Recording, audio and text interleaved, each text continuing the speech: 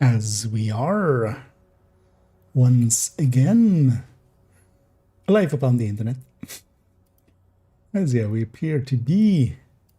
Let's make sure that we actually are. Oh, with bitrates and titles and categories. Did I remember to change the category on the Twitch end of things? Because we're on Div 2 2D. Yeah. Let's make sure also this goes over here. Load up this character while we're waiting. Oh, and I need to cover it. Instead of 2, 60. Yeah, the secondary weapon on that might be wrong. Been deployed by hostiles. Also, it could be just that it's showing 2 mods. Safe area detected. Right, how the CHD once.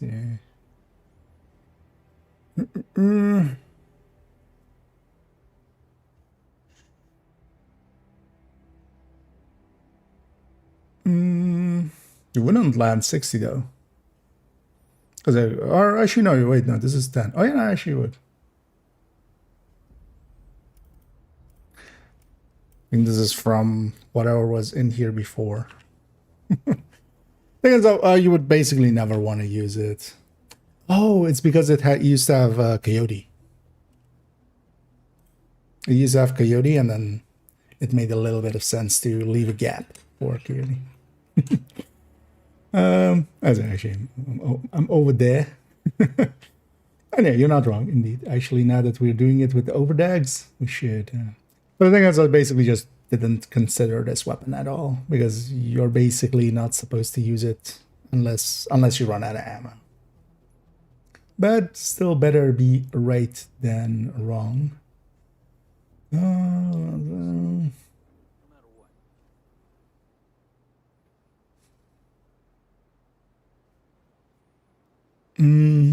I know, lands 61, right? Actually, I think. Let me guess. We're pulling short rations again. Sure, that's correct. No, that's correct as well, indeed. So yeah, if you want to, that's basically also, for instance, literally here. For instance, we have some of that.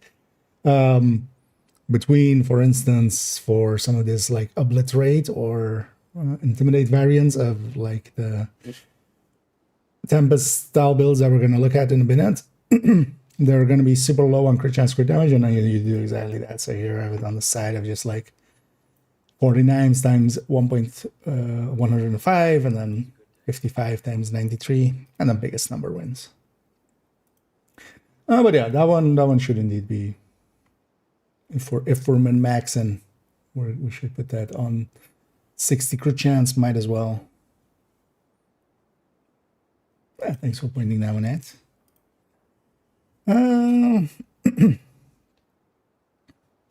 Oh yeah, let me actually read the whole thing and then see if I did miss anything in between. Also, actually, so for instance, for this, we can do exactly that. So let me go here so it's a little bit zoomed in. So let me unbench this whole area. As you know, what we can do is just okay. So I have it already there for some of the other ones. So if we go, what was it? 56. Yeah, so 56, 60.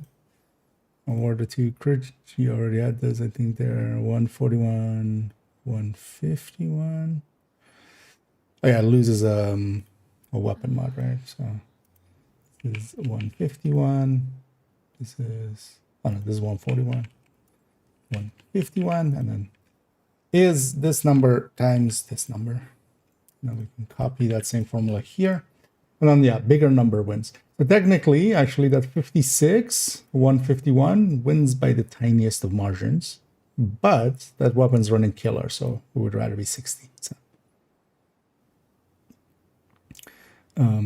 Because usually, you know, the second you kind of start wasting crit chance a little bit by going over, yeah, you kind of have to Those are especially these ones. But yeah, here even wasting one, we see that it's like, it's basically the same number. It's a 54.56 or 84.56 versus 84.60.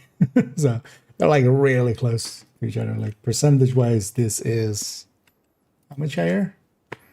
Not even a 0.1.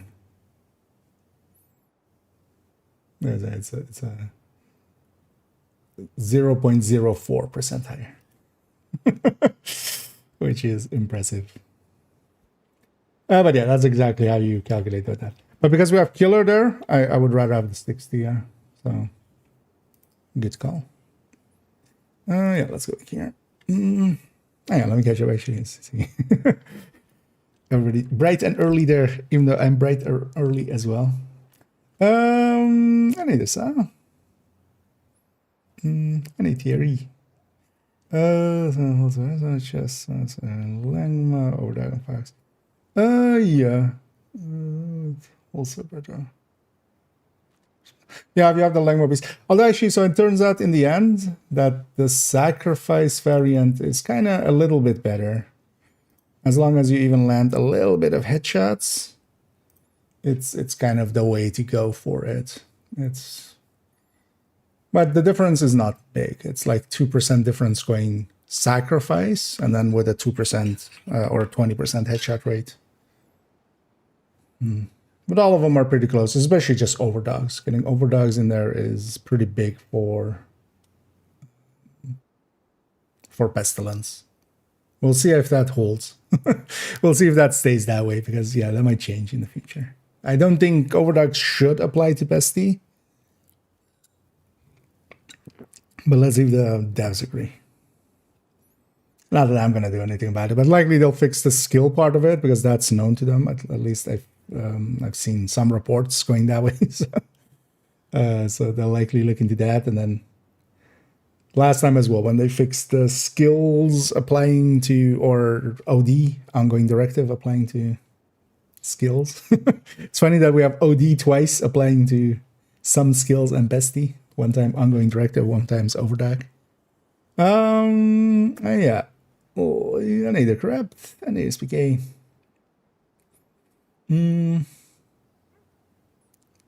But actually, so someone was pointing out, I'd kind of forgotten, we went from a Coyote version to this, but I just hadn't changed secondary weapon. A minor thing, but yeah, well worth fixing it up.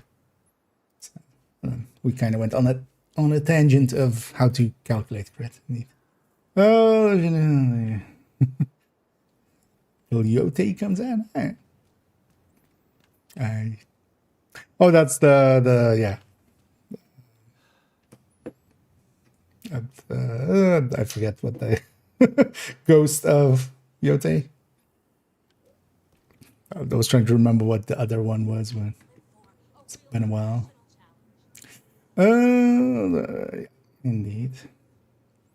Indeed, they're right. Title. This is not. Yeah. I got to remember actually, so that is a multiplier calculation, and technically it is, so 0.86 is then the multiplier that would add to 1. So it would be 1.86 versus 1.86, and then, decimal points. So if this difference is small, you can kind of either leave it if it's for convenience, but also, for instance, there, yeah, we have killer, and killer will care for another 5 crit chance to activate it more often. Even though we're eating also into our crit damage, but yeah, bumping the crit chance up to 60, even if we're losing a little bit of crit damage, helps killer quite a bit. So. Oh yeah, I was gonna do, actually, let's do that real quick. Just to kind of wake up and warm up. Later on, yeah, we're gonna go and record the Tempest in-depth look. All I really need to do is just color in this thing, and then we're ready to go, and then we can get going. But you know what? Let's actually do that's why I'm kind of starting early. Let's go do a Coney. Let's get day 2 of this in the bag. I already did this afternoon on one character. I got to play a little bit this afternoon. Did some of my dailies in Division 1 and then did like one of these projects already. And yeah, let's go. And yeah, I'm gonna keep it solo. I'm not sure if they fixed their XP issues thing, but I kind of want to grind it out by my lonesome. Because yeah, in a group setting, it can bug out and give you all the XP.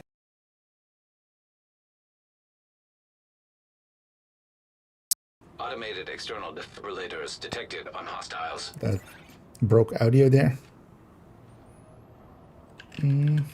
Yeah, so it's like on one of the first loading screens where it sometimes works. Okay.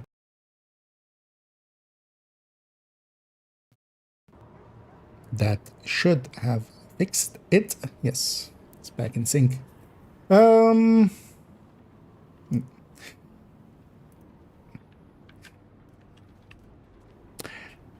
been thinking of buying, yeah, because I'm starting to believe actually it's likely not even the thing itself. It's likely the USB ports. Should just buy one of those plug-in cards that exists and put this thing by lonesome on there. It's one thing I'm gonna actually likely try over the weekend. Already picked out one of those USB card thingies. We have plenty of PCI slots, so let's use them. And either in apps. System corruption bill. I'm not likely to, like, I have the resources and stuff for system corruption. So actually at one point there was a decent way to get some system corruption parts. So I stored up a bunch. Yeah, I need 3 for each craft. The thing is, system corruption is just not worthwhile of a build to use. It's also, yeah, for instance, why Virtuoso or Breaking Point don't make it into the build collection. I don't have an Aegis. There are some Cavalier pieces but they're used for status or hazard protection. But yeah, what am I doing? Let's just go mod these guys. What do I want to run? Let's go with. Let's run. You know what? Let's run ND Tech Tank. We don't need to run that much, so. Yeah, we're just gonna heroic, no directives. Reanimated is on actually, so it's gonna be super easy anyway. I realize now with negotiator, I'm gonna create a bunch of. Let's go to OD then. Gonna create a bunch of zombies that I have to deal with. Let's not.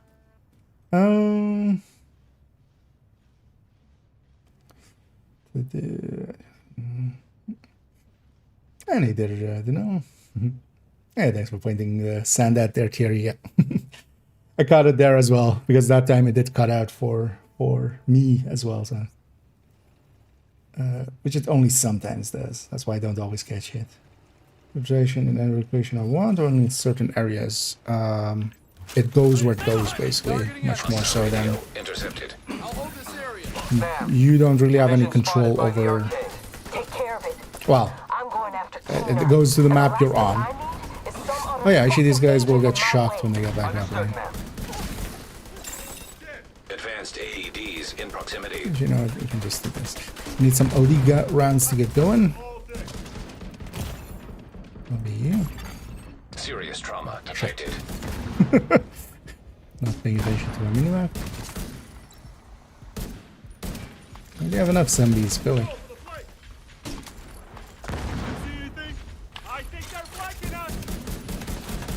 I'm clicking for rifles.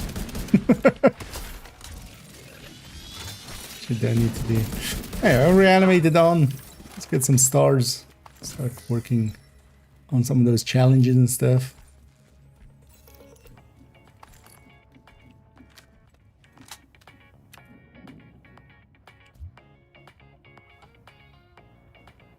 Usually these all break. So.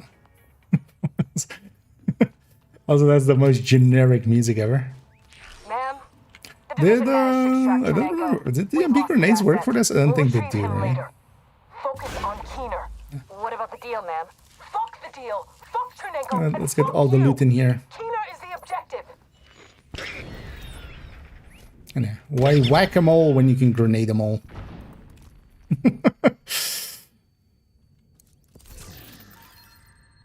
I don't have a D-rings.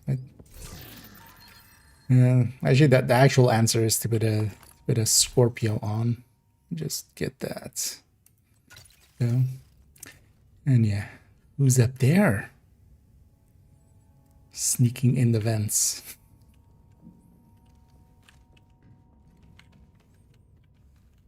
Why is there a fish in the vents? Yeah.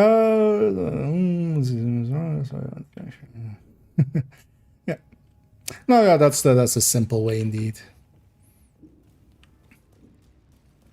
And actually, I have even a video on that one actually, with going over how to do it in the simple calcs. A video called Simple Calcs. In that one, it's exactly.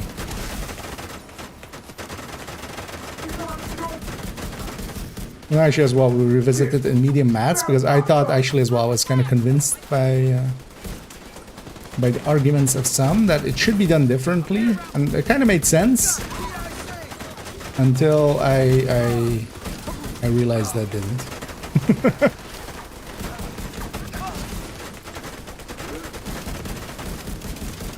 Yeah, like not too many things shooting at me the whole time. This guy shocked me twice. Yeah, I did.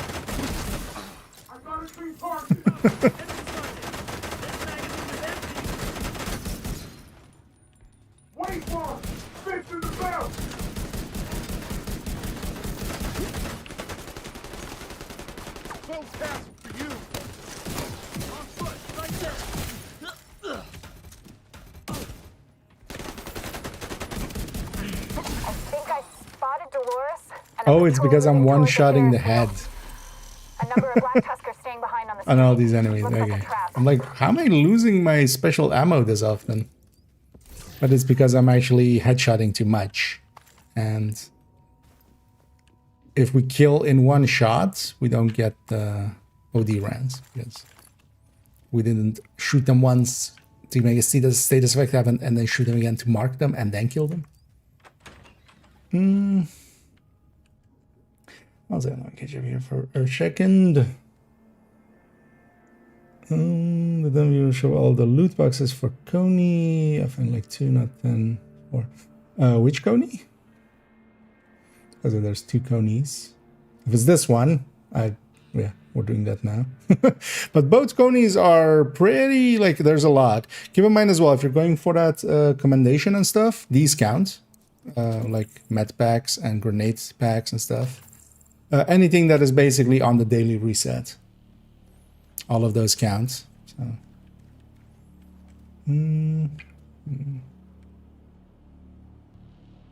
Oh, or do you wait?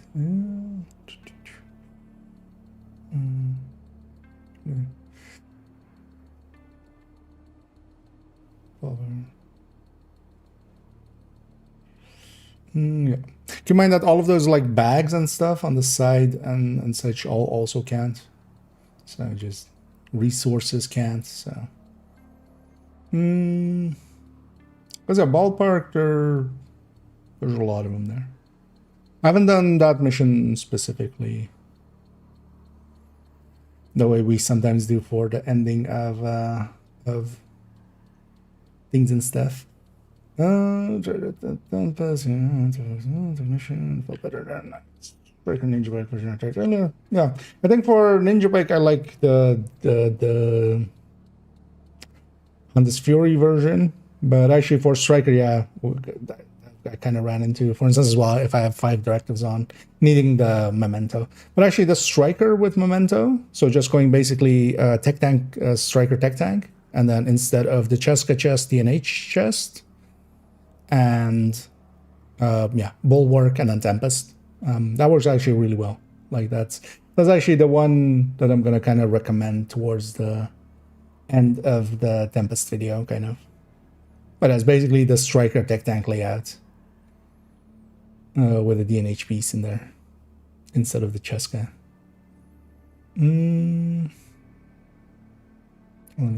Yeah, that was amusement park. Because yeah, ballpark is actually a little bit simpler.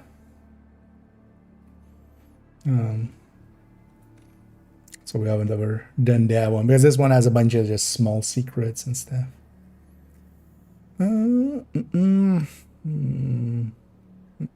Well, there's a commendation for every mission. So.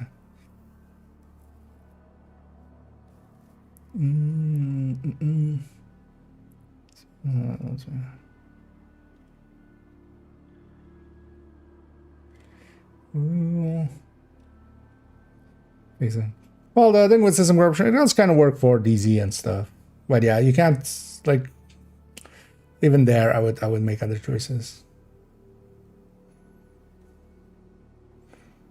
No. Basically everything that you can open just once on like the second run, it's empty. All of those can't. I need a dag. And I need whatever. It's a weird sentence to say it like that, but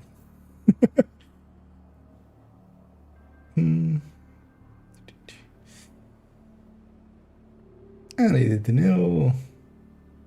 And emails up. Yeah, glad to have you along. Here we're just quickly doing a mission, just kind of waking up. In a minute, I still have to do a little bit of work on the spreadsheet for it. Although, like, all of the numbers are in place, I just need to pretty it up, make it look good, and then we'll go and record. I think we're gonna use. We'll likely do American History Museum. I wanna use the courtyard at the end as the intro. I think.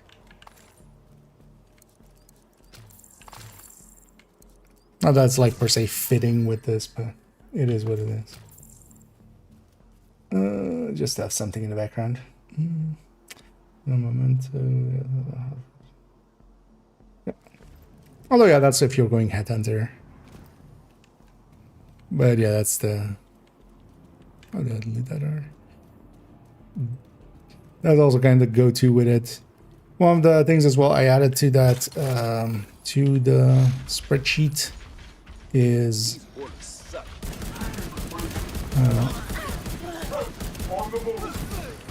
Actually, striker tech tank and heartbreaker tech tank. I'm just kind of comparing, you know, if you go Tempest instead of Lexi, basically, on those.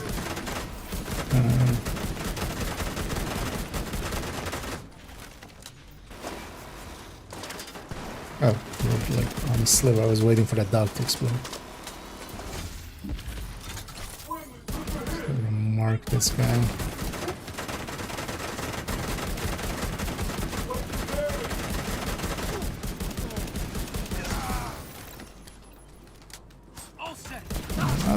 Not the biggest fan of this tech tank, actually.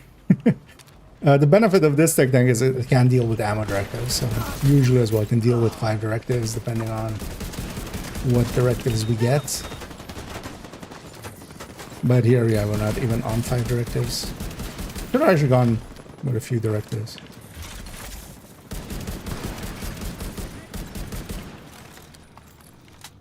With yourself. Leaving these dogs on like a sliver and thinking I'm down.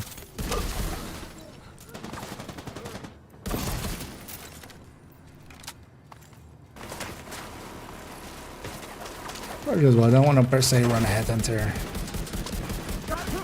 Dolores is moving through the haunted house up ahead. Must look as also I want to create actually some Careful, Agent. some extra dead that get back up. Which would already as well, even with Headhunter happens quite a bit because of the clouds, but just to get that commendation, or not commendation. Oh, actually, yeah, we're not gonna make that actually. I've been standing around and answering. I forgot these are on a timer. Yeah, you know what? Let's actually go with a rifle build. Let's reset here. I'm not gonna finish this mission in 3 minutes. Forgot about that. And yeah, Yeah, that got it already. I hadn't. I was just in my mind it was just go in to like finish it here. I wouldn't be too surprised if Overdog stops working with Pesty. Like that could be a thing that happens. Most likely it will be also due to them altering it to working for skills and then kind of as a side effect. But the thing is, yeah, we have it for the time being. Hostile radio intercepted. Right? Like we have it for the time being. Division spotted by the arcade. And Take care of it. let's make use of it I'm now. going after Keener, and the last thing I And if we have to go need is back, some other like yeah, fucking agent in don't my toss a Understood, Langmo ma'am. chest if you had one. Yeah, Vital signs critical. feel should go without saying. Don't. The drones are up.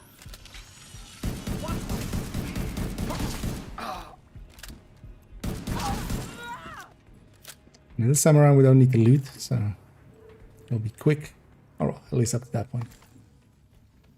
Yeah, we looted all this already. The division managed to extract Chernenko. We've lost the asset. We'll retrieve him later. Focus on Is it Keener. found yet? What about the deal, ma'am? Fuck the deal. Oh, is there- Fuck Chernenko and fuck you. Is there some issues on that end? I haven't been keeping up. I did get to play a little bit earlier today, but also yeah, kind of been off the planet for a little bit. Getting some work stuffs done. Deploying you. This is by itself a headhunter. We're doing 5 million on a headshot.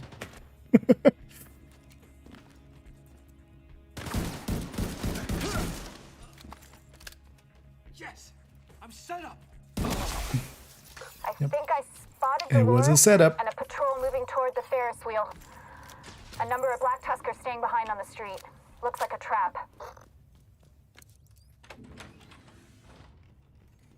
I just checked the control points reset when I reanimated is activated. Deactivated? No. The activating directives, activating Shit. These explosions are really messing up global the park. events and global modifiers, all of those is safe. So you can't just turn on reanimated, that won't do anything to your map. That's the other question. Which question was that? Oh, the retaliation? No, I mean, well, do you mean activated? Because it goes basically, the game picks where it goes. You have no control over that. But if you mean like just activating, yeah. Well, you have to be on the map that the retaliation is on. You can't do a New York one when you're not in New York, for instance. I really need that guy gone. Serious trauma detected. Eat that sniper round.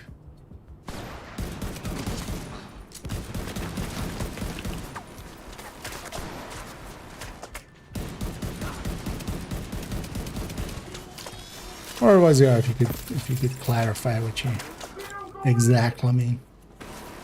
Because when you trigger a retaliation, it'll just go wherever. Immediate The medical game just assistance will needed. pick. I got you. Corey, look ahead. On the way. Engaging. And then where you start, it doesn't per se matter. You'll be transported to the zone where it is at.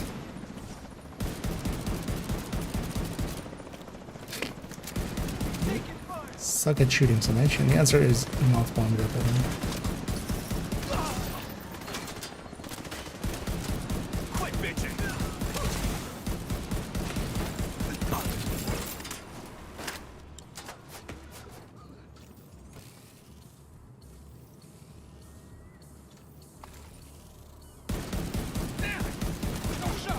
So there's a wobble to this that just kind of need to get used to. Dolores is moving through the haunted house up ahead. I'll keep an eye on the Kind of outside. recoil compensating and Careful, actually agent. pulling it off of the thing, but just because there's so much thing there, so much weapon handling on this.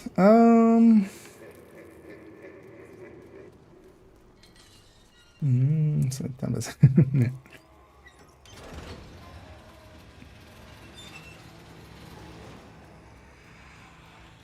It's actually.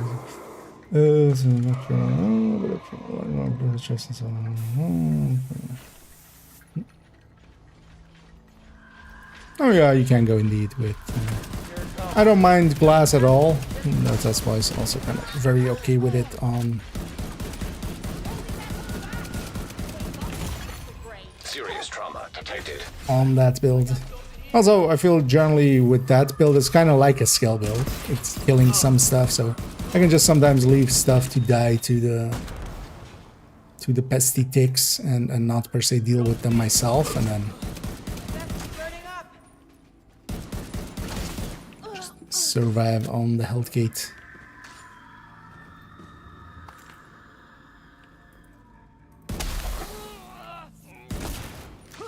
Let's loot. Oh, let's actually also spawn secret boss Radigan. Might as well while we are here.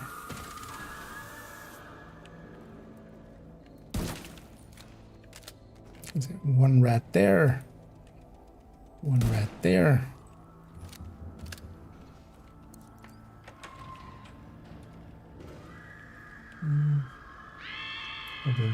Oh yeah, I did actually. So in the end, I'll put it also in the thing on the. I made a pinned comment as well. So I'd forgotten the. I'd forgotten the. Agent out of action. Headshot bonus that Sacrifice of course has. Or well, the brand bonus. System disrupted.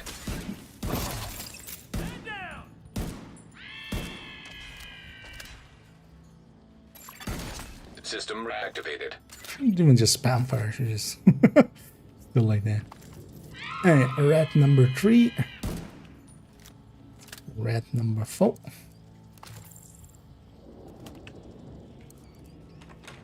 And then the Sacrifice, even at the 20% headshot rate, is around 2% ahead, and then I feel we'll lean that way. I'll also address it as well. I'm gonna do a build collection update video. That's gonna be the one after the Tempest here.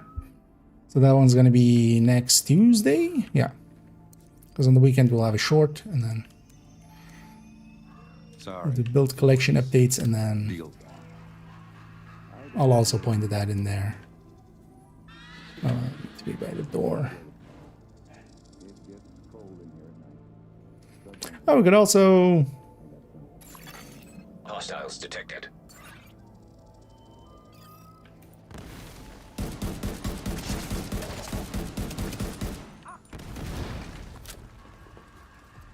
Do it here actually. Maybe I do it here, and then I'll just. Although, well, I'm not gonna beat the time trial then, though. Or maybe we just set it to easy. Because one of the areas, one of the ones I want to use as well is actually the hunter mask here with the knife through it. You need to use this one in forever as well. Serious trauma detected. Actually, wait, is this high enough, low enough? Oh no, that wouldn't work for this. Because I would want the Tempest, actually. Let's see.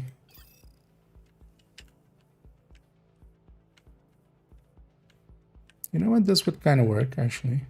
I kind of didn't. But yeah, I need that other character because I don't even have a Tempest here, so.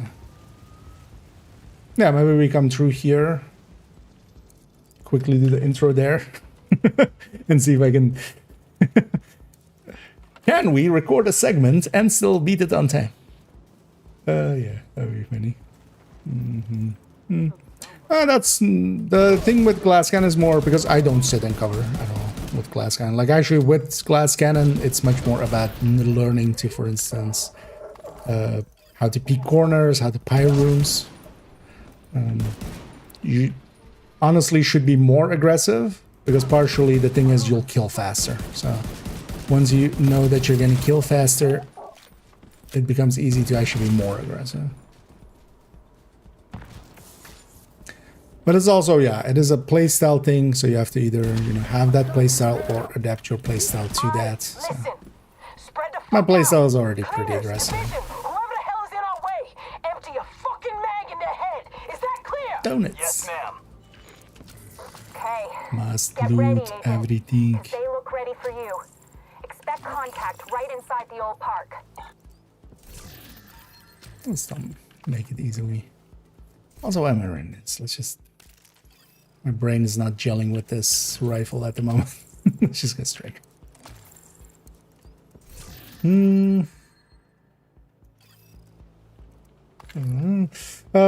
linked spreadsheet actually has the updated numbers as well. It's like, it's a little bit over or a little bit under 2% difference at 20% headshot rate. But then as well, thing is, especially if you do headshot a little bit, and sometimes, you know, sometimes enemies get close and you kind of can. It's gonna work out better. And then the pesty tick is basically the same between them, but a little bit in the favor of the sacrifice. But yeah, with that on top, I kind of lean more the other way. Yeah, I mean all of the What the fuck is going on? sanitation as well. I would think with extraction, if you just trigger it well, or maybe just have iron lung extra on top. It was always interesting to me that they did allow, you know, they don't allow global events there, but they do. Although global events would be extra busted, kind of. Ma'am, there are cleaners everywhere. Kill them, dumbass. It's easy. Aim and pull the fucking trigger. There are too many. Ah! Can someone get a fucking mark on Keener? Language, lady.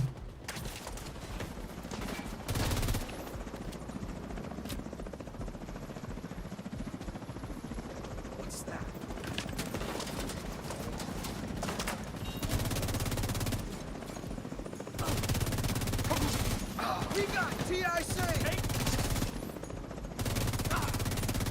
Dolores and the rest of her patrol are headed to the roller coaster northeast of your position. It's riddled with cleaners.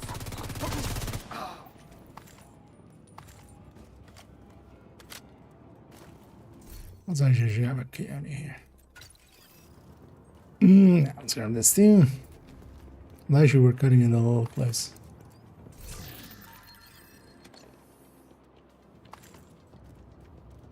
And so as this,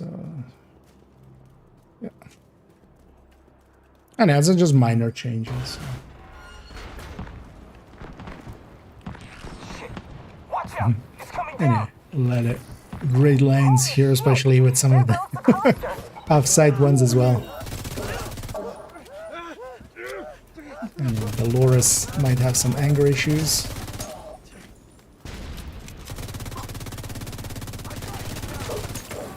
Dolores Jones. I thought you'd be dead by now, but you are one tough cookie. Come out of your little hidey hole, you fucking coward. And I'll show you exactly how tough I am. Thanks, but we're done here. Keener? Keener? Keener! Con! You goddamn motherfucking piece of shit!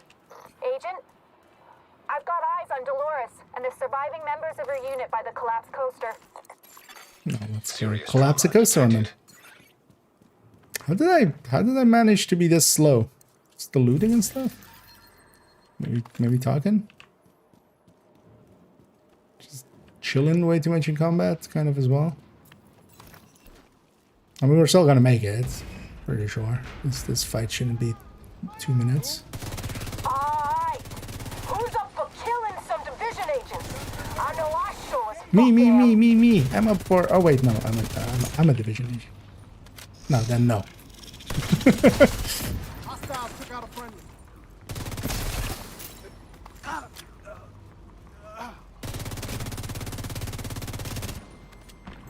Why am I not pulsing? Still see through the blind.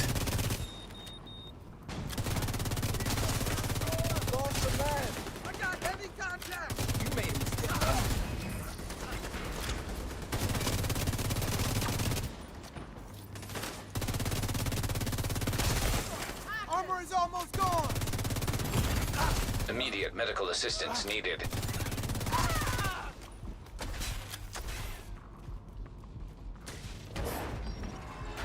So where's Abby? This is way closer than this should be.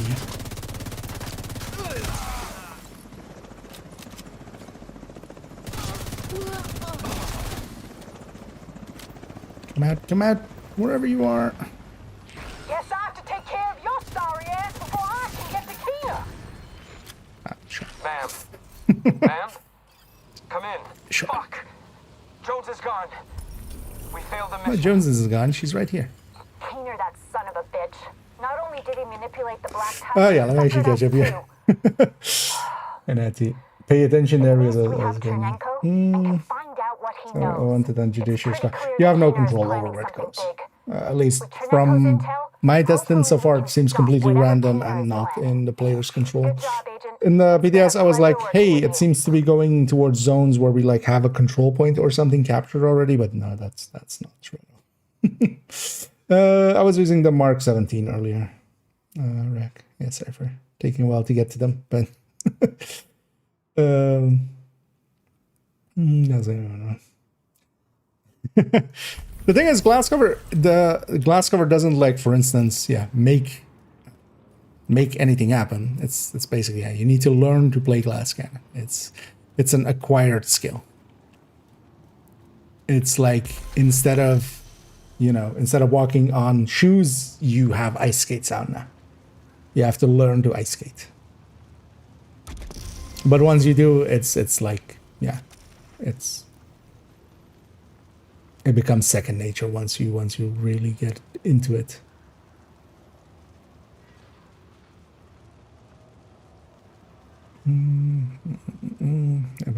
Yeah, anything done in groups is giving a lot of this event XP. Letting it finish quite quickly. That's why I'm also kind of doing this solo, because I could of course do them in groups and stuff, but I'm doing them solo. I want to kind of I'm almost at the end anyway, but I want to have done it kind of legit, whatever the fuck that means. But yeah, I'm basically just 7k away, so might as well.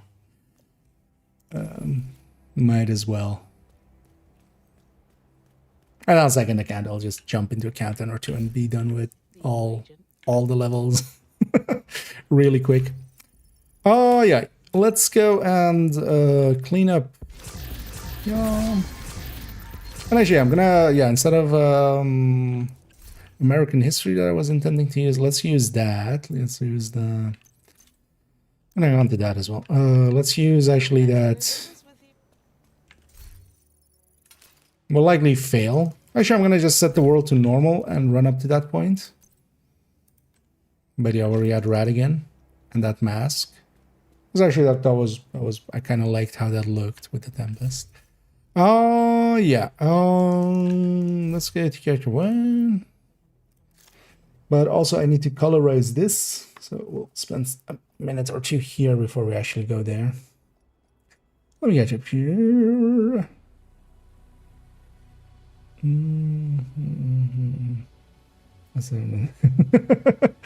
Exactly.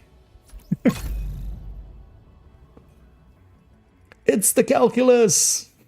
Sound the alarm.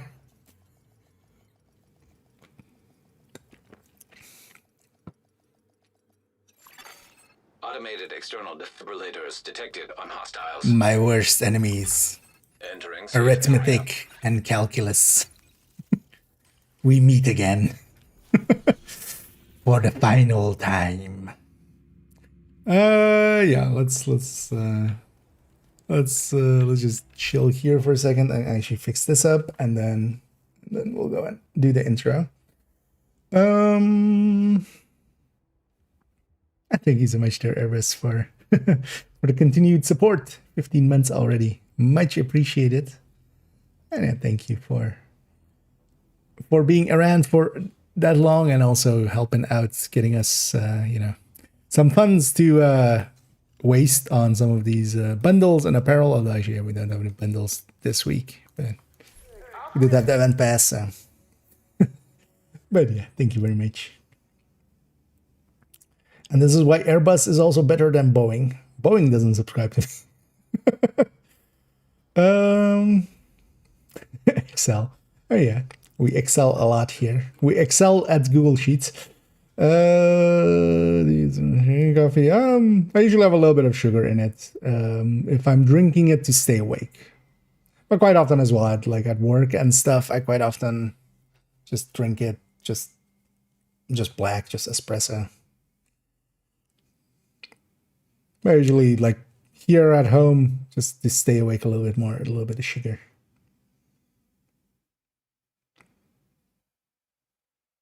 Although in the past, I used to be very bad with that. I used to have basically, I would make the joke like, yeah, no, I would like some coffee and my sugar. And that was actually, honestly, what I was doing. Like, this face is not round, this round just because, you know, there are reasons.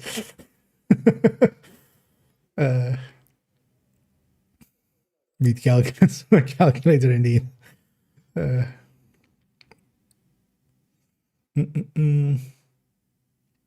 Indeed.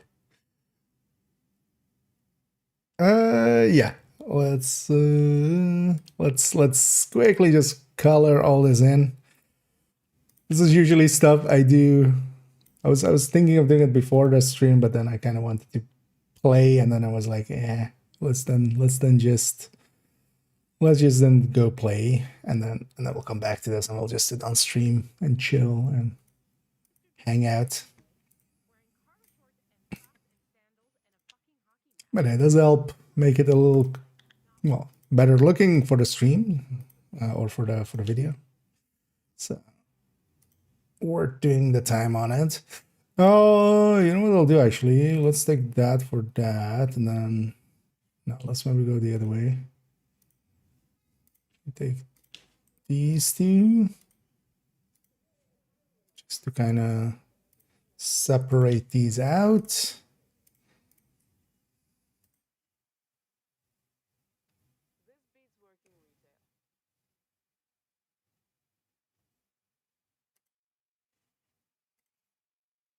That's how it works.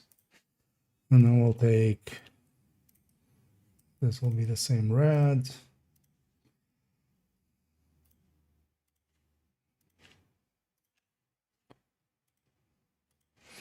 And yeah, so here I've added in actually the the striker tech tank and the heartbreaker tech tanks, just with killer and flatline and stuff. And yeah, they're way ahead, but this is even an obliterate versus an intimidate. So if we flip this one to an obliterate, it's even like even higher, of course. And honestly, I'm gonna run it mostly with obliterate, I think, from now on, especially on the striker one. But yeah, what this gets you is just the extra directives, right? Like that's the point of it, is just getting that extra directive out of it. Yeah, let's go. Let's go like that, I feel, for these two.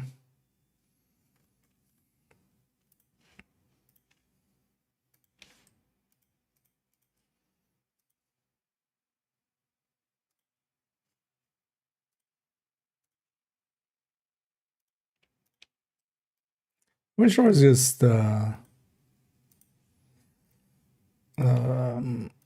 hotkeys for this, or you could set hotkeys for this. That'd be nice for these repeated. Let's actually just for now. So let's do. Well, no, let's do maybe this one for striker, and then we'll save the green, and then we're gonna come add shading to it basically. But for now, also I should just do it like this. So just have a feel, and then for Undeath Fury we'll do green.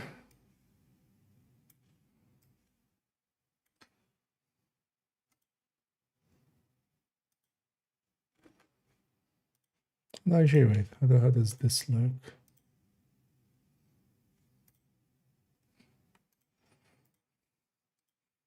Yeah, let's go with that then maybe.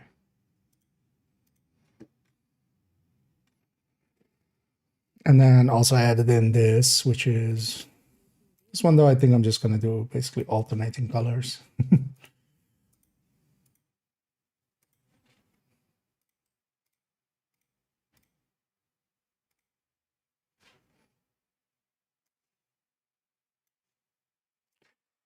And in this one, we're checking what third stats give. Turns out actually that crit chance is pretty close actually up there. But this is also kind of, yeah, with the best settings for it as well. And then this one we'll take off of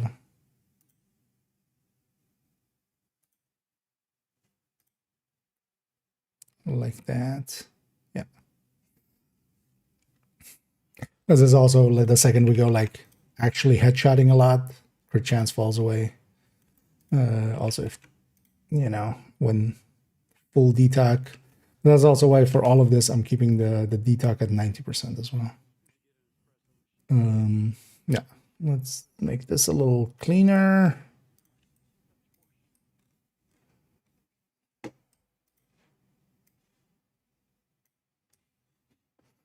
Or a little bit more.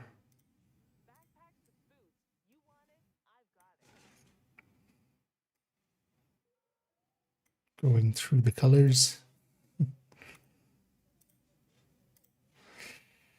Yeah, so. Oh, actually, this is no. Yeah, that's not the same color.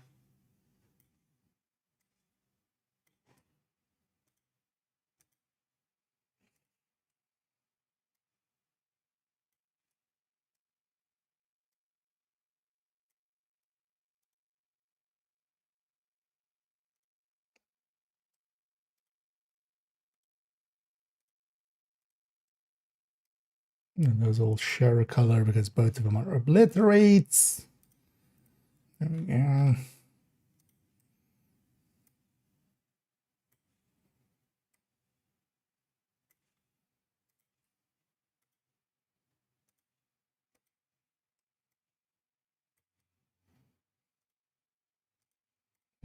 And done.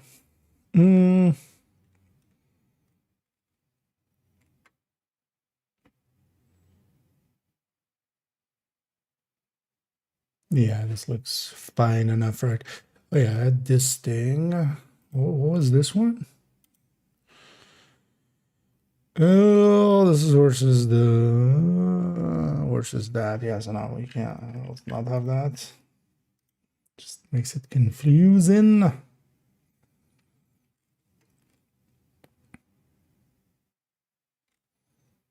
Let's see, this is all set. 100 stacks, 0 width, 100. Yeah. So let's make sure actually. I'm pretty sure I made these all already work here. So let's make sure that I haven't accidentally. Oh yeah, one of the things I did this afternoon is did a bunch of the. Oh well, yesterday we already did the numbers checking on all of these, but I did number check those tech tanks and the non-DPS one here as well. So with that magazine size one I have. Oh yeah, let me catch up here for a second, and then let's actually go and get recorded. Then, although actually, wait, let me already spool up the hard disk we're recording to. This hard disks suck. Why can't everything be solid state? For my opinion, yeah, but usually like the way that I'm doing it, like it takes longer to set those up. Yeah. Also, that like you need to have it already set up. It just, you know, actually it's faster doing it this way once we get going.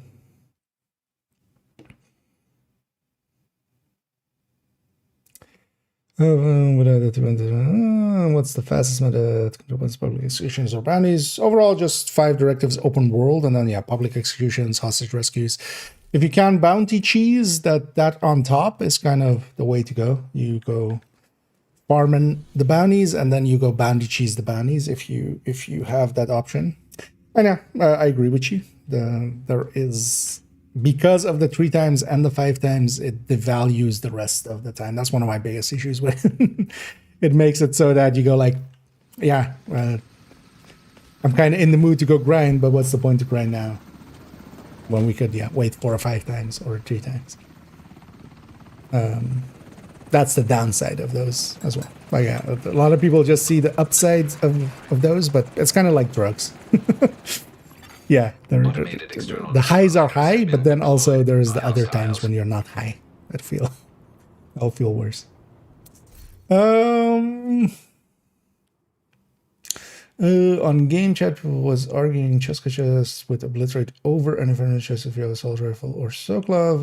If you're I generally, so it depends on if you're full red. If you are full red, there's a reason why. If we, for instance, go to the build collection here, all of these strikers. So this, for instance, otherwise you could go into the recommended folder. LMG striker, Cheska. AR striker, Cheska. Right, all of these are Cheska. Before we go open SMG and a different AR one. And that's just on numbers. Cheska does beat out things like Fenris, things like Sokolov, especially nowadays if you have high grading and if you're running a full red. If you're not running a full red, that starts to shift. Like if you're running at full blue, yeah, Fenris is going to beat Cheska. With 30 grading, I think it was at 3 blue cores or more, right? I remember doing, I think it's in the Striker's talent video where we kind of look into that. Was it Striker Talents? I think it was Striker Talents, right? Kind of look into that as well. But yeah, generally you basically, Cheska beats things like that until you either get super high in crit chance, crit damage, like for instance tipping skills does, but even there Cheska beats beats the Petrov just barely. Or if you're using it for like other things, so for instance in the Pestilence build, we don't have a Cheska piece even though we could. There are just, for every slot, there are better choices to be made. So we can have 3 pieces because yeah, we could, for instance, go Cheska instead of Fox's Spur, but the Fox's Spur is also playing to the Pestilence sticks. So unless you have a really good reason, usually Cheska wins. It's just a numbers game. So.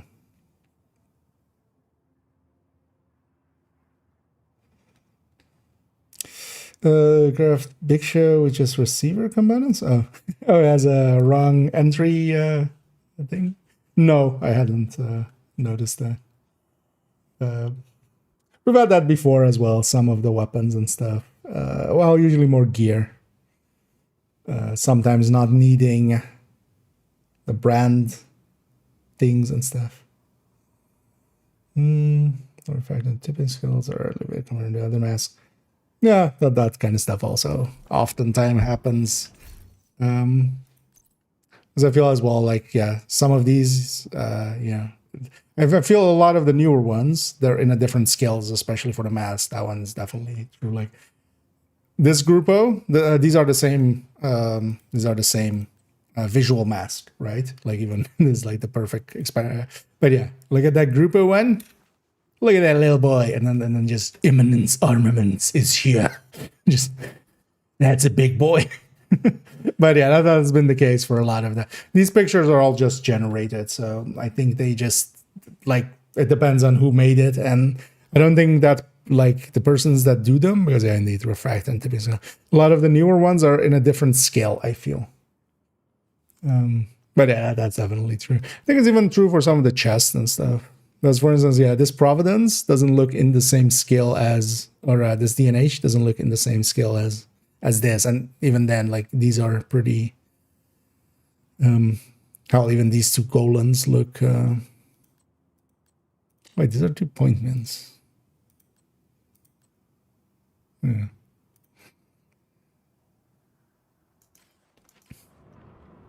But yeah, indeed. No. But on full red builds, usually, yeah, the first piece we put in is Cheska, if it's a crit build, and then and then the rest comes in.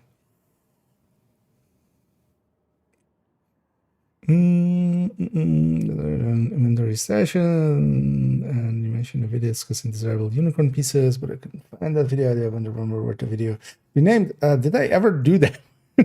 I think in that one, because yeah, there's so many video ideas. That one's actually a while ago, right?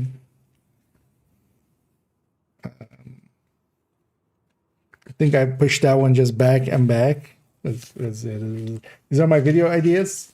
I just put them on Post-its and just put them there. I think I have several dozens in here. I don't think, well, I haven't done that video yet.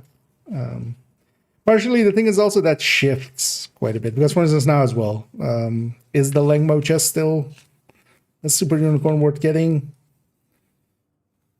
Kind of up to debate. Well, it definitely is for now, not per se needed. But I think I may have even kicked that to the curb. Wouldn't surprise me. Thing is, yeah, that is also something that, yeah, just shifts and changes. And I think for that, I just in the end didn't do it. I might still do it in the future, but partially one of the ways to kind of have it is also just, yeah, in the build collection, there's a lot of, you know, just, but yeah, you have to kind of go through the build collection, which isn't per se. It takes some time.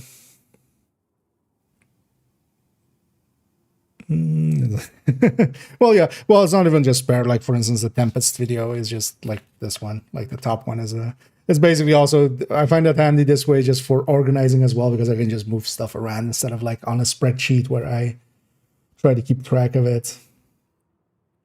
And I can very quickly, like the seconds, because yeah, these are here and these are here, and I can just making it easy for yourself to remember stuff is one of the things that once I kind of got to being, actually, let's start moving towards the thing. I'm actually gonna set this to normal. We're not even doing it for the project because I'm not gonna finish it in time anyway. But yeah, I'm gonna use that one area. I think that'll look good for the intro here. But yeah, we're just gonna get to that point. Ma'am, division spotted by the arcade. Take care of it. I'm going after Keener, and the last thing I need is some other fucking agent in my way. Understood, ma'am. Advanced aid. Ma'am, the division managed to extract Chernenko. We've lost the asset. We'll retrieve him Yeah, later. let's get up to that point. Focus on Keener. What about the deal, ma'am? Fuck the deal. Fuck Chernenko, and fuck you. Keener is the objective. Yeah. I gotta like just saying imminence armaments. It's just like it's almost like there's a rhythm to it.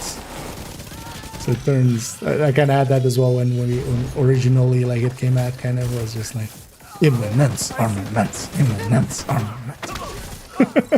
There's just like a big drums in front of you and just that. Just imminence armaments, imminence armaments.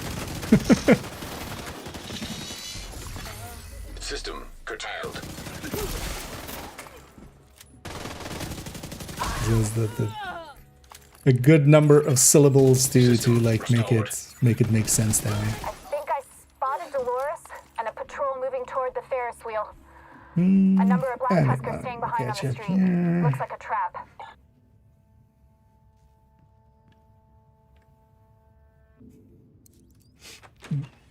And indeed, actually, yeah, does make you sound like a donkey, indeed. Just We're running 3 pieces of and then 1 piece of and then 1 piece of and yeah, what does the fox say? Yeah. Shit. These explosions are really messing up the park. Yeah. That super chest, that super unicorn langmo. Although, well, it depends on if Overdog stays the way that it is. We'll see. With most of these, I just will give it a few patches and see if it is or isn't. Because, for instance, yeah, I used to have an OD ongoing directive. Not that would I. Ongoing directive, kind of sort of drone hybrid, for instance. But then, yeah, once it no longer applied, to ballistic skills, yeah, that build was dead, kind of. So, well, at least for the time being, yeah, you can make it this way. But also in the future, like the sacrifice version already existed for the other one. You didn't per se need the Langmo chest. It was an upgrade though in that case.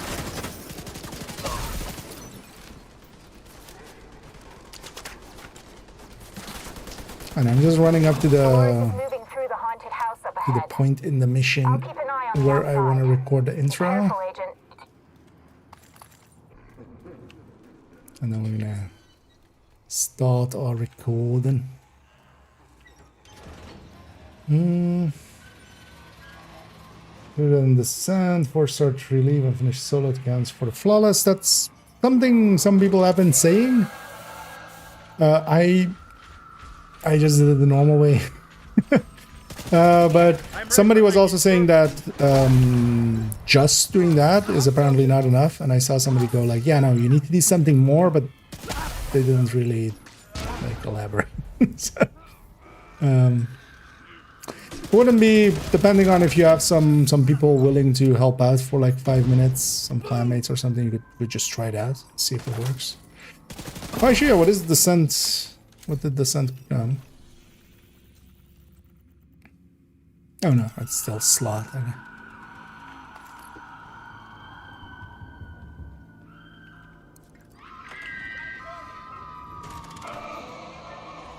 Let's see if we get something good this week. Definitely this week I would be totally up for doing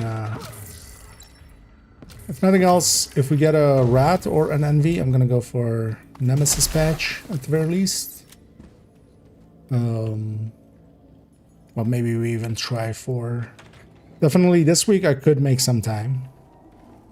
Oh yeah, let's clear this out. Because I want to use that area over there. Sorry, Dolores. Deal's off. I don't really need you anymore. Stick Get your around. nose. Enjoy the park. It gets cold in here at night. Hostiles detected. But yeah, that would basically... It is something that is claimed. That's basically as far as I'll go with it. Because that would make it a lot easier to do it. 4-man is actually... Especially the Nemesis fight is kind of the hardest at 4-man. That I can definitely agree with.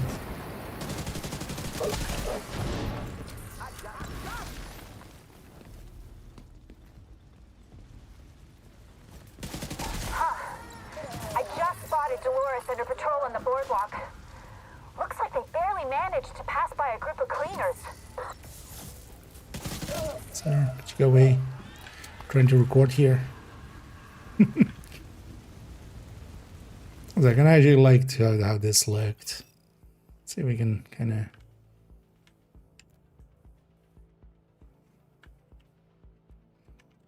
I don't need this to be...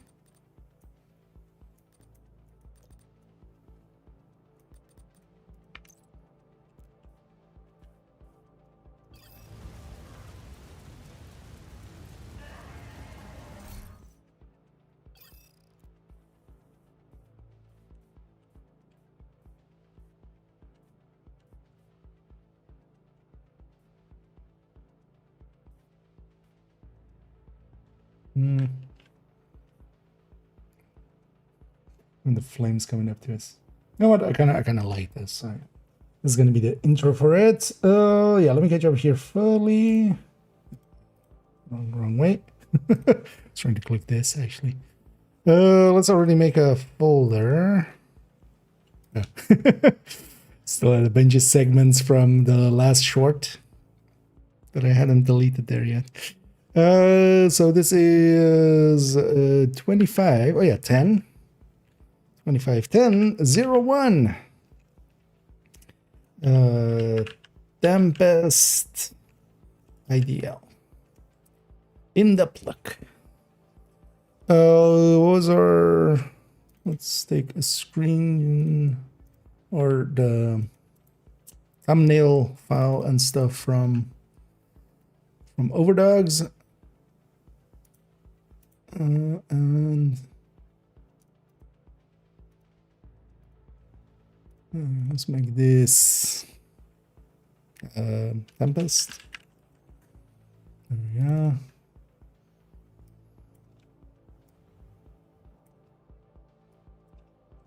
I shall clean this up later. Into the Tempest.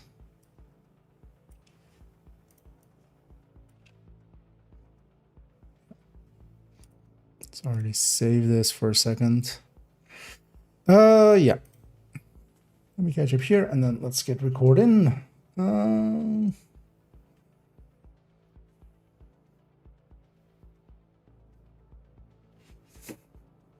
Catching some cringes there. I'm guessing that was at my bad dad jokes. Yeah. New by Armani. Armaments. And either a key.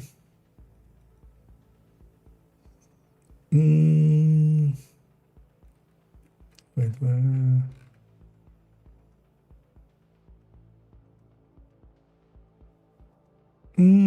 single best in slot? No. There's very few items that fit the moniker best in slot.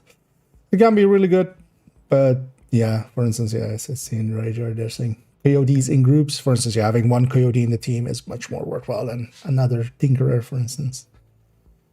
But also, yeah, Overdogs exists. Also, Centurion exists. Also, Bloody Knuckles exists. But yeah, it is one of the top picks, yeah. I like it a lot, especially, yeah, for my sake, it's especially going for, say, a striker and then damage talent and fast hands, for instance. Going killer plus fast hands, I like that a lot. And I'm not doing more damage than a coyote if I put in a fast hands, but it feels better, and that's also important. And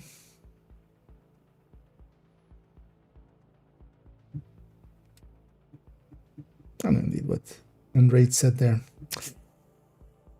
Oh yeah, I would agree as well with Energia that on ongoing directive, their Tinkerer, we could say there that it's best in slot just because we have so much good talents there. But also, yeah, for instance, exotic weapons and stuff, like Tinkerer doesn't matter to a pesty build, for instance.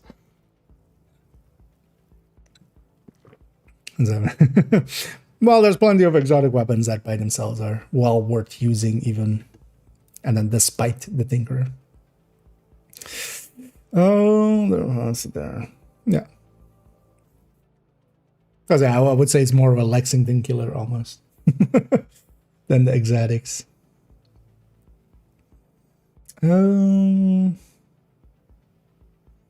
Sure, there's a lot of without going with, but less blues, yeah, but then I die.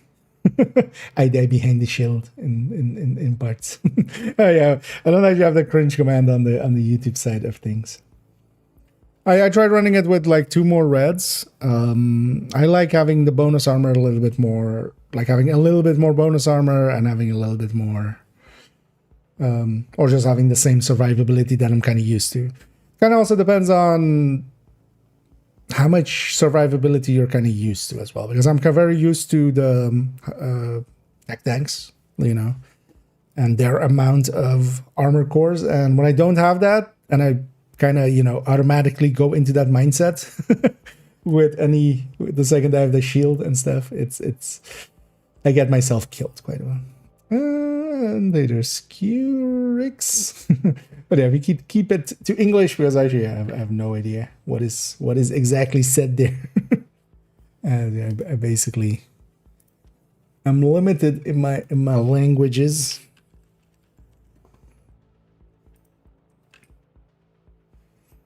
Oh, that translates into, am I having trouble? No. No, if you're wondering why I'm on maybe normal, likely, I'm just getting to this point. I'm gonna record something here for YouTube in the future.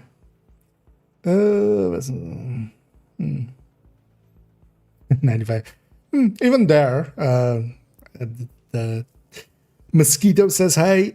Busy little bee says hi. Orbit says hi.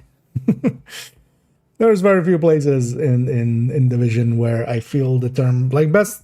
Honestly, the biggest example is DTalk to me. But outside of that, I don't really use best in slot as a term because, for instance, yeah, for the longest of time, people would say, you know, Fox is best in slot, which was true in the high end days.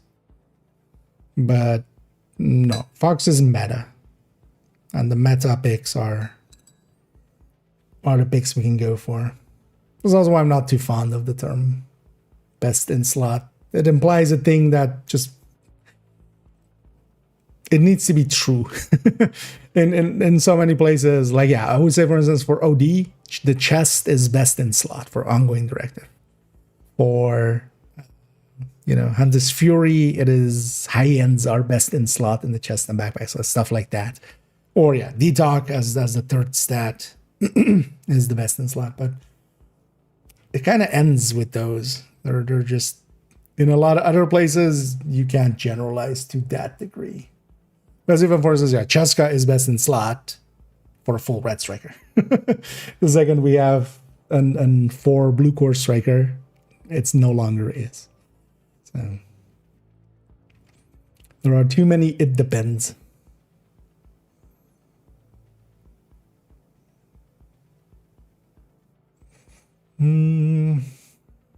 Possible.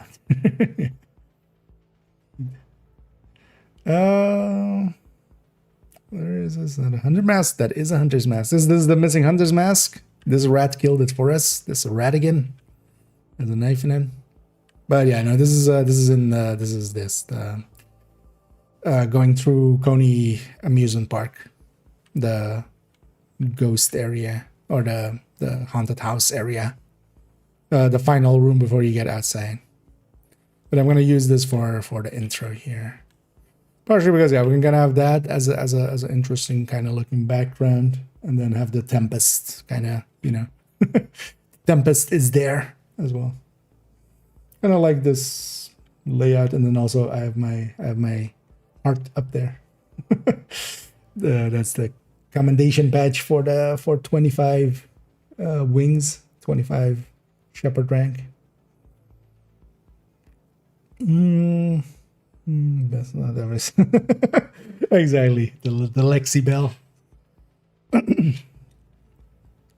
Yep. I mean, yeah, it totally would be. Yeah, let's take it over here. Let's actually make sure all of these are going correctly to the right spot. Yeah.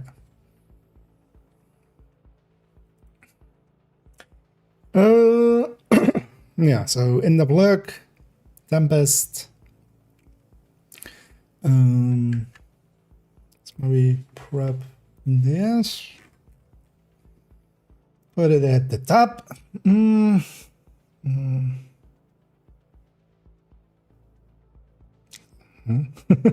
Is that a common command or something? Oh, is that the code on it? No, yeah, no, those direct links don't work indeed. I forgot that was but yeah, it's indeed at the bottom. You're at the bottom of the build collection. Well, there used to be this one. Actually, yeah, that's why I call that one XYZ, right? So This was the first one of it, which was just when Elmo came in and everybody was like, "This is super OP." We just went with going Elmo-tastic, and then yeah, when the Lexi came out and it was even more OP than it is now, even we made the Lexi Bell. Don't Google that, or do. I'm not your real dad. Do what you want. maybe keep safe search on, or do it in a private browser window. But yeah. I still like how scuffed this 69 is. Just but yeah. Sometimes you just gotta go all the way into Lexi. Wait. Don't take that out of context. Yeah.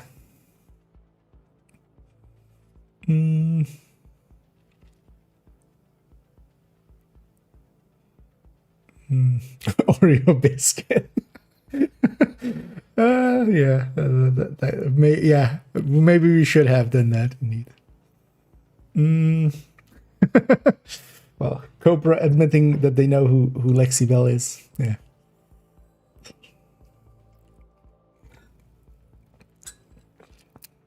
And yeah. I mean, who doesn't? Yeah, let's get to recording. Let's do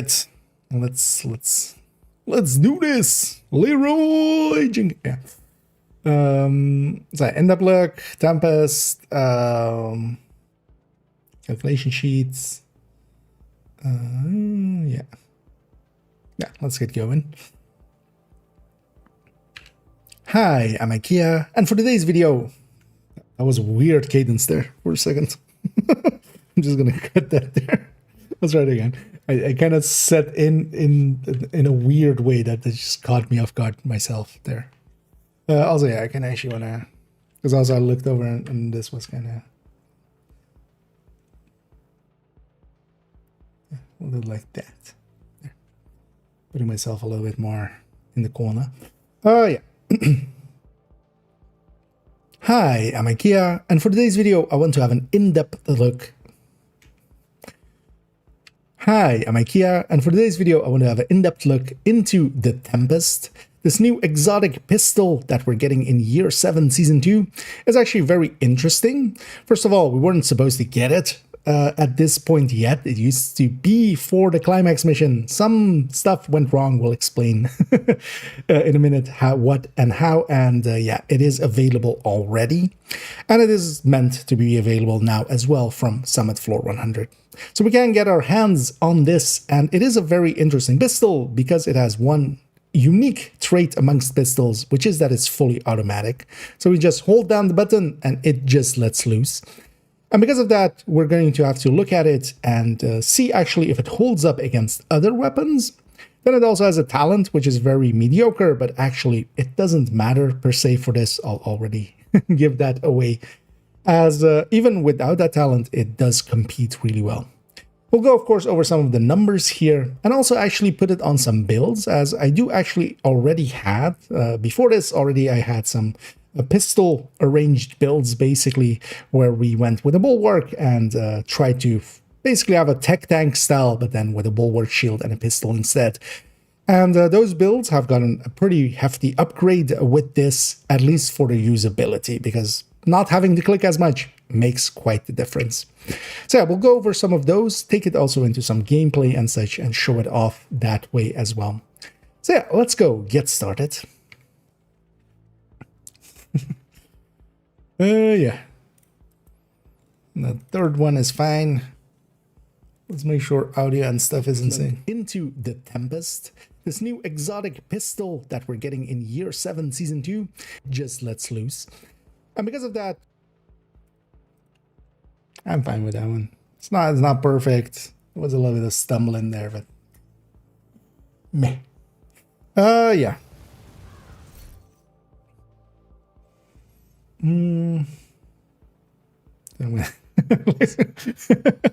Yeah. And for today, we're interviewing the Lexi. Just we're pivoting to a different style of videos here. Yeah.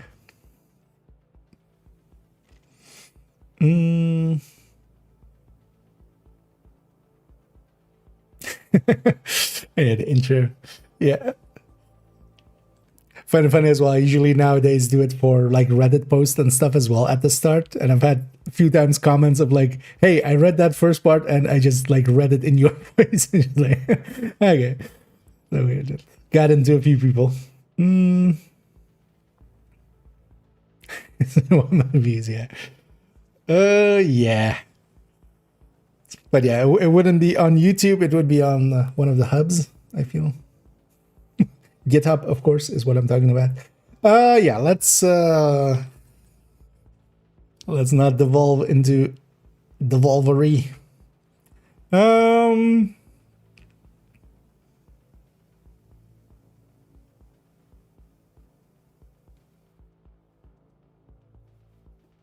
Wait, so usually, wait, how do I have it with this?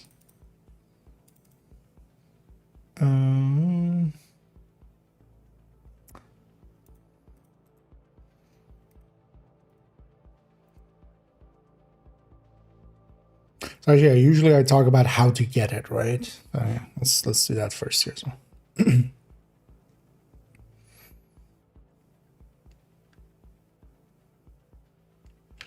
First, let's discuss how we get the Tempest and the issues surrounding that a little bit.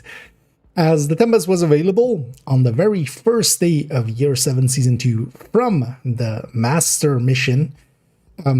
Actually, no, that's not true. It's from the Climax Mission. Let's go back. Let's first discuss where we get the Tempest from.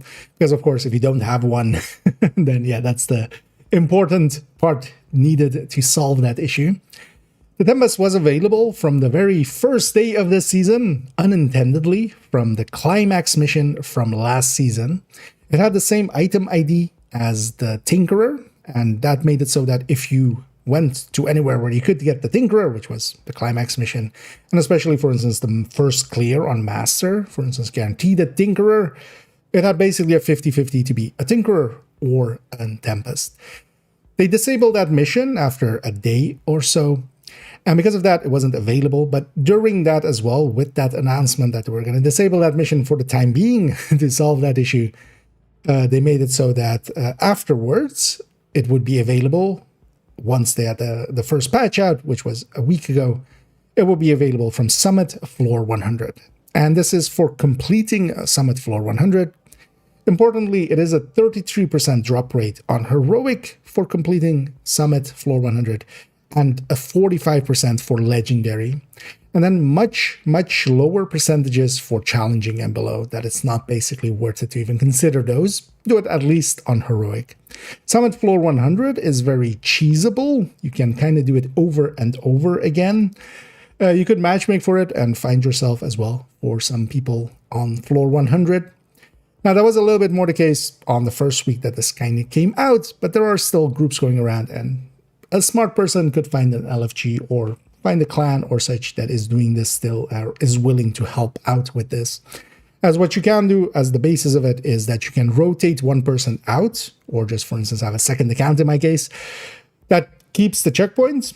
Everybody joins on them. They leave keeping the checkpoint because they didn't complete floor 100. The rest of the group then goes and completes floor 100 and then cycle and repeat. You can do so with extra people willing to help out, or for instance, yeah, with a second account or such.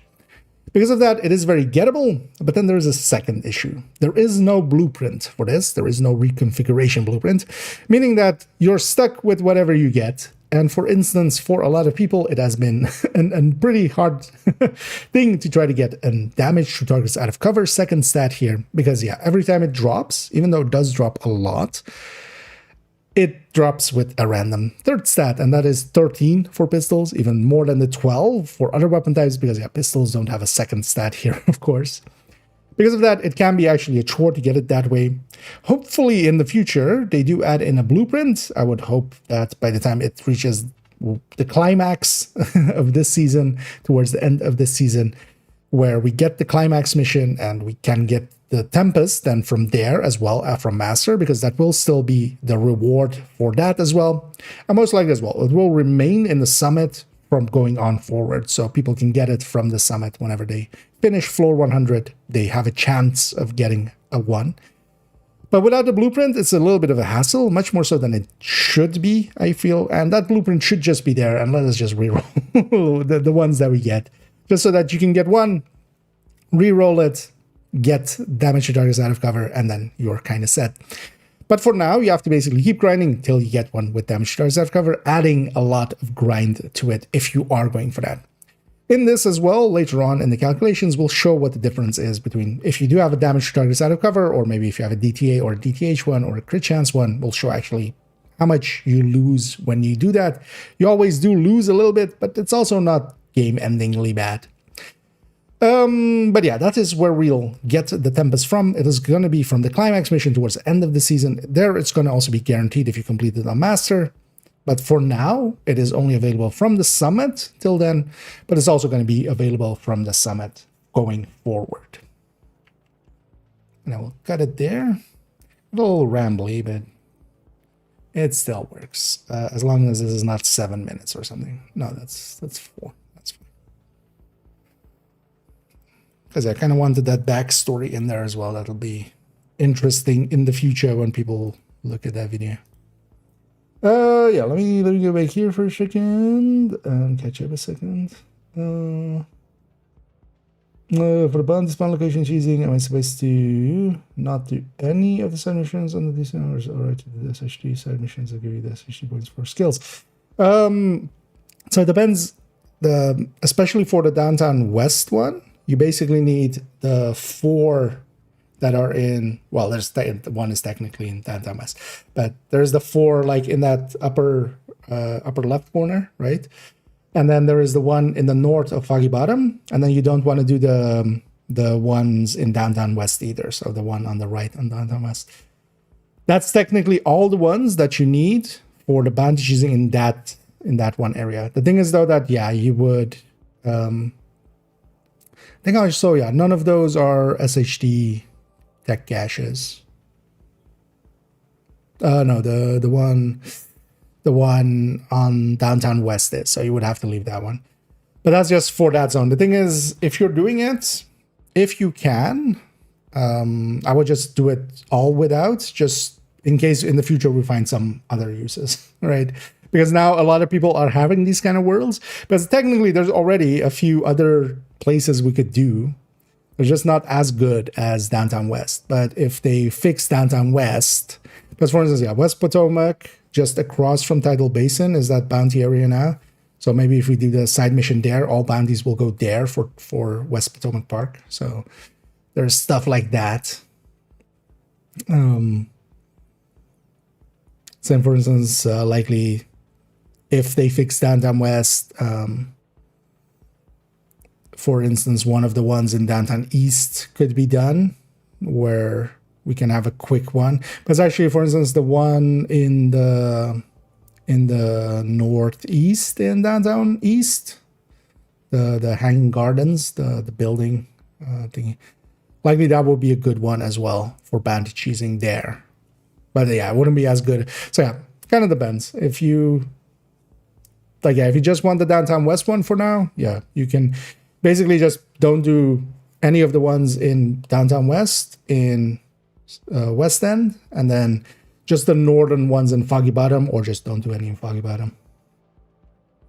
That would be enough already. So, I'm getting the best skin. Find the expensive.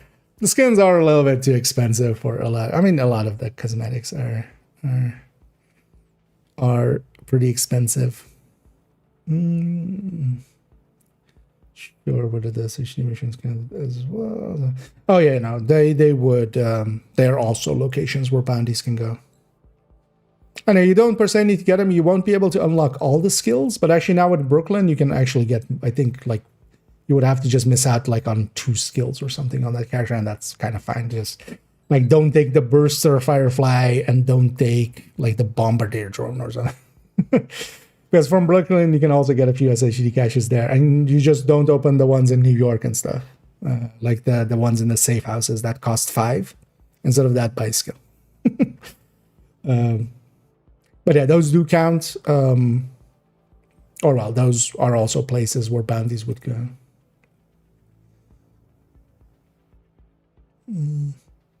Yeah, actually, yeah. Also, yeah, it's because you can get all the perks and you would just miss out on a few skills. Like, for instance, yeah, on my character, on that one, I miss out on a few skills, but just, yeah. Take the ones you never, or basically, yeah, take the ones that you use and leave out the ones that you just never use anyway. Like, I don't miss a burster firefly on that character, or a bombardier drone, or a fire turret, or, well, like even a reflector shield. What else sucks? All of the sucky ones. Yeah. No worries. And yeah, good luck with the grinder. Also, actually, one thing I didn't mention in that video, I kind of forgot. You can also, yeah, always use call for backup, actually. For even if you don't have somebody to help you out, yeah, you would want to do call for backups and just get group scale that way. That will work out for a lot of people too. Yeah. Yeah, the pricing on some of these is yeah, it is what it is. Sadly. Oh yeah, let's go talk about what the Tempest is.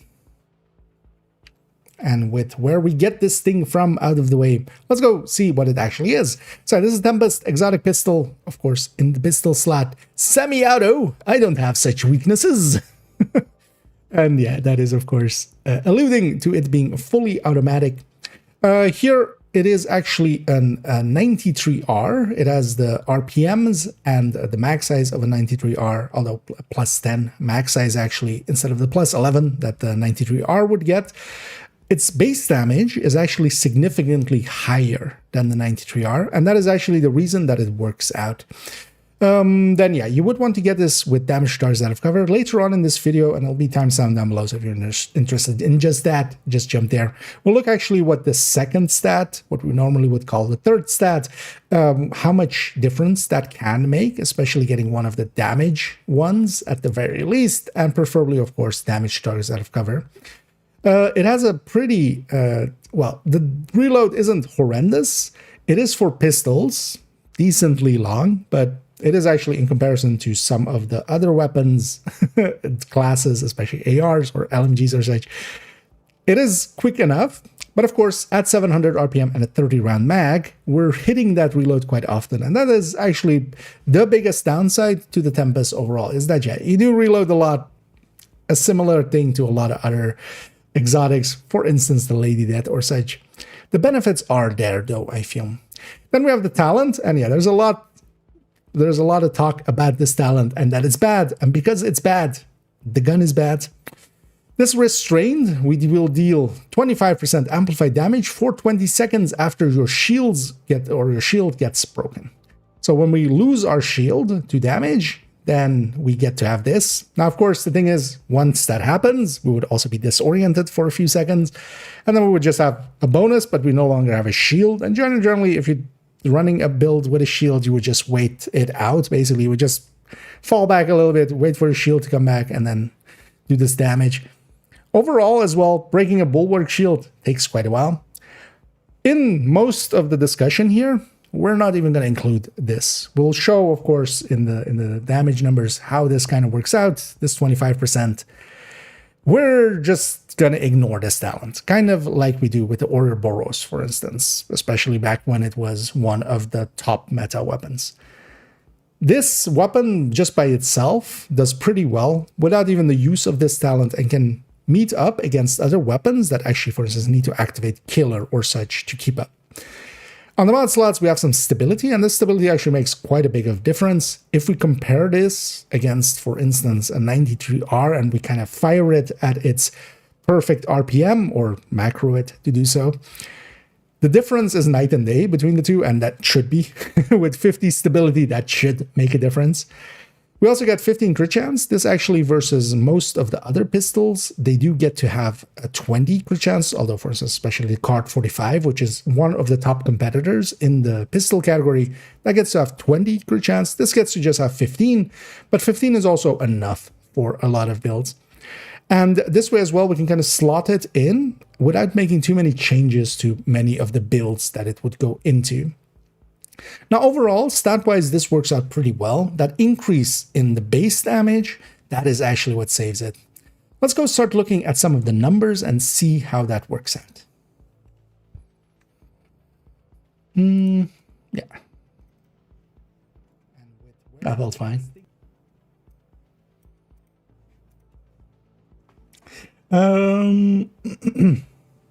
Yeah, so let's go here and let's hit record on.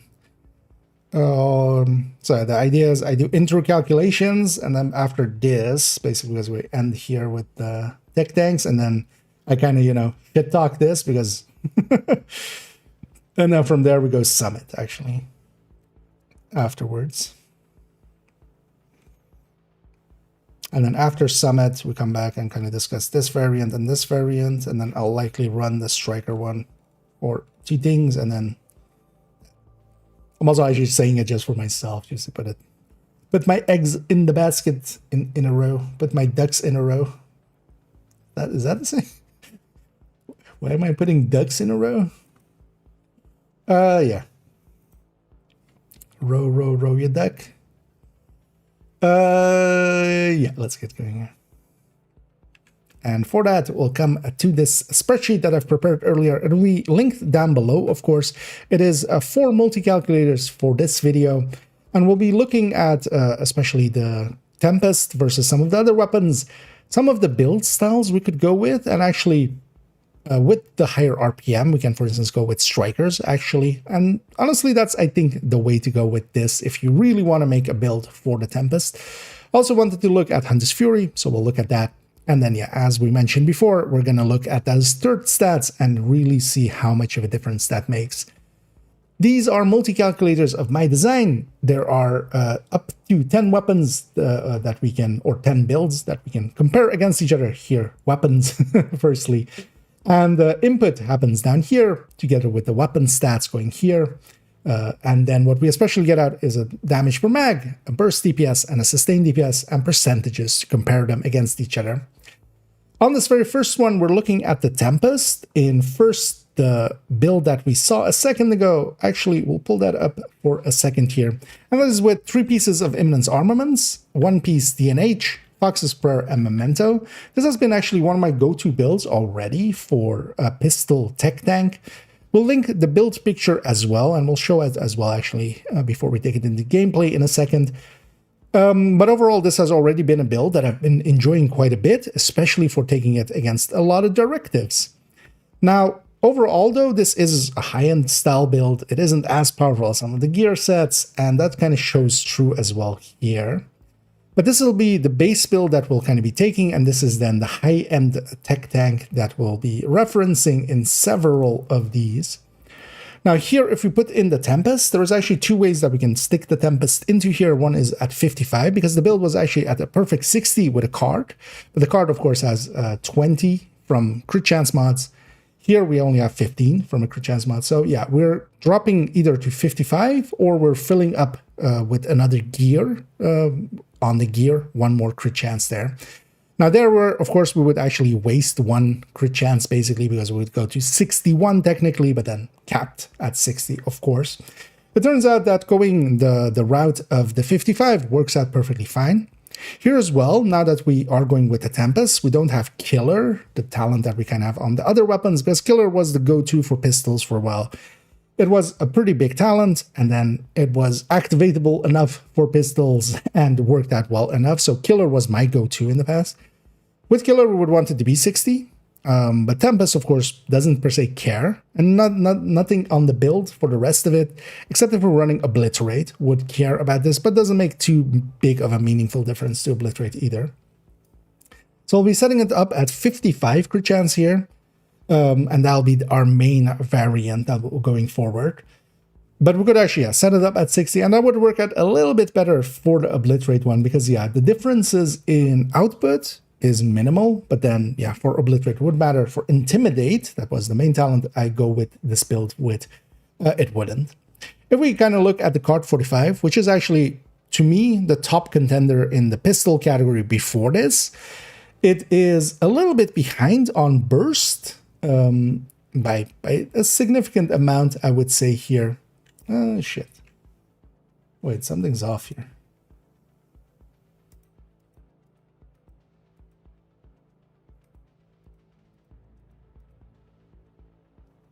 Isn't something off here? This is too big of a gap. Wait. Although we checked those numbers, let me check up against my PTS numbers. I can always salvage that part by just cutting right before it. So that'll be fine. We'll see where we were exactly and then cut those two together before we go to the card 45. Wait, but this looks off. It's just flagged in my brain as something is off here. No, this is the modifier. Where is PTS?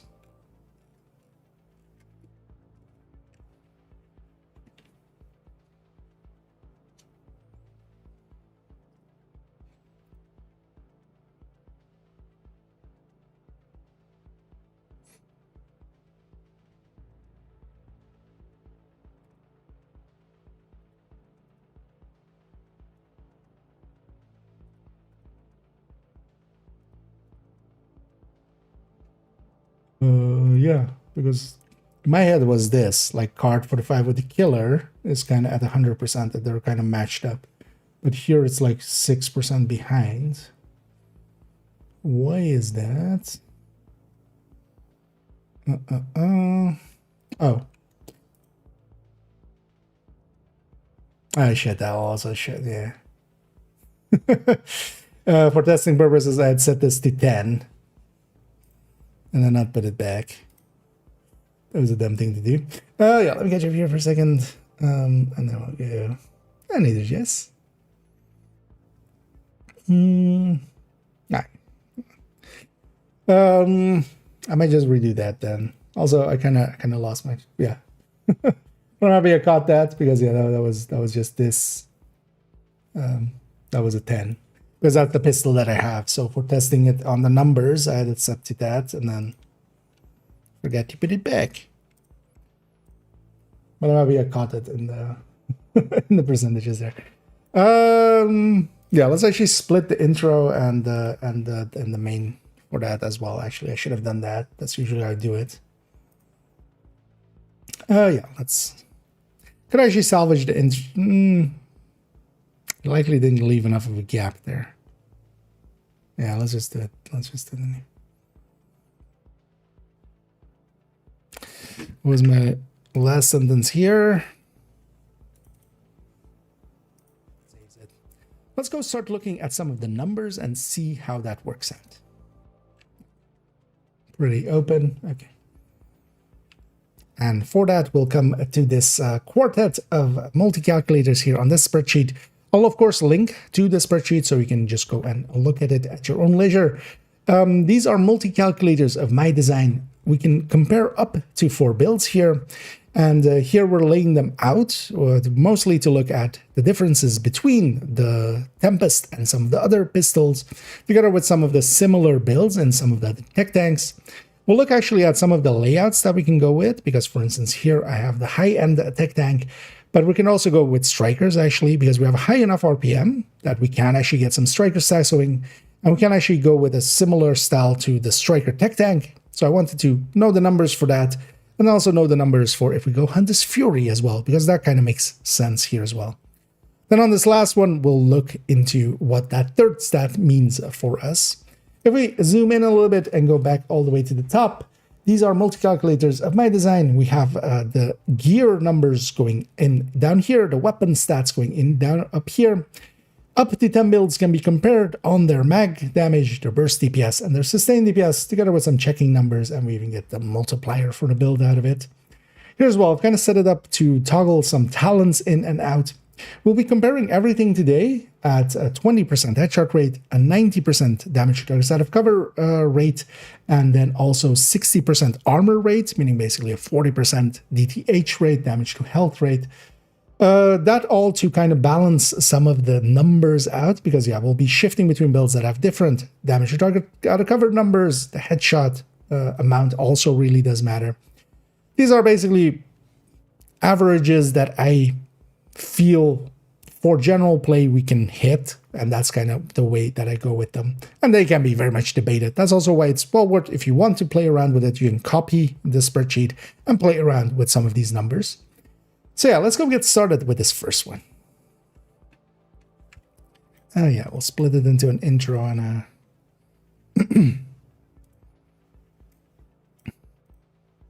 and a main one. Yeah, let's get going here. And we'll start here with the Tempest. And one of the questions we can have, actually, yeah, I should have that. You know what? Because actually I wanted that already. 1.14. Because actually, instead of going to the build in the game, I'm going to go to the build picture.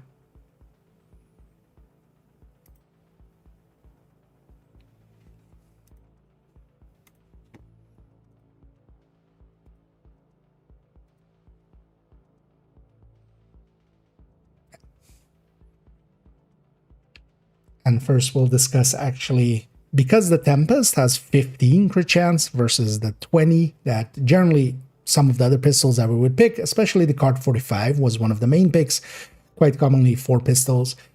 Is it better to go with a 55 or a 60 in the high-end tech tank that I do enjoy using for pistols?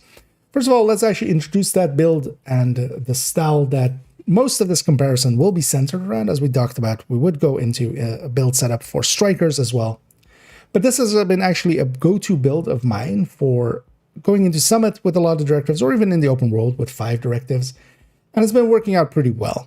And I've been enjoying this build quite a lot, and others as well. I've gotten a lot of feedback on this build of people enjoying it. Overall, this is 3 pieces of Eminence armaments, with the holster here as well being Eminence armaments. 1 piece DNH. We aren't going actually with the punch trunk. It turns out that the punch trunk would generally need above a 30% headshot rate to get, or well, actually closer to 40, 36 I think was the number, but closer to a 40% headshot rate to get the benefit out of it. And because of that, I'm just going with a DNH piece. Now, the positioning of any of these doesn't per se matter. The Fox's Prayer, though, and the Memento, those of course are fixed in there. And in the past, I would use a Card 45 here with Killer, and this wouldn't be a TDI card custom. This would just be a Card 45, because that second stat of damage to targets out of cover is well worth having. But here we would have exactly 60 crit chance. Here with the Tempest, of course, we're losing 5 effectively against that. And overall, this has been my go-to already in the PTS as well for playing around with this weapon, and has been working out really well as well there. I'll link, of course, to this build picture down below as well. Let's go back to our multi-calculator here, where with this build, we also now have an option of going Obliterate, for instance, instead of Intimidate. That's why we have the toggles here to change all of these between Killer and, or between Obliterate and Intimidate for their numbers. If we're going Intimidate, we don't per se care too much about the crit chance, except that we want the best, basically the multiplier, just multiplying those 2 numbers together, whichever one is the highest, that's the one we want to go with. Here, though, we're already calculating out a burst and sustained DPS, so higher number here especially as well, wins as well. So actually at 55, we're doing better because the crit is already so low that, yeah, here we don't need it, for instance, for activating Killer.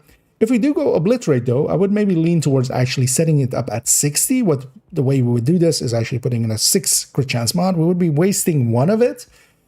Because of that, it is actually lower on its pure DPS output, but actually for Obliterate, we would be activating Obliterate a little bit more consistently. We're getting more crits, so we'll be getting up in the numbers a little faster.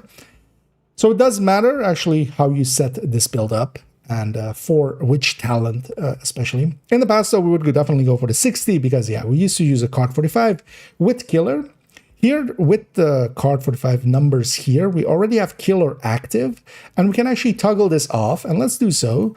Before killer is activated for the card 45, what we have is that the card 45 is way behind. This is that difference in base damage that the Tempest has, and it is kind of like the Oreo. Its stats are higher, and its talent is basically inconsequential to it.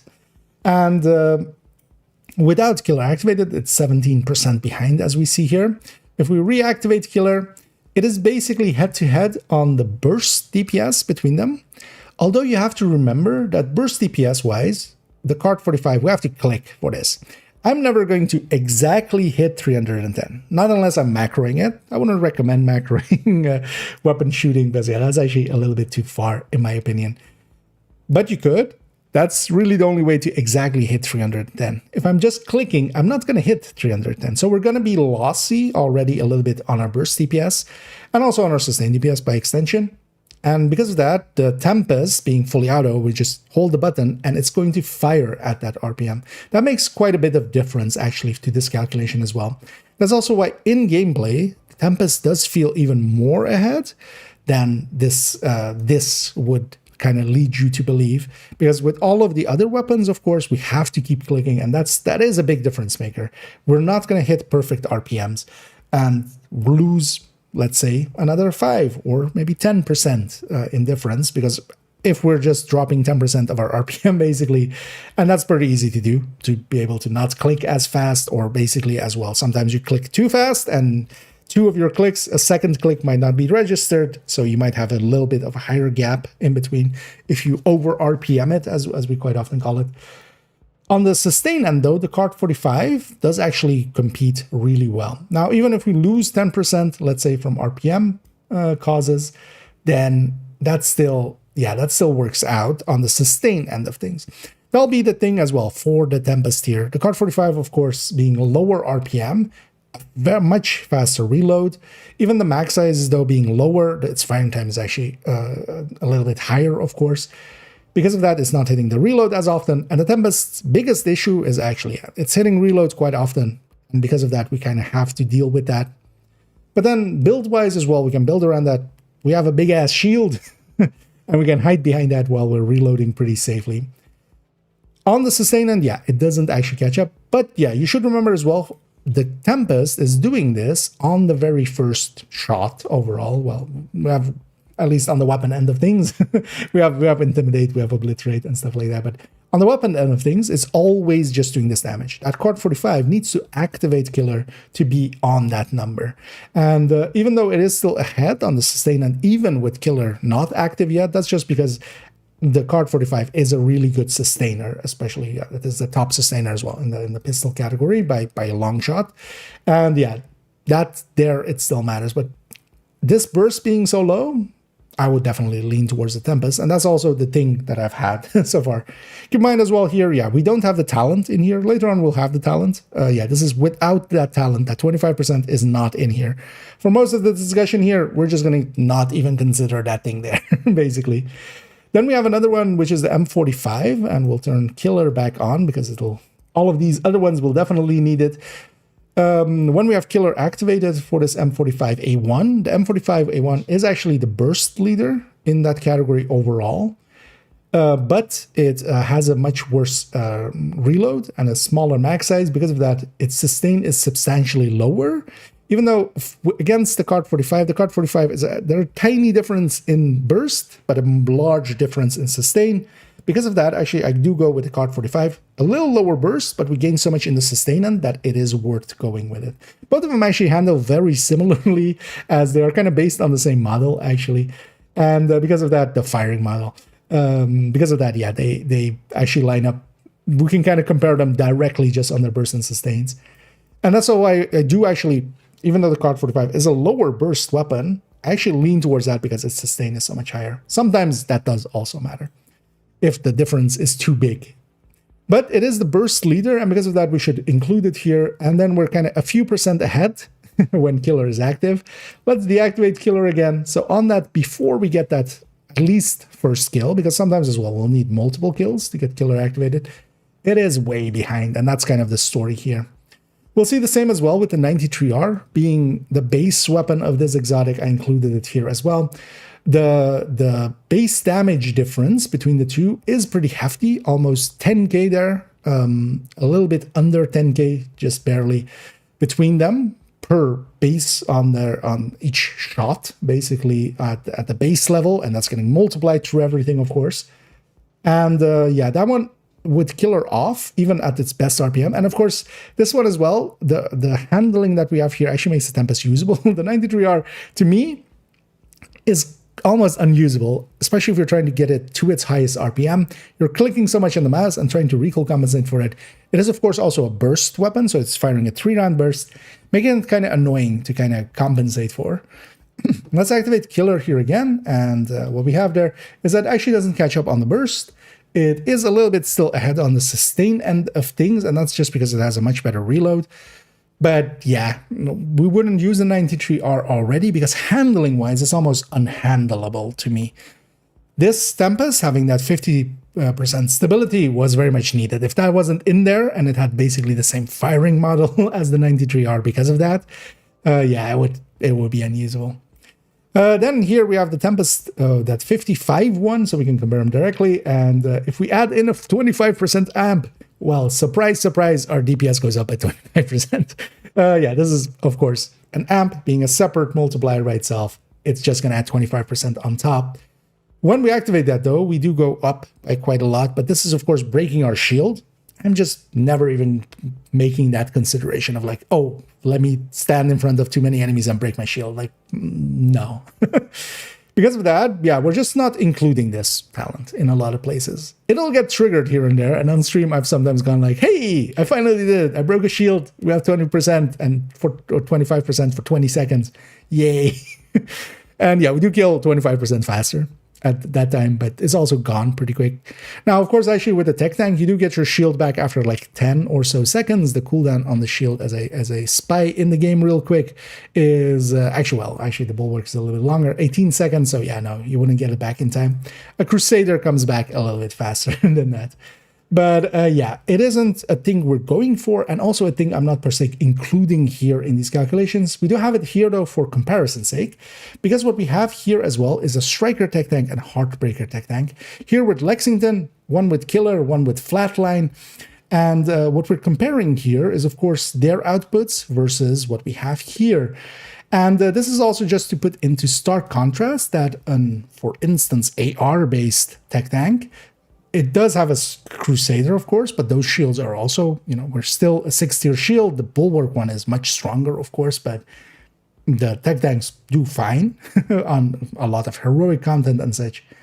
Here, though, actually, even the pistol ones that we're comparing against, the Tempest and such, even, for instance, this one being almost tied together with when the talent is active, the talent that we're not considering much anyway is active. It seems to be catching up to the Striker tech tank here.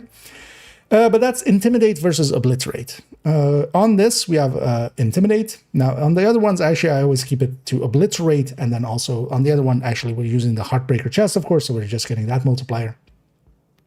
In this case, though, yeah, if we actually toggle this between Intimidate and we toggle to Obliterate for the pistol builds, a much more in line comparison, because Intimidate, of course, yeah, we do need to pick up from the memento, so we can't have it on the first kill, for instance. We need to get a kill in or kill something at least to get a memento drop. And Obliterate, we can just stack up pretty quickly. If we go to that Obliterate, even, for instance, that even with the talent active, that 25% amp in there, a Striker tech tank or Heartbreaker tech tank kicks its ass with the Lexington. Of course, on the other end, we have a much stronger shield. We have a pistol instead of an AR, but an AR is actually much more useful, of course. So you might be asking yourself, why would we do this? Well, let's go answer that. I have a cat there. Yeah, let me check how long that was. That was pretty long, but that's also the main That's the main discussion here. That's the main one. 12 minutes. The other ones are going to go a little bit quicker anyway. And also, it's an in-depth look, not a surface look. So we're already on 24 minutes. Oh no, I failed my. You know what? I want the screenshot of this. I failed my target time. You know, I'm totally putting that in screenshots here. I'm saving that for in the future.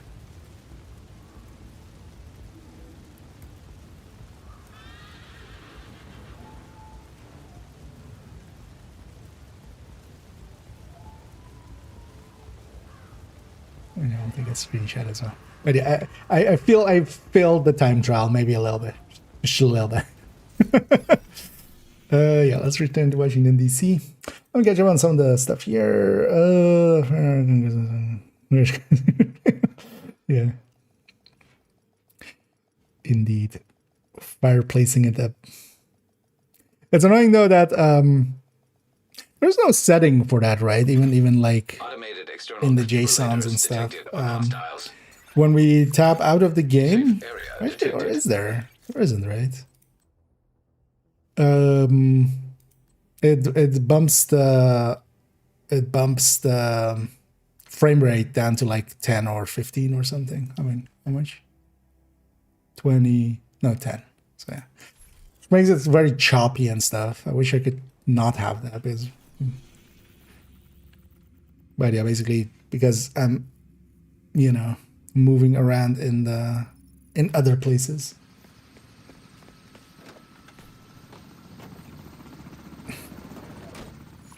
We need you to secure a skyscraper. This may take a while. Hope you cleared your schedule. I hope I cleared my schedule as well. Anyway, we're gonna basically take it here into Summit. So yeah, basically I set up the question there. So why would we do this? And then we go here to go like, this is why we do this. So we can do 8 directives. I'll be, you know, it will go set up in front of the first door. That's not that. No, that's basically a throttle if it's inactive. I wish there was a way to bypass that though, because I can't have it be active. I mean, the real way to do it is I record the game and then just play it back in the background. But also, yeah, I don't want to do that. That would be a workaround. Yeah.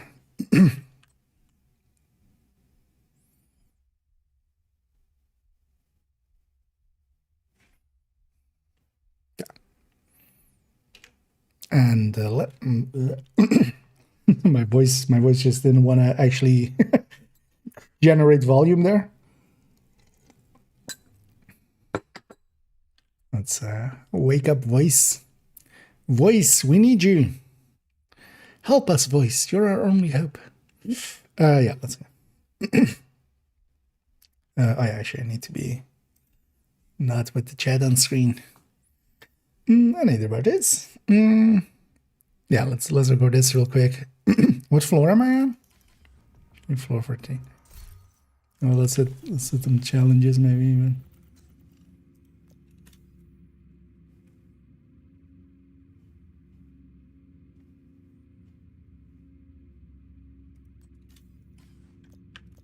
Actually, no, let's go quick climber.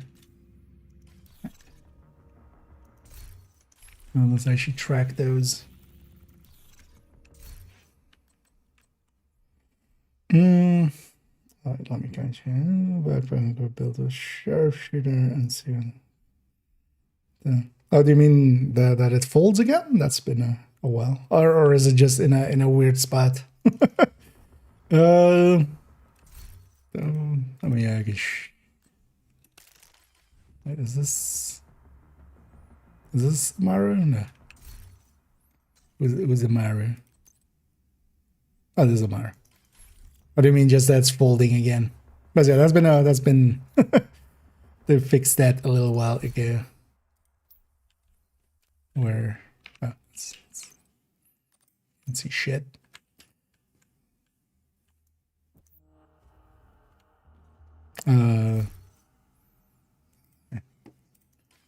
Or is it?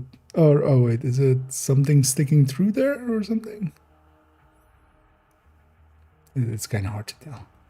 Wait, right here. Oh, the knife sticking through it.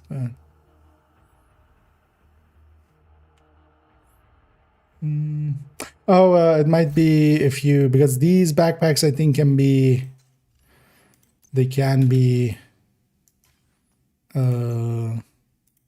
one strap, or yeah, it can be one strap. So maybe like this, it breaks. Huh?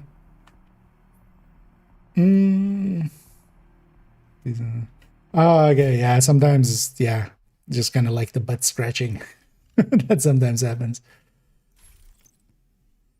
Okay, that one doesn't matter. Although, let's do that.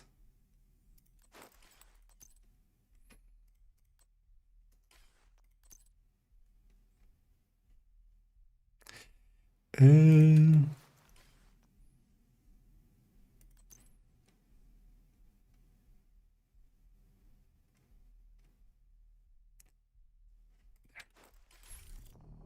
actually kind of like this look. I really do like the headband. I'm totally, this character is gonna just have this headband that's as theirs thing. Can actually save that later.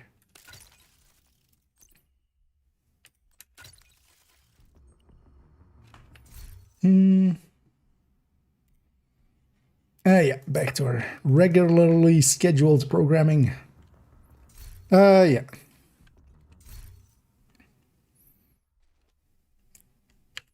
And for that, we'll come to the summit here. So I'm taking this high-end one, the one we saw from the picture a second ago. I am taking obliterate, though, instead of intimidate. Intimidate, well, we saw on the numbers end, it is quite a bit higher, and we'll see it in a minute again to compare it against the obliterate. Obliterate is just going to be so much more consistent. Especially now that we have a weapon with 700 RPM, we can actually go with Obliterate. In the past, I would not go with Obliterate, I would go with just with Intimidate. With the Card 45, the RPM was just too low to get Obliterate going consistently. 700 is much more doable, especially if we're actually hitting 700 as well. And the main reason is not just Summit, but with 8 directives. Here, with 8 directives, generally, basically also 2 more than the other tech tanks, because mostly the tech tanks can take 6 directives pretty consistently here, especially now that they've changed no regen. For those that may have missed it, no regen normally would be all regen. The more recent... Oh, damn it.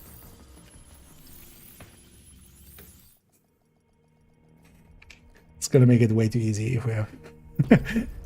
I forgot to turn, we need to have not reanimated on.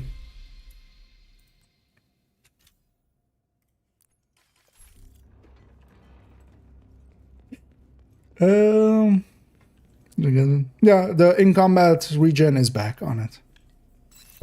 So now if you have things like, yeah, a regen build or mementos regen, because in the past I wouldn't take no regen because they would, the memento regen would also be affected by it, and that would be my healing, so. But yeah, well, I should lay it out here. That's one of the reasons as well I want to kind of do this and stuff and then include that in there. So nowadays, yeah, you can run memento with no regen. Because a normal tech tank can basically deal with 6 of these. Rogue agent detected. Don't want to go up against these without my memento charged up. Also, I don't want to, like, per se fight rogues. I just want to fight normal enemies. So, take 3.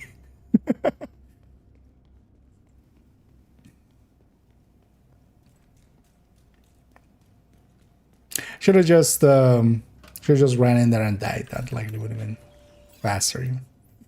The skill event was one. to bring it back sometime. Yeah, all of those events will likely come around, and there's more of them planned and stuff. I also actually missed out on 2 days of it, and actually didn't play too much with it the third day.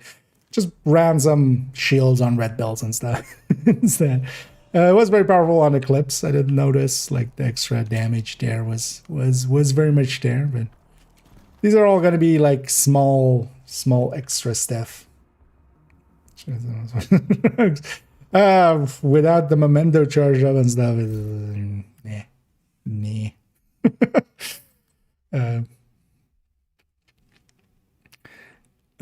Also, I don't want to per se like fight rogues as the thing. Like that's not really. I would just grab a PFE, honestly. Yeah, let's do that part again at the start. And for that, we'll come here to the summit. I'm running that high end that we just saw the build picture of. Here, though, I'm running it with Obliterate. As we saw, there was a toggle there to toggle it between the two. Intimidate really works well for instance, at card 45. And then Obliterate would just be too slow on a card 45. Here, though, with this Tempest, this opens up a few options. For instance, this being one of them. Where, yeah, we can take Obliterate instead of Intimidate and stack this up. Now, of course, Intimidate is a much larger increase. It is basically a 40-something% increase at full stacks. Obliterate is basically a 20% in here. It is the only source of total weapon damage in there as well. Intimidate would always be a separate multiplier, and actually it's self-multiplicative even. Here we are going, yeah, with this high-end version though, and then with that Obliterate. And then in the summit, we can have a lot of directives. And that's actually what I enjoyed already with that card 45 version of this build, which used to be just exactly this build. And I still have the card 45. And it's actually still saved with the card 45, where we would just have it like this, but then with Intimidate, because then we could trigger that. And I've always enjoyed this in the summit, especially with, well, in the past 7 directives, but now actually we can go back to 8. This season, they fixed up no regen. It used to be also the in-combat regen, so the regen from Memento or such. Because of that, I would generally turn it off. They reverted it back to its somewhat original way, even though keeping the weapon swap kind of bypassing it. That kind of stuff is not in here, but the effects of it is that, yeah, we do actually have the ability to, for instance, yeah, run it with tech tanks and have our regen still be there. A very important part, something I rely on. So generally with any tech tank, we could just have 6 directives here in the summit. Here though, we can up that to 8 because we can add in the pistolero, and then also ammo hoarders, because both of the ammo ones don't really care too much the second you start, or matter too much once you start running pistols. Now here we're just kind of running around as a tech tank and just closing the distance, trying to murder stuff. Here we have this the annoying variant of this one where it heals enemies, and it has a pretty hefty overheal. It's almost impossible to kill enemies when they're in there unless you really hit them hard in one go. But yeah, this allows for 8 directives. We could even take a 9th, so the 2 we're leaving out here is scavenge skills and the ammo, the special ammo one. Special ammo is just annoying. Against hyenas, it is disorient, and that will, even if it hits the shields, it will disorient you. And for Black Tusk, it is disrupt, and disrupt would force me to put away my shield and play a lot slower. Things like fire and bleed rounds from the other factions, they actually, if they hit the shield, they will not cause me to bleed or burn. So they're actually easier enough to deal with, but just we usually have it off. And then scavenge skills, I would need to pick pickups up every time I would put away my shield, which is very well doable if you just want that little bit of extra XP and also drop rate for targeted loot that is provided by an extra directive. But yeah, I kind of like having the ability to just pull out my shield and put it away at will. I'll be pretty aggressive, and then also, yeah, try to basically just, yeah, I pull out my shield when I need it. It requires basically a lot more thinking if I'm going with scavenge skills. Here, I'm letting myself get hit quite a bit. And then this is also the reason, because actually with the Bulwark Shield, one of the things we could do, the Bulwark Shield is very strong. We don't need it per se at 6 skill tiers, the way that we have it there, by having those extra blue cores and such. The yellow cores, of course, is just from Technician and from the Memento. Those we kind of have no too much control over. But we're going to actually give up a few blue cores. The thing is, though, the reason why I don't is this is still for me plenty of output.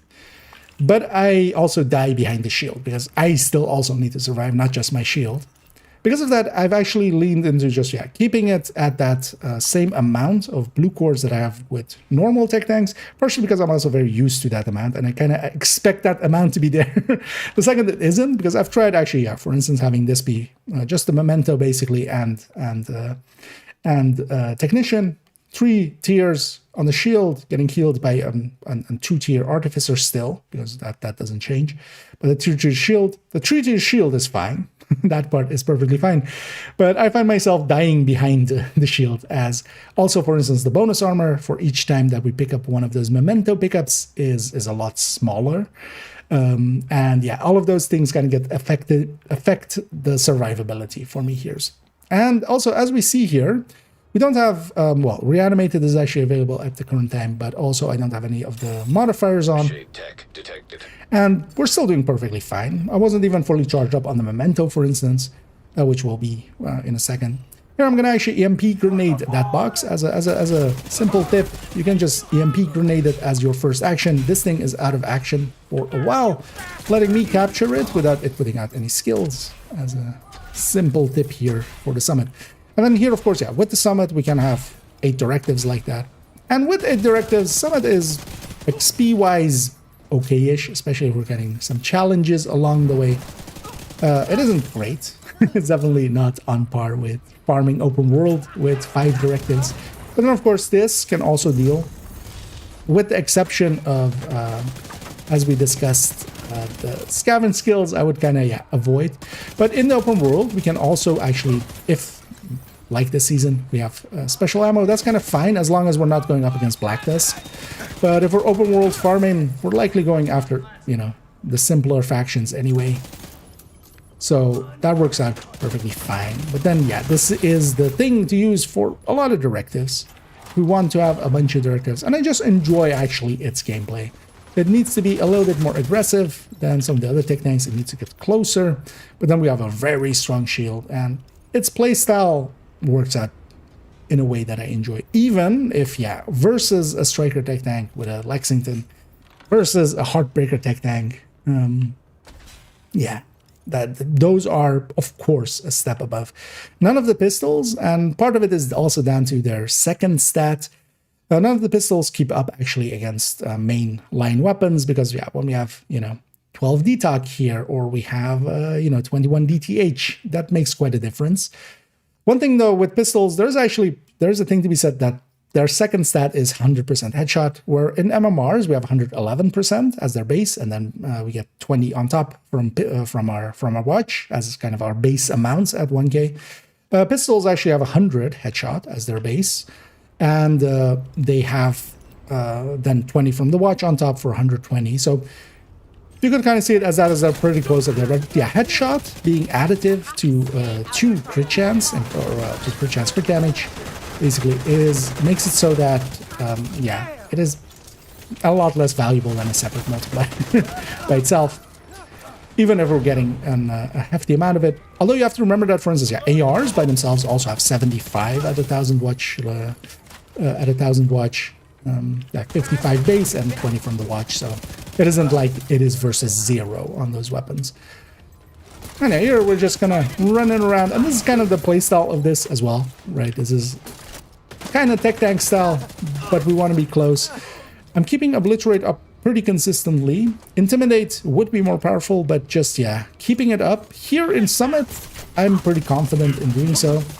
The range limitation on Intimidate is also a consideration, though. That's why I do actually prefer Obliterate generally now, because I find myself shooting a little bit more in somewhat deeper ranges, especially, for instance, with the Striker one we'll see in a little bit. But overall, well worth having as a build, and I've enjoyed this one already anyway. It is kind of like a red D3 at this point, for those that may have ran those in the past, where you still go for the stamina to get that bonus, but then the rest of the stats go towards enemy armor damage and such, and crit and elite damage. Anyway, we do get the key here. We're on some of the lower floors as well, where it is a little bit easier. Even though I just got the key, I'm still key checking every corner. But yeah, we'll run these 3 floors real quick here. As just, this is especially the place where, yeah, I already in the past would run this quite a lot, but then with the card 45. And just getting those directives up, getting a little bit more XP out of it, I kind of enjoyed it. And also, while we are weaker, we're not weak. Right, like this still kills plenty fast enough. We can, especially if we hit some headshots along the way, we can be very quick about clearing out the runes, and doing so as well in a very comfortable way. You know, yeah, I did armor break there just by being a little bit stupid. Let's see if we actually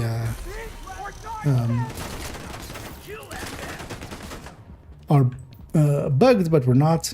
Here we see as well, actually, the regen there, slowly, my armor is going back up, which, yeah, in the past will not be the case.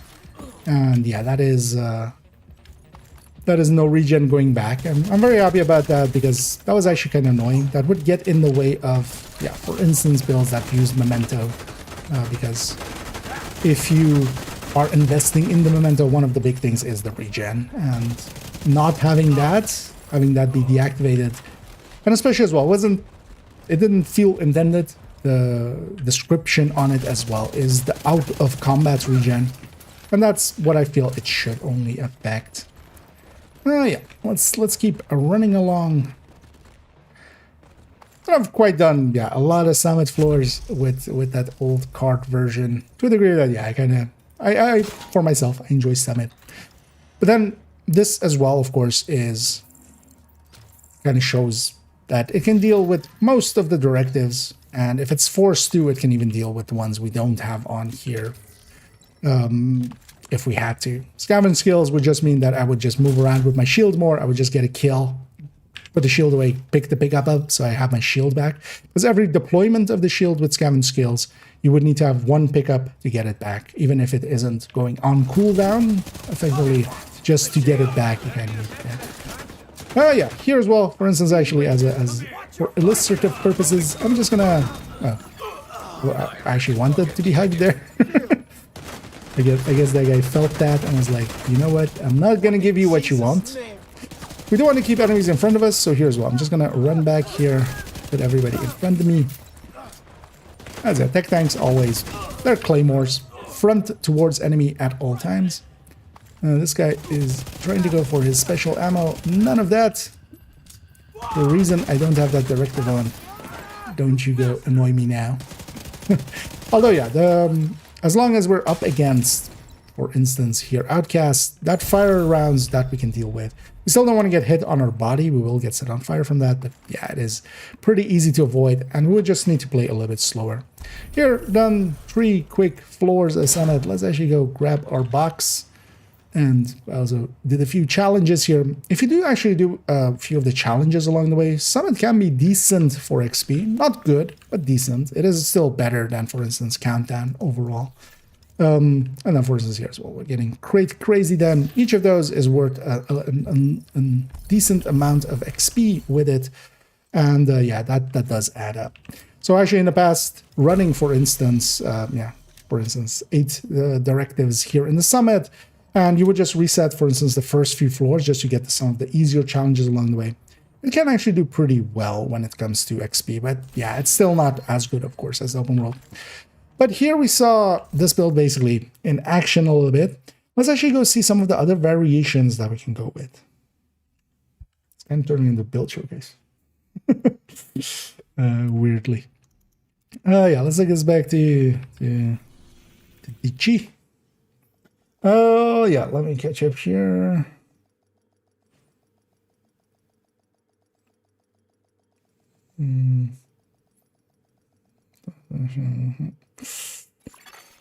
Entering safe area. I needed to teammates. Yeah. The interesting thing with that event was, I was also on in the DZ, on in conflict. It was also on in descent. So actually, just going slot in there. For once, I picked capacitance just for the for the extra 3 cores worth of damage from kind of like the 7.5 from 3 of those. But there's a brand one coming up. There's several others coming up. I'm kind of curious what that brand one exactly is in the end. Well, we'll see. Yeah, Stricker.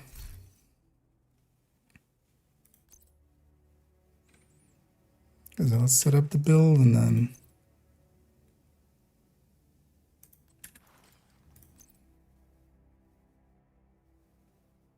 Oh no, actually, oh yeah, that's what I was gonna do. Yeah. We completely forget. Even actually, is that in the stash? Yeah, I even prepped an extra chest exactly for this. So, although yeah, she'll need the Tempest. Okay.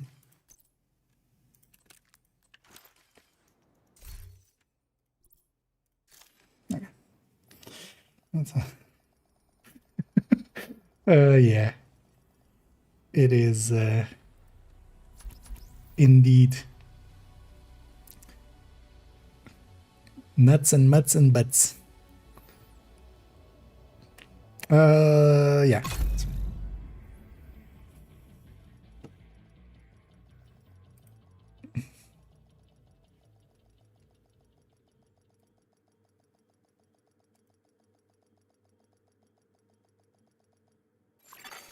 Automated external Because on this one we're detected taking on the hostiles. Striker Tech Tank. Safe area entered. Oh, do you have? No.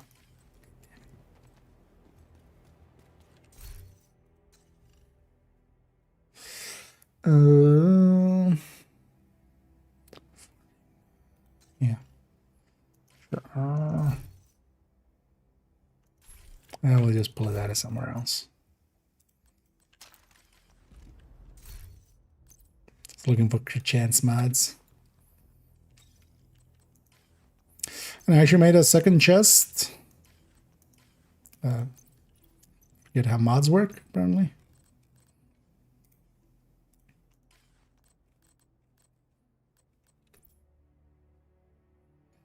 Oh,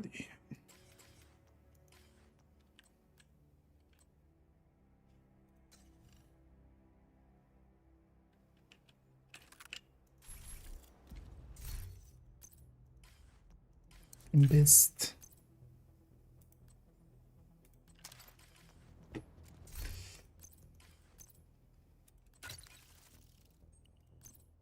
And it will work. Oh, also, I hope this just works.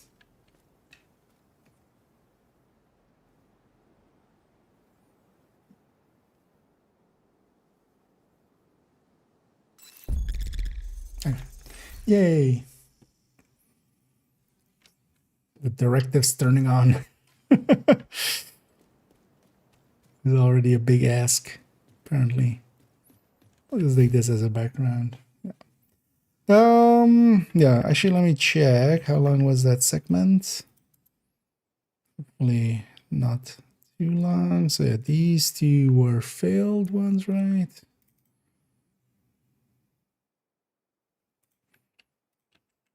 Oh, reanimated.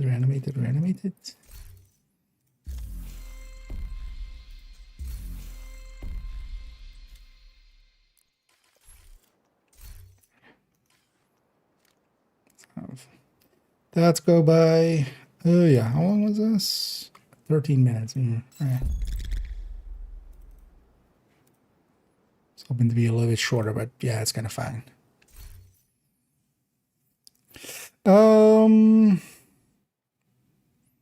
Yeah. Let's go back to this.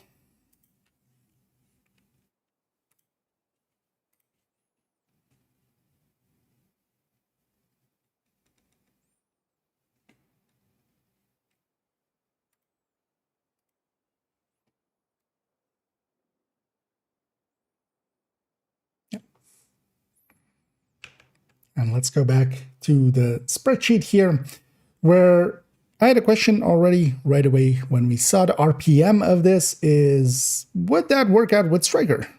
Because, of course, Striker, as one of the bigger gear sets in the game, it has a lot of damage output. All it really needs is a weapon with a decent enough RPM, and then it can just basically feed off of that. And we could, of course, just go with this weapon with a bulwark, and then kind of looking at it in the way of a tech tank, in the kind of the same way where the build we saw a second ago is kind of a high-end tech tank.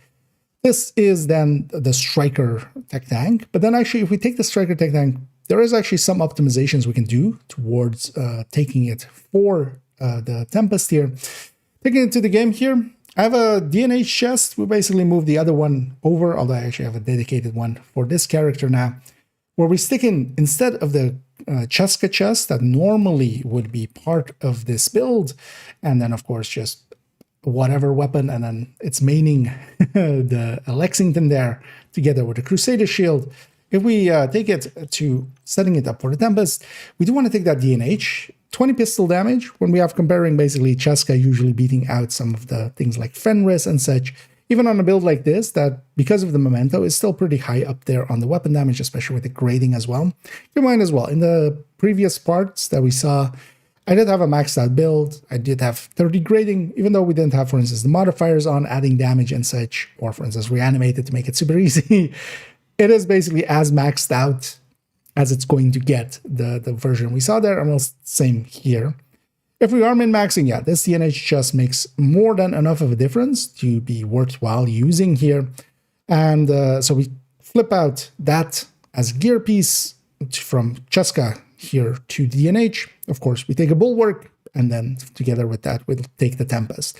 But that's basically all we're doing here. And then here, actually, I'm just taking one crit chance mod instead of a crit damage mod that would be on, on the Cheska chest.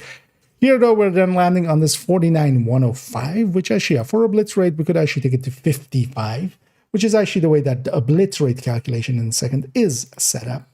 Going back here, though, so yeah, that is that Striker's Battle Gear, SB is standing for that, Striker's Battle Gear Tech Tank. With all of these, we're comparing as well with Intimidate and Obliterate. As long as we're running the Memento, we can actually run Intimidate, and Intimidate is, of course, a decent chunk higher. Let's first look at that, because if we look at the high-end version that we saw a second ago, it is around a little bit more than 15% increase going from that Intimidate to, or from the Obliterate to that Intimidate. And that is actually a pretty hefty difference. Obliterate, while more consistent, and while I'll go for it in certain situations, I feel actually in Summit, for instance, it works out well to go with Intimidate. The thing is, though, that you kind of want to have safer places. So in the open world, I'll likely get hit on the body quite a lot more than I will in the Summit, where there's a lot of tall cover. I can kind of use it to cover my sides, or at least the sides that other enemies are on, and then kind of keep myself safe. In the open world, that's less so. For instance, in a lot of missions as well, it can be less so.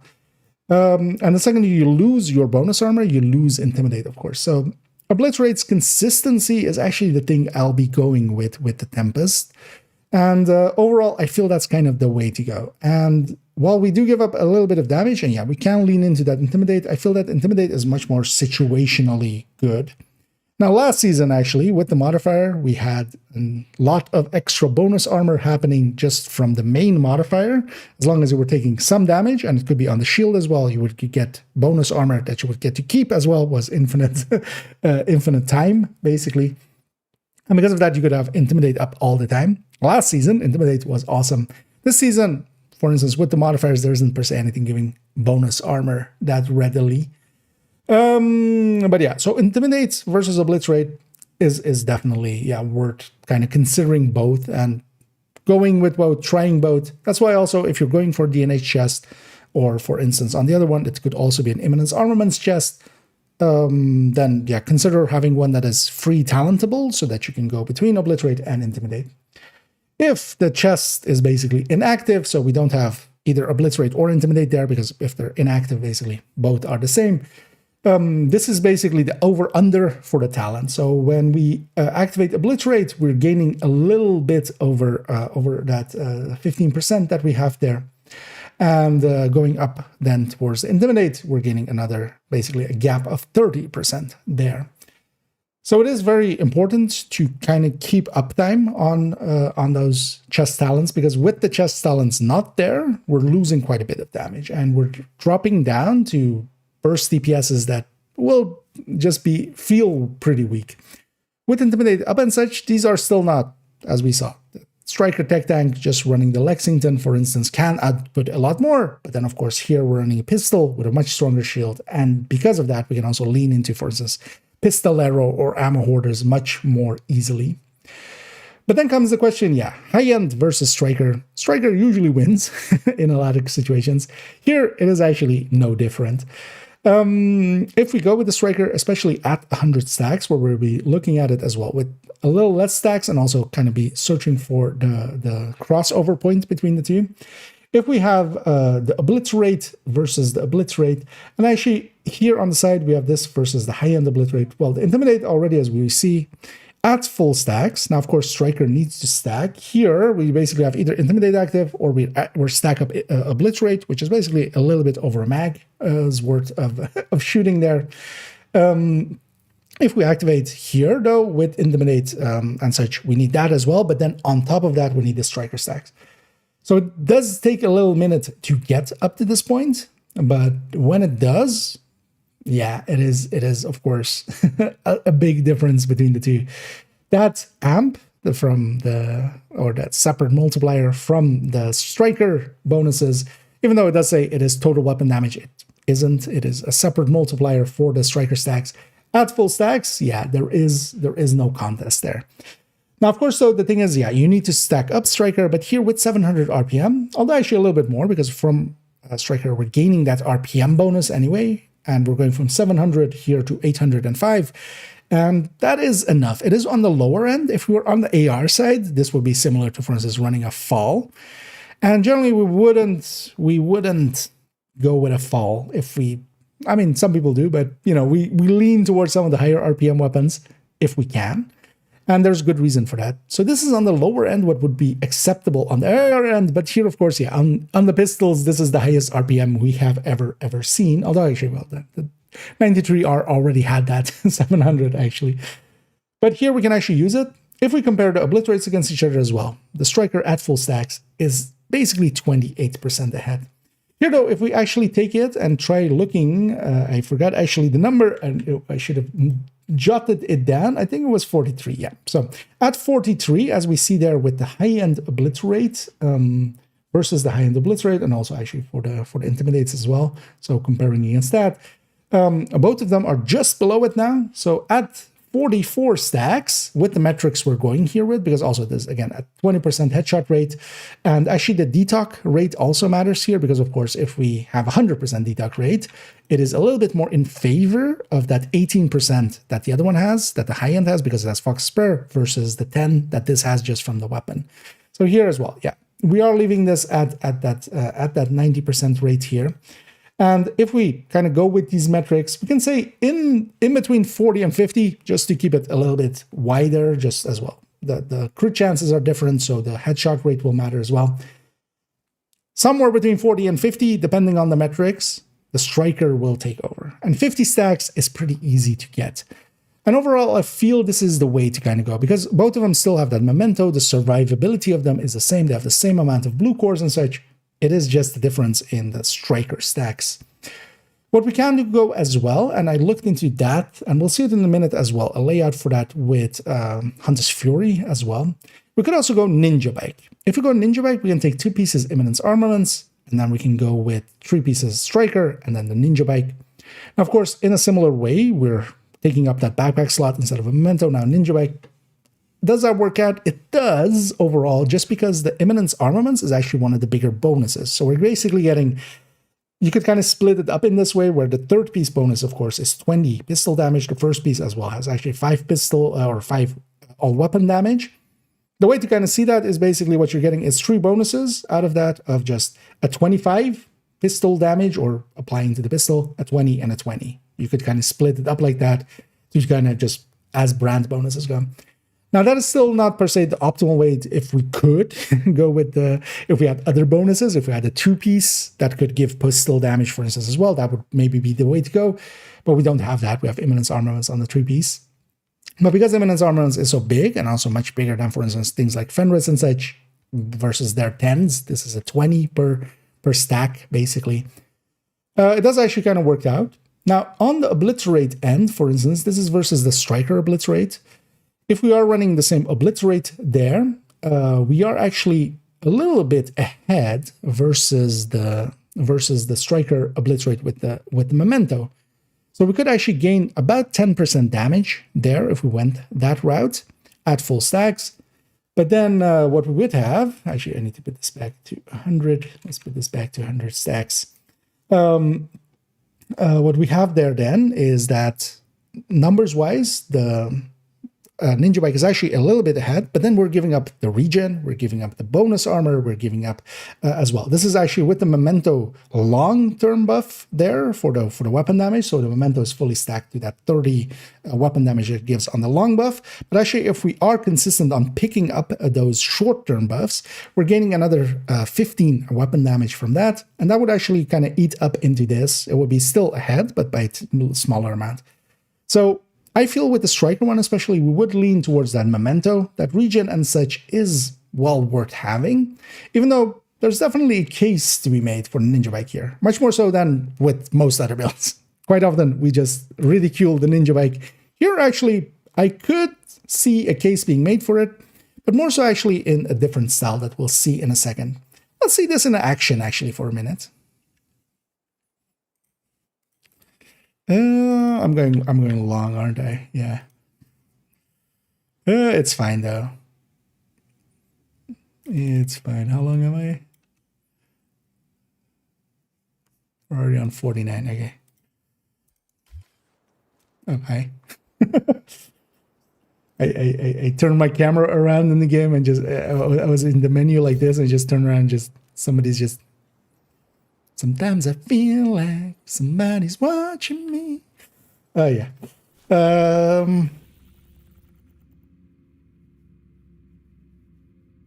Yeah, let's go make a mess over there.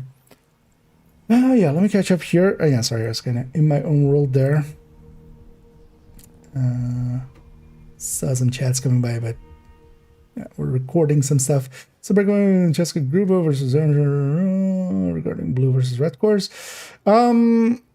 It kind of depends also on the crit chance and stuff is the thing. So it's different for a lot of builds. On striker, I think I have it in the striker talents video, I think. I'm not super sure. Because the thing is as well, it's not just blue cores, it's also how much crit chance, crit damage it has. And that differs between, let's say, like a high-end and a striker or a negotiator or Umbra or, you know. Well, actually, no, Umbra is the same as striker. But, yeah. Because that part of it, of course, also, like, needs to be balanced there. So, with striker, I think it was, yeah, I was going, so from 3 to 4 was where Fenris with grade 30 would pull ahead. I'm pretty sure. And then, yeah, depends also if you have grade 30 as well.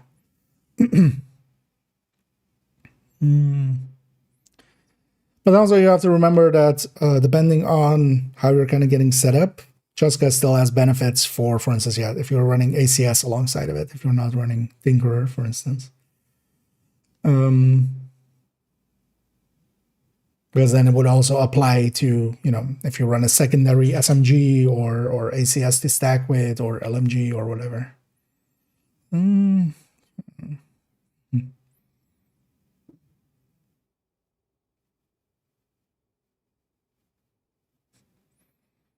Yeah, enjoying some DZ, I see there.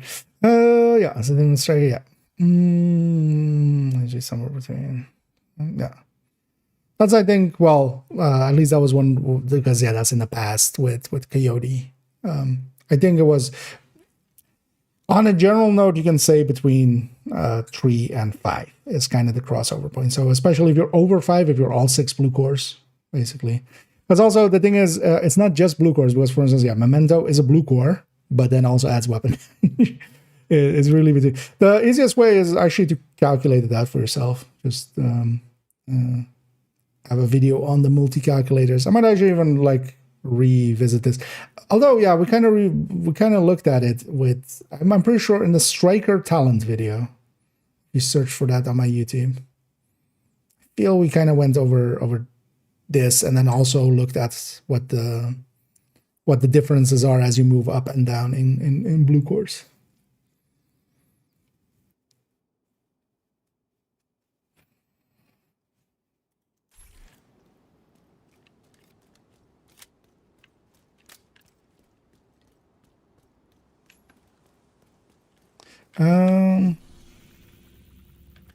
Yeah.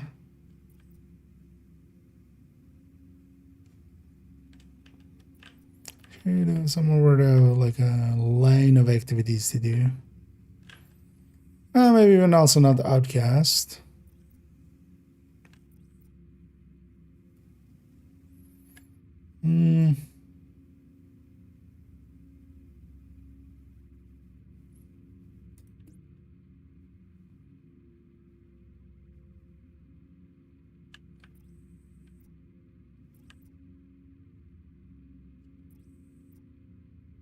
Where we go for bounty, actually.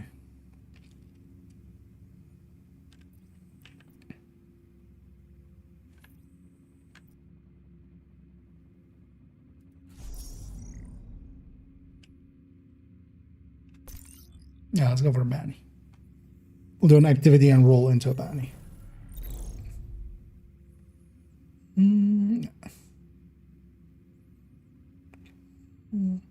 Makes 12 the optimal rank. Oh, the optimal. It's a very simple answer.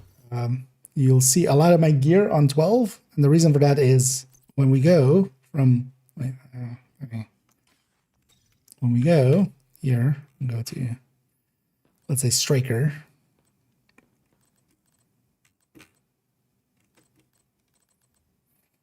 I'm blind. So, for instance, here I have a piece that isn't, right? This is just normal resources. This I can just dump in here. I'll fill up on these. Most of the time, I'll have way too much. Here, once we reach 12, the next step starts taking exotic components. This is the main reason. So that's why we usually stop at 12. Up to 12, it takes basically just the main resources, or just the two main, like for gear, it's, well, whatever these two are, polycarbonate and carbon fiber. And then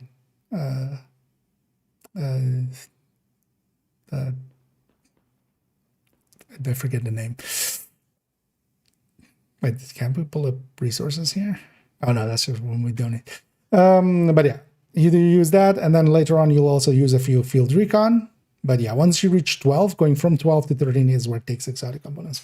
And this is the expensive shit. This is the stuff I'm gonna save this for weapons always, unless I really run a build a lot or something. Because it's only benefits going up, but it's pricey. So I'd rather pay this price to upgrade my weapons, and then also some of my skills.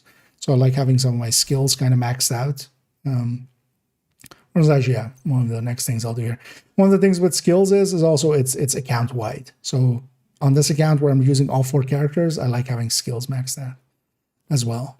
But yeah, the gear basically isn't a big bonus, and because of that, I'll just invest it in weapons.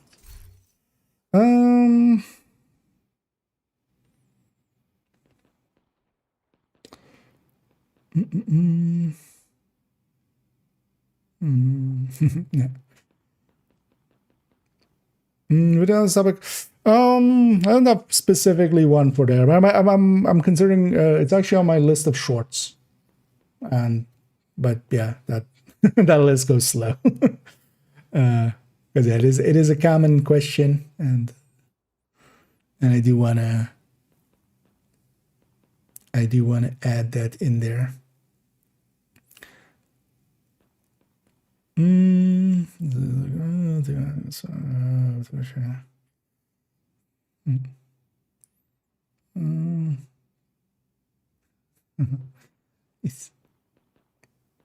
Yeah, no worries. And yeah, always feel free to ask. Some of those stuff is not per se obvious until you know, until you've done it a bunch. Yeah. Oh, you can have both. Nice. Yeah, I mean you can still. They've never fixed that one. In group settings, you can still have both indeed. Is it like 200k armor if you have my yeah, about that. Well, it depends on also, yeah, because it does go into the 10% of the watch and stuff. So kind of depends on the build, but yeah, on a full red build, it takes you into the 900Ks. The thing is though that isn't just, I mean that's an extra blue core on top. It's just the price for that is pretty hefty. But some people, so for instance Toasty, who has builds that he runs for speed running, he'll eventually, like the builds that he uses the most, the gear is also going to 30. Because you might as well. You might as well just, get everything as maxed out. That one time that it might like save you just a tiny bit, and you might not get health gated at that point, where without it you would get health gated. It makes a difference. So then, you might as well. Like if you're just running one build all the time, you might as well. Because also on second account, I've been kind of considering actually taking my striker on there to having everything grade 30. Just I'm running out of other things to upgrade. But yeah, for me, actually, gear, I generally don't even like consider it too much. It's more like, hey, my gears, actually, what was this? What was the? Oh yeah, protect the fabric. So when these three are full, which I already, we're kind of, well, this is almost full again. I'll just go, hey, what build hasn't been upgraded yet? And I'll just upgrade the build on a character. Or just at least some pieces of it. What's this? Why are these two upgraded and these choices? So that's usually how it goes. I'll just be full up on resources and then just go like, okay, time to invest in getting that number down.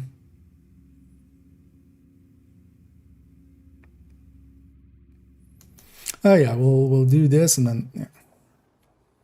Yeah, what was my last sentence here? More so actually in a different style that we'll see in a second. Let's see this in action actually for a minute. And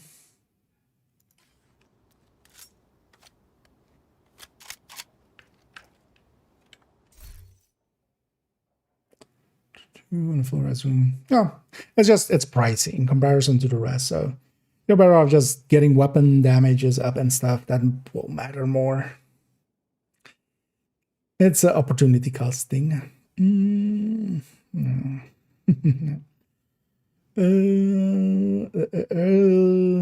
Upgrade turmoil. Yeah. Well, I wish they would just add it to the thing, because that's to the expertise thing, just so I can have the. Because usually this place is where I pull, for instance, for some of the. For like the item guide and stuff, it's coming from here, so it doesn't have a it doesn't have an icon here, so it's kind of annoying me as well. Yeah, let's go record here, and for that, let's just take this into some combat and kind of see it in action. We're taking exactly that. The striker. This is literally this striker tech tank. Instead of the chest, it would normally be running a Cheska with then also here a crit damage mod. It's taking instead this with a crit chance mod. Although actually, if we're setting up for obliterate, with the calculations as well, it works out to be better to be at 55 for obliterate.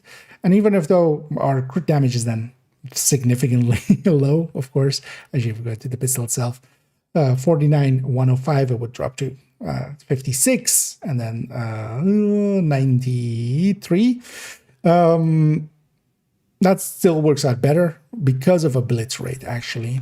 Because actually between the two there's a tiny difference for the crit multiplier side of things, but yeah, we would trigger obliterate a little bit more. You know, for laziness, and also just, yeah, that would be my way actually to set this up. I would just save it for in the way that it was, the striker tech tank, just have this chest at the ready, put in a bulwark, put in the Tempest, and we just swap it to this. 5 directives here, of course, because yeah, that's really, if we're using this, we would use it for the 5 directives. In the background as well, yeah, you have a bounty ready to go. Oh, actually, yeah, clear out this territory control and then go do that. The thing that this build as well has become for me, although there is easier ways to do it, because the competitor to this would definitely be things like the like any OD build, where we can just have OD provide us the ammo. So for instance, the triple tick build for solo 5 directives, or for instance, just the full red OD. I kind of like those. Now, of course, the big one in that category is also, as a 5 directive build, is any of the headhunters, either hotshot or rifle version, or just pistol variants. For myself, I enjoy actually a lot of the gameplay. Just, yeah, I don't per se enjoy headhunting gameplay. I can do it, I can get it done. And with Determined, of course, it is very powerful, but with Determined, I don't enjoy it at all, basically. And if we're just headhunting, I can get frustrated quite quickly. So I kind of like shooty builds, as I quite often call them, for 5 directives. And this is then kind of one of my go-tos for that. Now, actually, I do, for instance, even have an OD tech tank, a tech tank style, but then set up through with OD pieces. It is a little bit weak with modifiers and stuff. It can work out well. This will actually beat that out, definitely. But then also that OD1 could be for all the directives. Here, I'm forgetting that I have cool skills on. And because I have cool skills on, my shield actually, when we went and... Agent vital signs, 0. I'm not going to keep that in. I was just super dumb there and not paying attention. I was actually, yeah, let's go after a different faction, because actually I don't want that guy. I literally said I don't want to actually go against outcasts. Not for that. Outcasts are too simple. Like, I'd much rather be against, well, not hyenas here. But then, yeah, let's go through against some true sounds. Do I actually have something against them? No, let's go get a bounty and do a bounty, actually. Let's maybe do it like that. Yeah, let's go get that bounty and then we do the bounty. That one though is gonna go likely here, and that's gonna be annoying. Just it will take time to get there. I'd rather be maybe here, because yeah, we'll go here.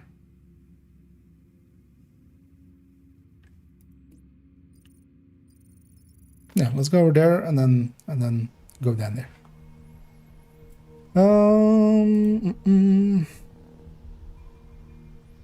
Let me show you that resource guy. Oh, they could. They likely just, yeah. They've already raised it several times, and nowadays it's pretty high. Like the how much did we used to have? 999? It was the old one, right? Back in the day, and then they went to like, did those go in 2 steps, or did it just go directly to 999?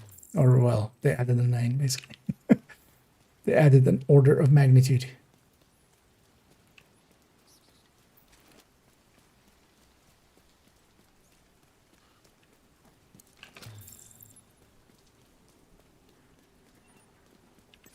But yeah, those are those kind of decisions that just like, yeah, it is what it is, and mostly because at some point you just gotta have to limit it. Now, for instance, for those, it won't matter for instance the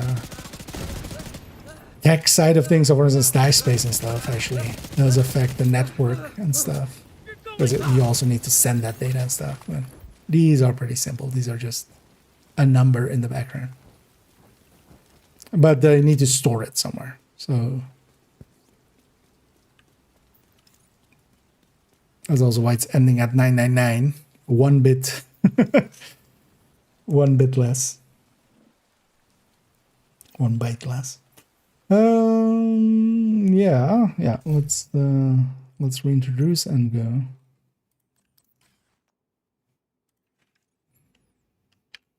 And here we'll take that striker tech tank, but then here a little bit of a different variant. So exactly what we're doing is just, taking out this Cheska chest that normally would be ran together with the AR as the main weapon, putting a DNH chest here. It does make more than enough of a difference to go for that DNH over the Cheska. For the lazy way here as well, I'm just sticking a crit chance mod in here, and we aren't per se going to that 55 that we had on the spreadsheet there, which would be better off for the obliterate variant that we're running here. But just for laziness, because we're dropping, well, this we can just drop in without swapping out any of the other stats. I could actually just re-roll one of these pieces, but it'll work out well enough. Taking a bulwark, taking that Tempest here again with detox with grade 30, so kind of at its max. I've encountered some enemies along the way here already, but let's go actually do this public execution real quick and publicly execute all of these enemies. And again, the reason to run this, of course, as we saw with the numbers, the Striker Tech Tank, the normal variant of it, will do a lot more damage overall. But of course, here we can have pistol level. Now with that other one, we could actually, for instance, I do have as competitors to that, of course. Even if you don't want to run, for instance, Headhunters, you can go OD. And for the 4 or 5 directives, one of the builds I quite enjoy is actually, for instance, the triple tick build, where we have the OD variant with the Pestilence and the Vow, providing 3 separate ticks. That can be a good way to deal with 5 directives. Any OD, or just a full red OD, can be a really good way to deal with 5 directives. Both of those are just, pretty different style of builds. Not, to me, not as comfortable as, for instance, a tech tank like this is. This fits my playstyle really well. I like being aggressive. Those builds are much more, you take a position and you fight your way through, and that is fine as well, but a different thinking, basically. And also, again, playstyle differences and also kind of comfort differences. This is very comfortable because I can make a lot of mistakes here and get away with it. I can turn my back against these enemies because there is somebody behind me there. And it'll still work out for me because I have that memento. Once it's especially here stacked, we'll have a lot of armor, we have a lot of survivability, we'll have some regen going, so I can actually take some hits without it consuming any med packs. And that, does make a difference here. Indeed, where the hell are they? As these guys get kind of spread out. Hostile control point identified. I'm hoping somebody will shoot. The fog is likely making it so that the NPCs are also not seeing me. Somewhere over there. There he is. But we can just dumbly run towards the enemy and just give them a tickle. Damage wise though, this is way lower than the other tech tanks. Of course, there's a big elephant in the room as well with 5 directives, which is headhunting and determined on top. Now, a lot of the pistol headhunters can work out really well, and they can be very powerful. Let's actually go do this boundary real quick.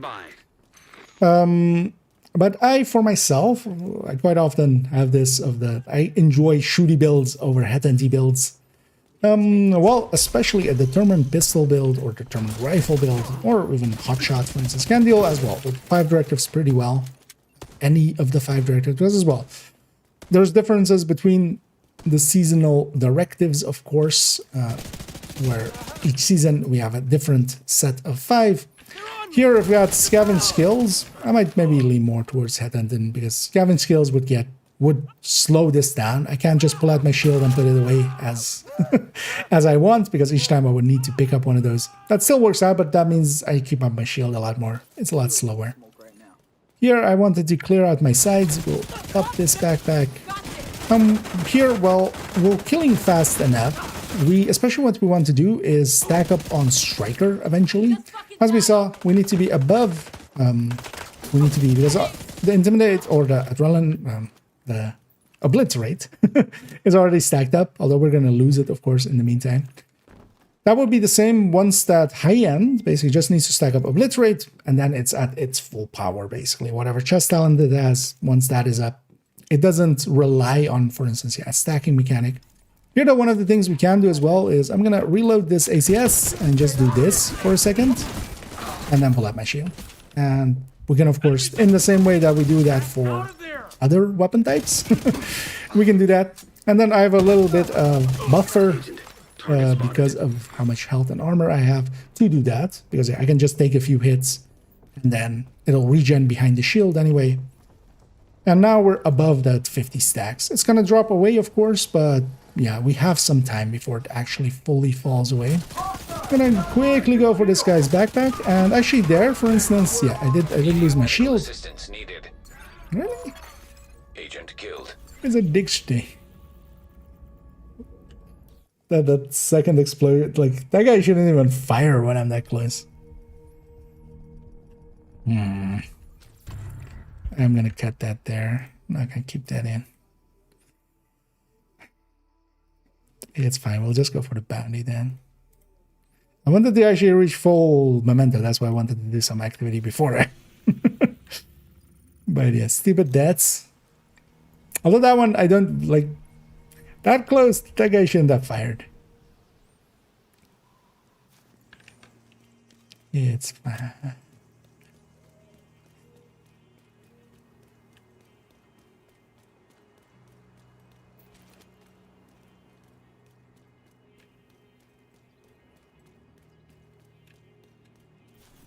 How did you pop this bounty? It's report 2 indeed. Target near you. Yeah. Yeah. You know what, let's actually not have these in there. Just so we don't have.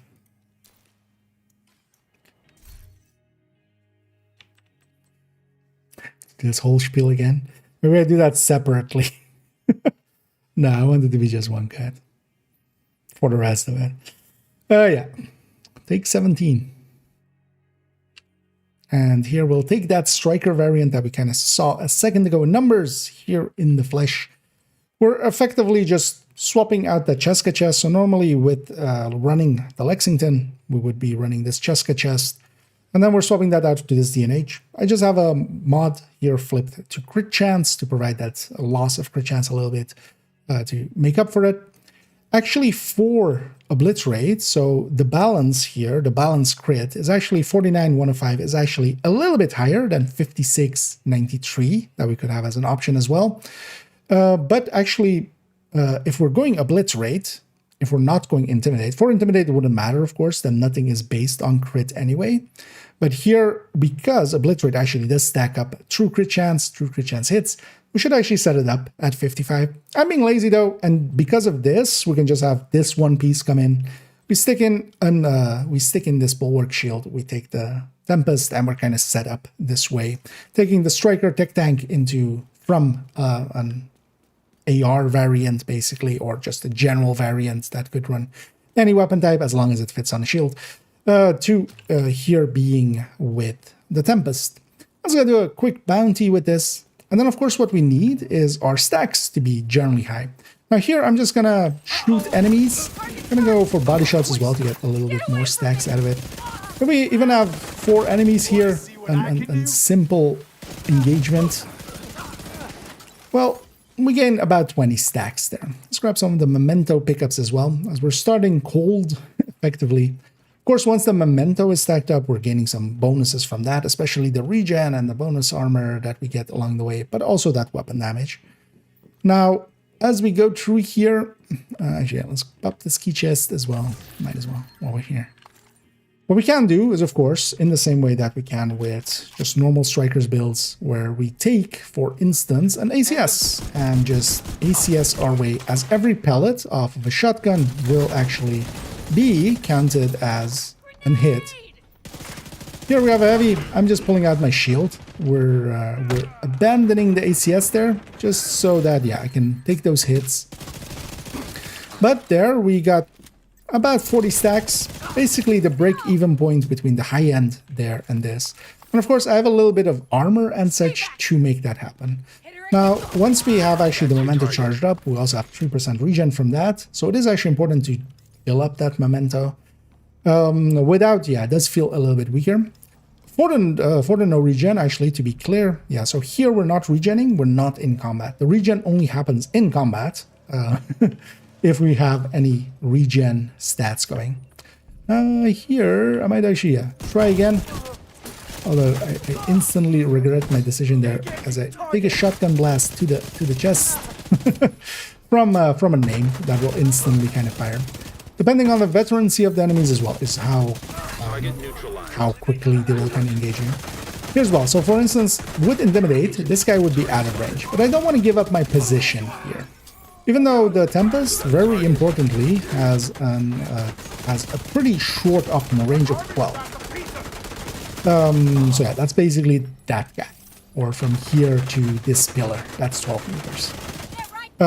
Because of that, you want to close the distance, but also, of course, we don't want to be not shooting. We want to be shooting even if we are a little bit out of optimum. Either we position or we just try to get closer, or try to just shoot just to make some damage happen.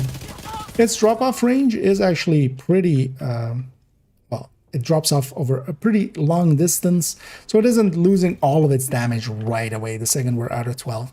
But then for Intimidate, we would need to be within 10 meters for Intimidate, and that's actually the one that I find myself quite often finding myself in the 15 to 20 meters range quite often, and because of that, it is that's why I don't want to go with Intimidate. Here's why, actually. So we've already aggroed those enemies upstairs. That's why we're regenning here. So sometimes it's actually helpful to aggro the next wave, basically. As when these guys spawned in upstairs, I was still shooting. So they're already actually engaged with us, or we've engaged something outside. But let's go deal with Sergeant True. Let's toggle that to false. And for a lot of these fights, if we actually ACS stack, for instance, we can actually have way over 50 stacks, and that's of course the breaking point. So here actually I'm going to empty out my ACS and then pull out my shield. Even though I'm taking quite a bit of hits, I'm going to... What the fuck? What do I have today? Agent killed. What? This shitty luck. I saw that I should disengage. I was just talking and I was hoping the pillar would save me, but the pillar didn't.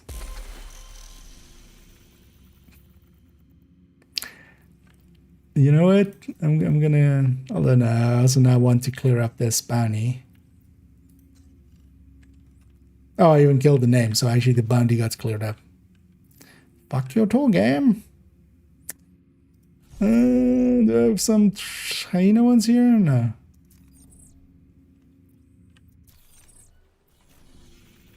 Game's trolling me today. You know what? Let's just go against the control.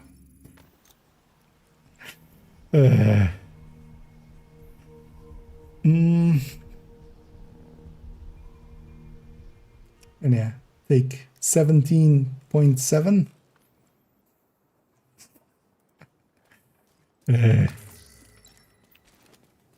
One thing is though as well, I'm trying to play aggressive and I don't have my memento fully charged up, and that's like dangerous.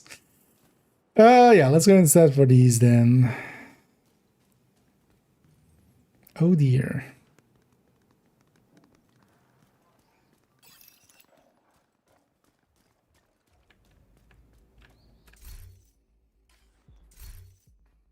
Take 17. And I killed the final name there even. So that bounty does complete when you get that. So we don't even know. Yeah, let's just go demolition site.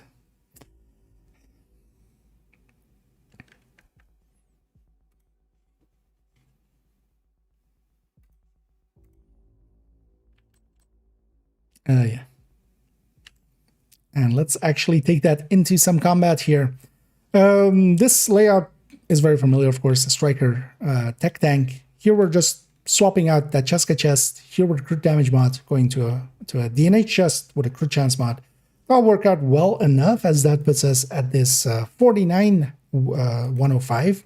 Now for the obliterate, actually, it would be a little bit better if we went 56 and then, or 55 and then a 93 on the crit damage. Here though, just for laziness sake, I'm just leaving it as is. We could actually flip for instance, recalibrate this or put in a different mod and swap it out that way. But this will work out well enough. And then, yeah, we're taking a bulwark, we're taking that Tempest. Here again, as well, a graded one with detox, so kind of as high as we can take it. Here with the Striker, now one option we of course have is an ACS. We can just grab an ACS and go and stick that, for instance, into some enemies and get a few stacks for Striker that way.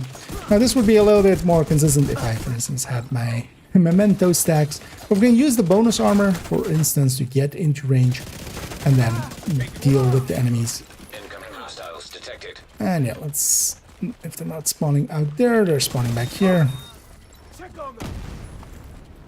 And of course the survivability of this is kind of into the tech tanks, except that it has a much stronger shield, so it can take a lot more punishment on there.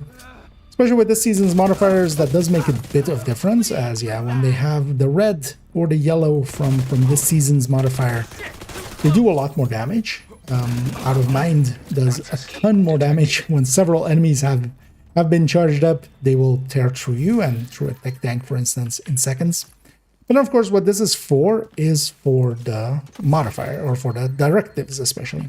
I wouldn't per se consider running this if I'm not running any directives. I would just run the Striker version, the normal Striker version, run that Lexington as my main weapon, have a lot more range, have a lot more damage, as well as we saw on the numbers end. But going this way, we can take that 5th directive, either Pistolero or Ammo Hoarders, if there's always an ammo directive there. And either will work fine. We can deal with either with a pistol. And that would be the reason to go with this. Make note as well, actually, so I do have some memento stacks, but yeah, we're not regenning out of combat. The no regen is still in combat. The second we initiate combat here, I will start to regen for the little bit that I have. But yeah, it's not affecting regen stats out of combat, or that no regen, which is the intended way for it to work. Here we're gonna assault the control point. Actually, I'm gonna kill that little car, even though we had already dealt with the enemy there. And that's just for an extra memento. And I should actually go and grab some of these mementos. I let my side kind of be exposed there, but I got away with it. That's actually the reason why, for instance, I do like going with this as a build. Because dealing with 5 directives, you can do it in a lot of ways. You can go, for instance, OD, and OD with either the triple tick or just even the full red one works really well at 5 directives, because it'll generate ammo and then you just deal with other directives as you can and must.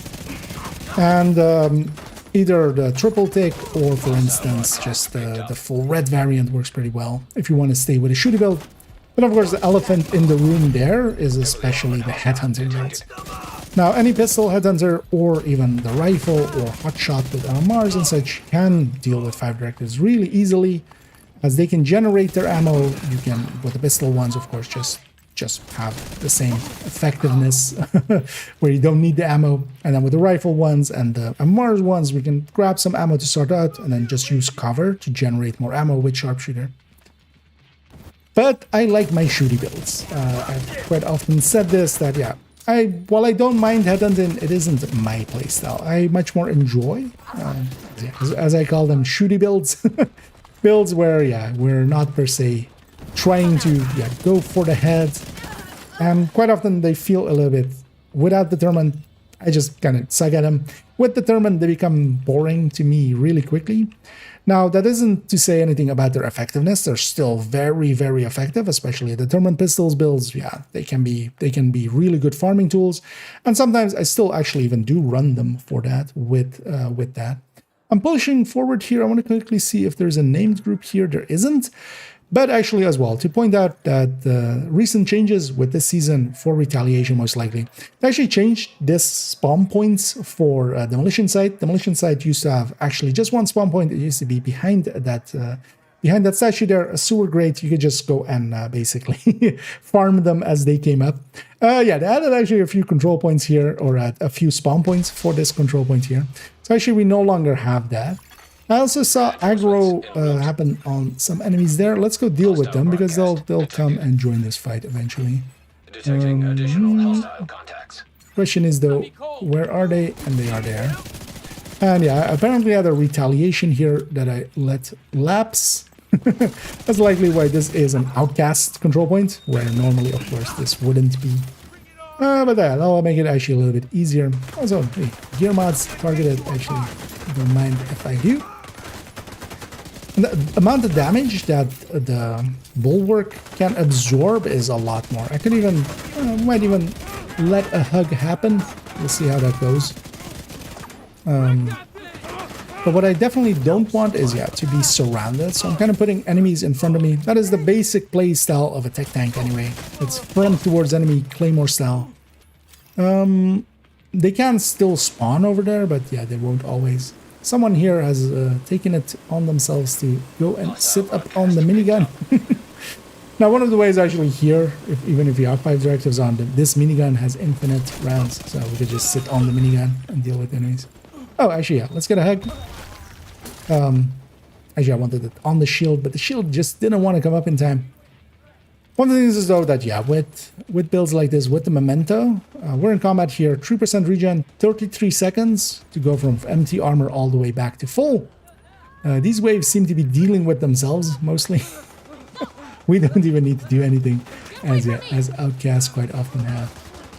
I wouldn't mind actually taking one of those explosions on the shield and seeing if we barely survive it or not.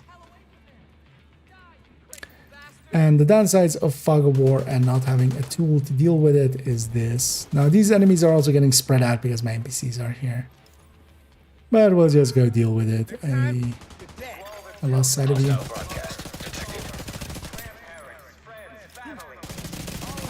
And I hear we're not doing a decent job of keeping our striker stacks up. Let's maybe actually do a little bit of that, because yeah, we can. Gonna take a quick heal there. And positioning, of course, is the important thing for tech tanks. Is I don't want to be hit on my sides. I don't want to be hit in my back. And even just a few shots out there with the ACS helped me to get above the 50 stacks that will be needed for dealing more damage than the high-end variant. This guy, yeah, has shock rounds now, but yeah, I have lead rounds. That works too. It turns out lead can beat electricity. Let's deal with this last guy. And overall, this is just this. It is a good way to deal with 5 directives, one way that I quite enjoy. And you can be pretty stupid with it and get away with it. That's the strength of tech tanks in general. That's why I enjoy running them, for instance, as well. For me, on streams and such, I can chat away. And if I make a mistake or two, I'm not on a glass build. I'm not on a build that can't, you know, the second that it gets tough, can't really deal with it. No, I'm on a build that can take a beating. And quite often, I do take quite a beating on it. But this striker variant is honestly the way to go. If you're going for the Tempest, if you're going to make a dedicated build for it, and we'll add actually likely, and my consideration is we likely will add a Tempest recommended folder, because this I will add an DNH chest and the Tempest likely to the striker tech tanks build picture, but I'm not going to make a dedicated one for it. So yeah, likely we'll make a recommended folder just so we can have several of those in there, because there's actually other ways as well. Let's go look at one of those last ones. Way to go! Hostile broadcast picked up.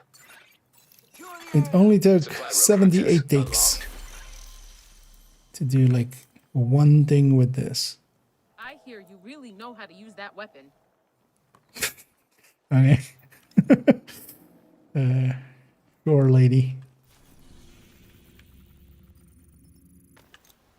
Which weapon did she mean?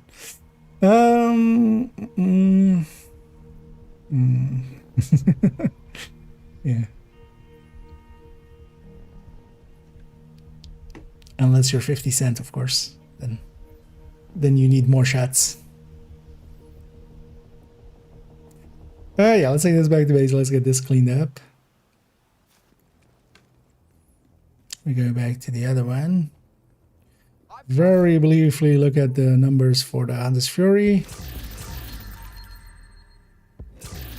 And we won't even take that one into combat, into gameplay.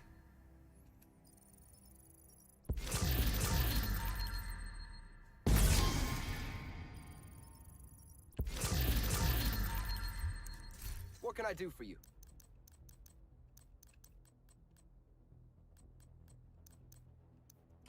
Nice doing business with you. Before we go back, let's quickly do this.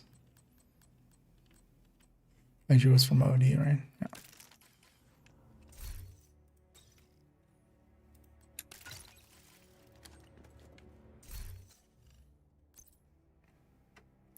This back. Let's put this back to the other character.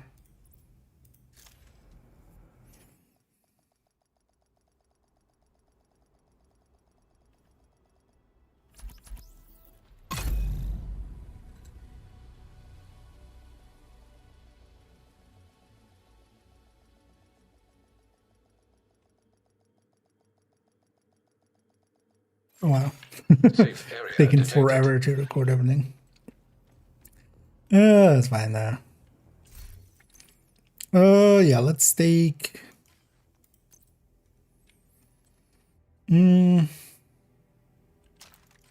that.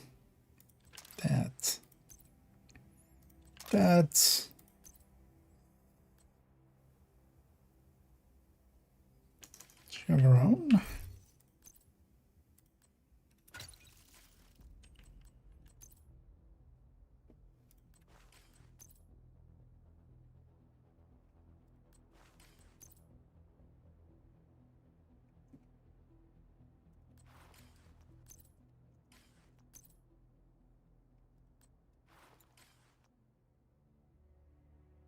Yeah. You know what? We're gonna put the mods in. Just gonna show it here quickly.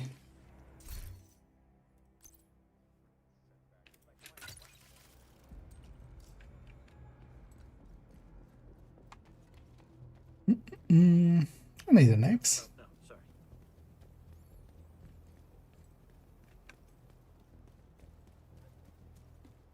Yeah, let's record some of these last parts and then it's in the bag.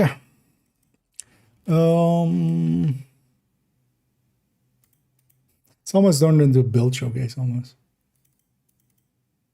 More so than in the black.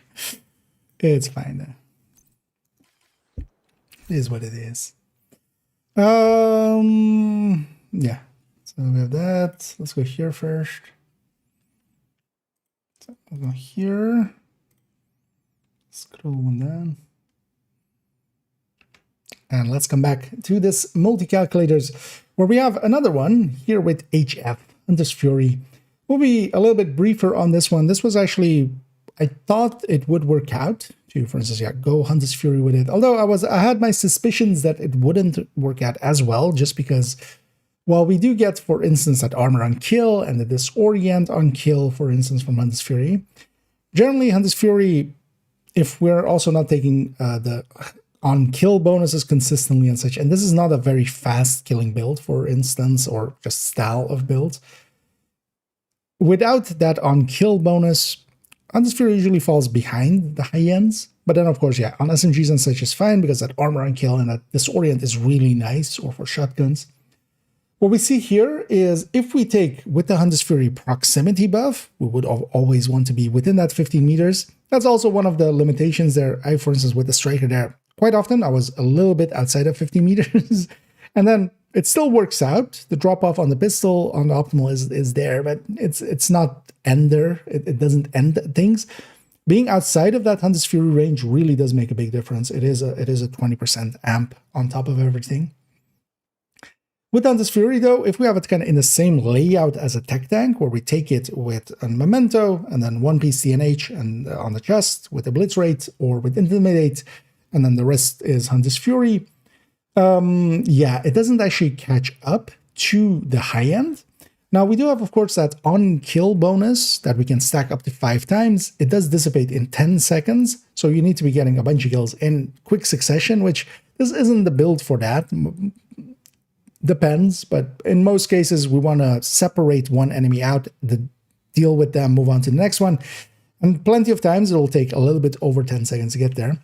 But if we actually take that 5 stacking kill buff, which is a self-multiplicative, and it is 5 stacks basically of a separate multiplier. So each is a separate multiplier, meaning that it is a little bit more than 25% that you would expect if it was additive to itself. With that turned on, it does actually catch up to the high end with the same talent. So for instance, here versus the high end with the blitz rate, here, yeah, we would be around a little bit above it. So we would need to get actually multiple kills in a row, damage-wise, to kind of catch up to the high end. And of course, the striker one that we saw was even quite a distance ahead of that one. That's why I feel this high for the Hunt's Fury one doesn't per se work out. It is a little bit too weak, and that's also in gameplay because I've played around with all of these versions.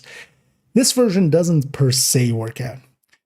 But then we have also, as we discussed, that Ninja Bike variant. And actually, so the way we would set up the Ninja Bike here, I don't have the mods in, but just to illustrate the point, kind of, if we take, and I also have one blue core too many, as we have here, but layout-wise, 2 pieces of eminence armaments, we would take it with the chest being an eminence armaments piece, a blitz right there, or intimidate, depending on what we go with, 3 pieces on this Fury, and then the Ninja Bike.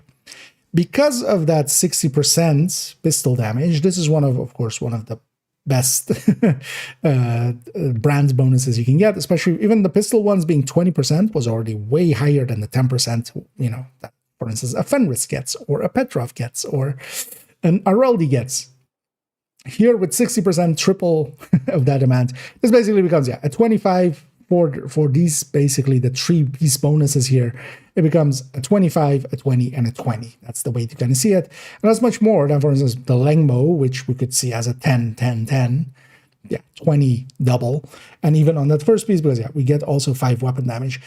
Because we have good bonuses, here is one of the few places where Ninja Bike kind of makes sense. But then, yeah, as we talked about with the Striker, it's 10% ahead with a blitz rate.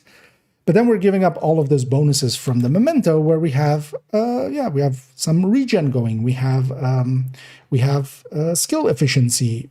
We have the bonus armor, and then the weapon damage. Now, even with the weapon damage, at full stacks, the Memento would still need a short duration pickup to kind of even out against the Ninja Bike.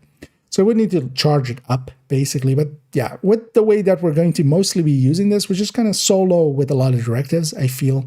But also in a group setting, there are other ways to deal with the directives, I feel. This, especially for solo, yeah, that kind of works out. And then, yeah, the Obliterate one was a little bit ahead. But then, yeah, especially not having that regen really would hurt. But then Hunter's Fury comes in and, of course, has its armor on kill there. With Hunter's Fury, I would lean towards going this Ninja Bike variant, actually. If you want to have this playstyle, the playstyle of it is also a little bit different. You need to close in the range, but actually you can be very safe once you have, because you will disorient enemies close by, and especially spawn camping stuff. And for instance, in the summit, this actually does work out and is a viable way of doing things. I wouldn't go the Memento route with this, because actually, yeah, we don't kind of need per se those Memento bonuses, because yeah, we are ahead on damage versus the Memento. This is versus the Hunter's Fury with the Obliterate normally, and then this is then the one ahead of it. We actually take this back to 0 Hunter's Fury kill stacks again. This is basically 10% ahead of the Memento version, even with the Memento fully charged up with its long duration. But then, yeah, there we have 3% regen and stuff. But then here with Hunter's Fury, we don't per se need that regen. And that's why here I would take that little bit of extra damage, because it is a little bit weaker than the high-end one already. But I feel it is very much between the high-end and the Striker version. This one we will not take into gameplay here just to save up on time. Overall, I will say that, yeah, I wouldn't per se use it in the Memento variant. This Ninja Bike variant for the Hunter's Fury, I could see being used. But I feel the bonuses or the damage increase that the Striker especially has is kind of the way to go. But still one way to consider this. Okay. Anything. Let's take it back to that. Let's do this last one and then run that. And then we outro.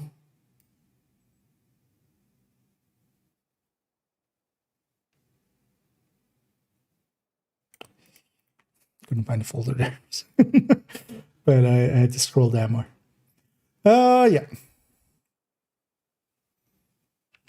And to close it out here, we'll come to this final multi-calculator. And the basis of this is what third stats can do for you. Because having DTOC as the third stat, although on pistols, technically the second stat, but we just always call them third stats. So I'm just going to keep doing so, even though it isn't. If you have damage to targets out of cover there, that is the basis that we usually advise, because we could, of course, on the damage end of things, we have rate of fire, we have DTA, we have DTH, we have crit chance, crit damage, and headshot as other things that could go there. And then also a non-DPS. So here, for instance, if we had swap speed or magazine size, although magazine size would, for instance, change that number, reload speed would change the reload speed number, of course.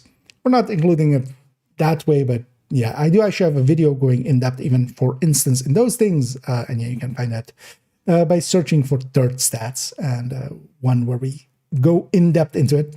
Here, though, just because we don't have the reconfiguration blueprint for the Tempest, a lot of people will be stuck without having one that is with damage to targets out of cover. If you farm long enough and get lucky enough, like my dumbass, yeah, you might get one after even not trying too hard, and even get a second one that we gave away to help some other people out. If you are stuck with rate of fire, DTA, DTH, or crit chance especially, that still isn't the worst. So here with the 20% headshot rate and 60% DTA rate or armor rate, because that does matter, of course, because if we actually put this to 0% armor rate, actually DTH, 10% DTH, even though it says 9.5% as the stat, it is actually 10%. It does show so in the stat screen, and also on calculations and stuff, it will match up only if you do 10%. The 10% DTH would actually win as long as we're shooting the H. As long as we're not shooting armor at all, it would be ahead. That's also why we're kind of using these metrics just to even those a little bit out. Because the same holds true, of course, actually, if we go 10%, well, that actually did, no, the same doesn't hold true if we go to 100% armor rate, just because armor bonus is only 6 versus the 10 from DTOC. DTA, while getting a lot closer, and a part of that is because the additive nature of the stats, DTOC, as much as some people say it's multiplicative, it isn't, because that implies it is also multiplicative to itself. It isn't. It is additive to itself and then multiplies against everything else. Usually the additive or multiplicative, we in a lot of games, beyond even Division, we generally mean we're talking about the to itself part. Because the to itself, that is the part that we care about, because everything is multiplicative to each other, generally, in all of these systems. And then if it's additive or multiplicative to itself, in Division, we don't have that many multiplicative to itselfs, the way that a lot of other games do. Here it's basically Intimidate is that, Hunter's Fury stacking buff is that, but not many other things are. For instance, the specialization weapons have a self-stacking multiplicative as well. But beyond the point, yeah, this being, this not being, for instance, just a 10% increase, going from a 10 to that 18 here. God damn it. How big of an idiot am I? How did I not catch this?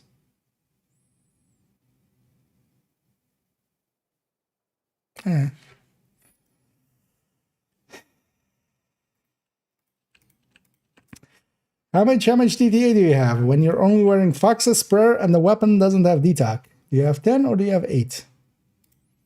I was about to say, like, this should actually be, because even at 100 or even at 0, the A should be or the H should be just a little bit ahead.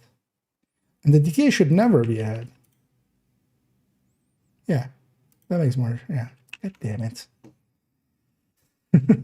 At least we caught it before, but yeah, I was always going to catch that. Because yeah, it didn't make sense, because I was already looking at the CHC and that didn't make sense either. But yeah, you have 18 DTOC when you do have DTOC, but then 8, because you have Fox's Prayer, that's the 8, not 10. Mistake. But yeah, one that I at least, again, caught before it went out. Yeah. God damn it. Kind of like that take as well. Yeah, let's go. Let me get over here for a second. It's Alaska. Yep. Just 1 + 1. Funky plus Tempest. Funky plus Tempest sitting in a tree. Why are they all shooting at me from the tree? Yeah, let's do that again. God damn it. If I'm not dying in the field, I'm dying to my own calculations. Yeah.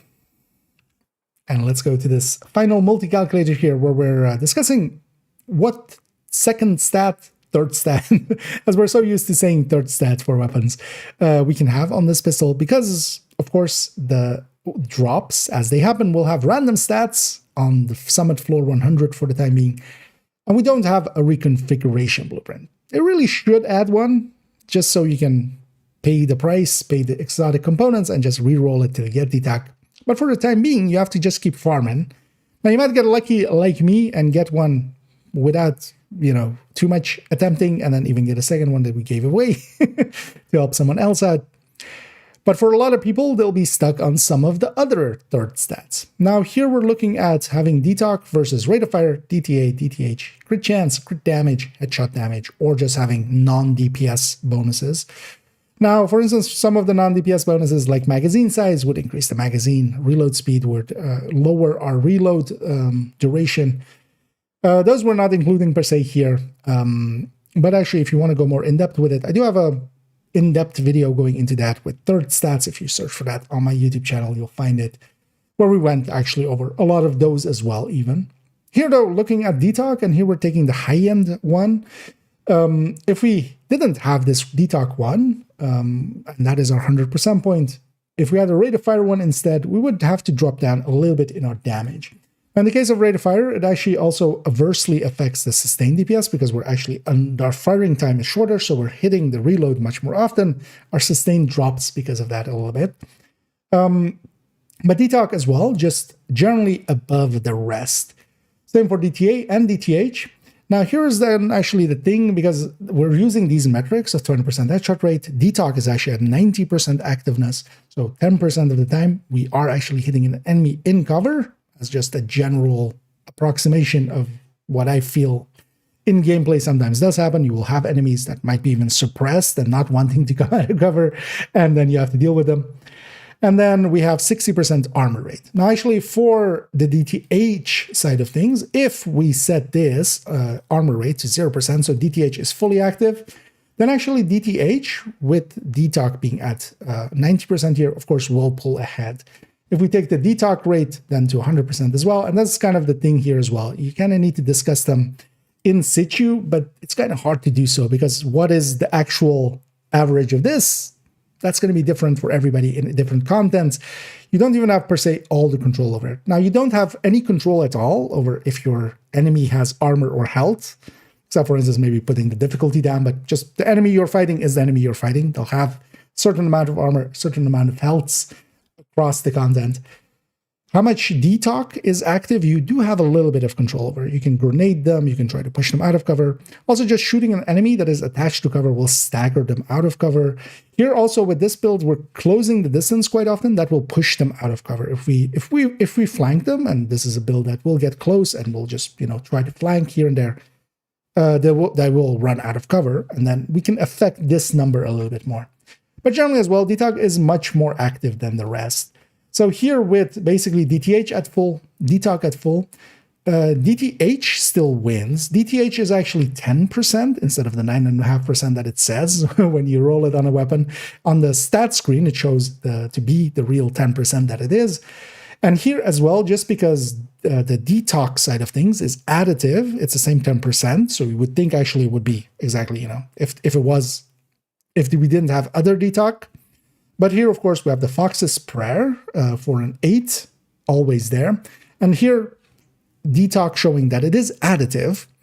Because generally when we talk about additive versus multiplicative, just to go on that tangent, usually we're talking about the to itself part. So for instance, all of the stats like DTH, DTA, and DTOC are all additive to themselves before they multiply to other things. Now, quite often you will only have one source of it, from DTOC, for instance, as well. You really only have two sources of it on gear and weapons. You can add a third source by smart cover. You can add a fourth source from having a demolitionist in your team, but that's about it. That's like all the sources for DTOC in the game. Versus, for instance, you have weapon damage, which we have dozens of talents, dozens of things providing that. Even weapon talents providing that. DTOC, because it is much more limited in its ways of getting it, it will be closer to its maximum, but it isn't multiplicative. Because when we're talking about multiplicative, we're talking about multiplicative to itself quite often. That's usually the way that a lot of the games use it.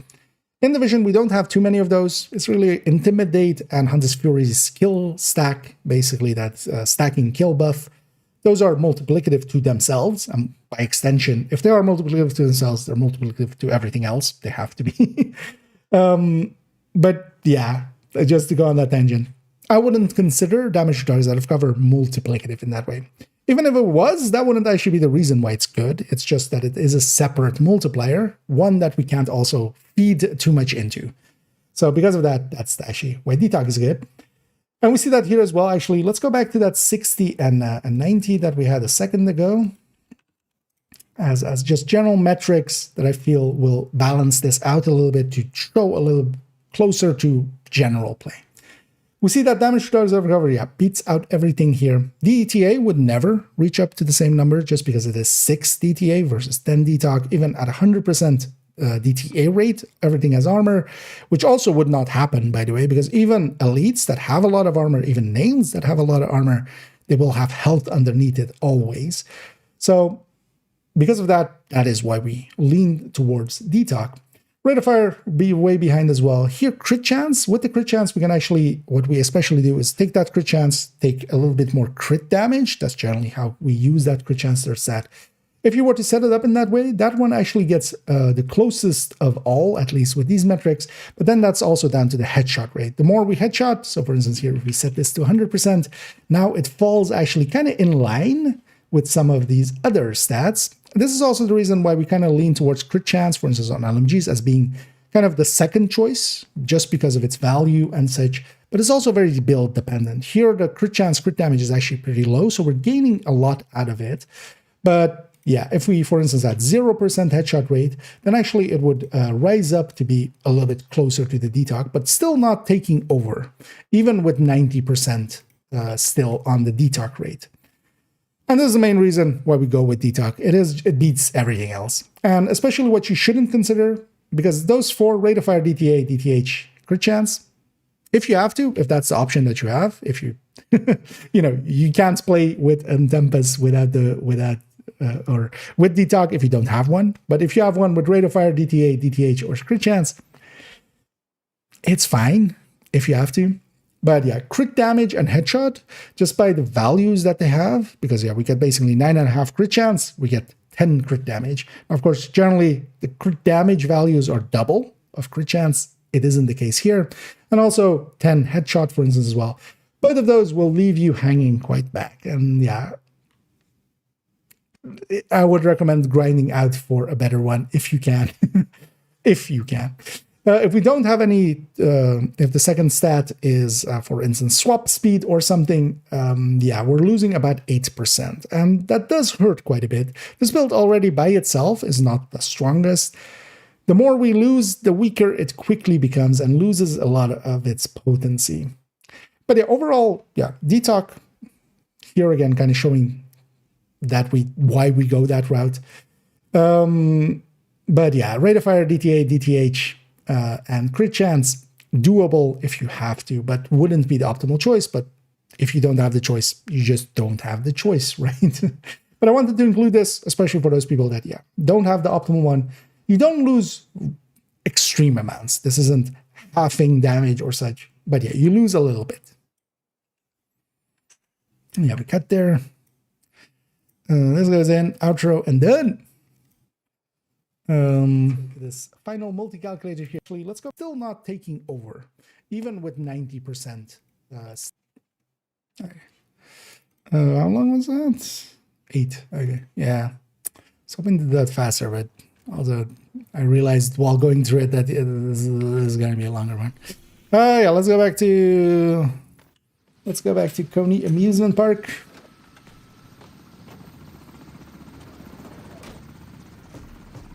Yeah, let's go. Let me go up here as well. So, I consider yeah.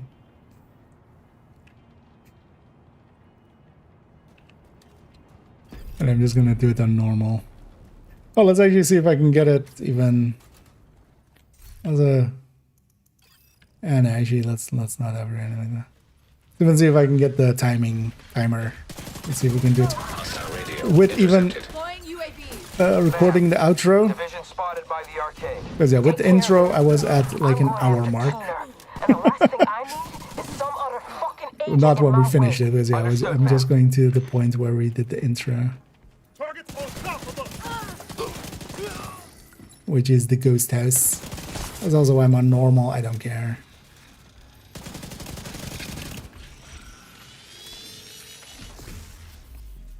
Ma'am, the division managed to extract Chernenko. We've lost the asset. We'll retrieve him later. Focus on Keener. What about the deal, ma'am? Fuck the deal. Fuck Chernenko and fuck you. Don't Keener fuck is the deal. objective. Need my help? Fuck the division instead. On the way. I'm just gonna blow that up because I'm gonna go stand there. System malfunctioning. Watch the foot. Here they are. I think I spotted Dolores and a patrol moving toward the Ferris wheel. A number of Black Tuskers staying behind on the street. Looks like a trap.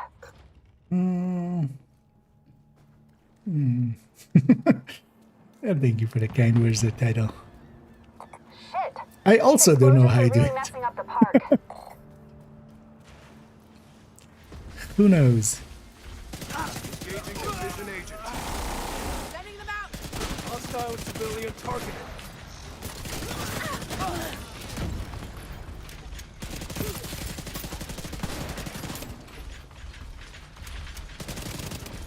Yeah, let's see if I can record the outro and still make it in time, even though it's on long. It's not like this mission is hard. Because it's normal. Restored.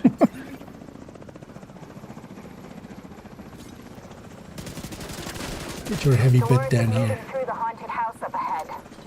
I'll keep an eye on the outside. Be careful, Agent. Did that animation, is it just broken? Because that's actually that I didn't pay attention first time I went through, but I haven't seen us interact with it correctly once. Because also I noticed actually the last run through, it was just doing a See the enemy. Target's right here. Scored ahead. like tippy tapping on the watch instead of pulling the lever.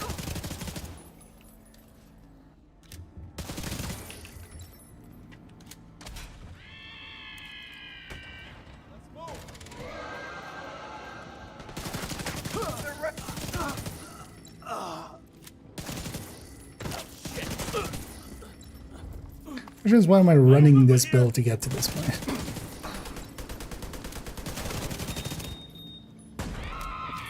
Vaya con Dios.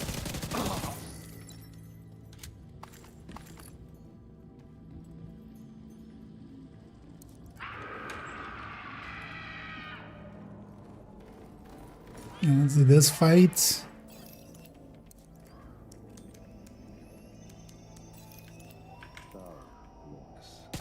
Deal's off. I don't really need you anymore. Get your Stick nose. around. Enjoy the park. It make it a gets short. cold in here at night. But don't worry. I got something to keep you warm. Hostiles detected. Okay, we filmed the intro over there. We're gonna film the outro over there.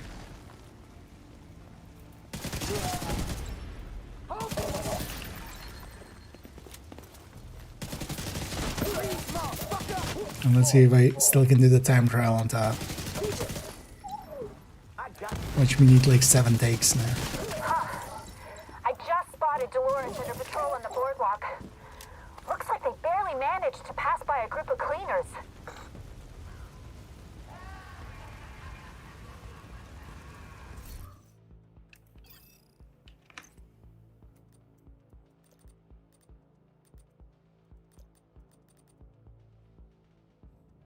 There's somebody lagging in and just obscuring that.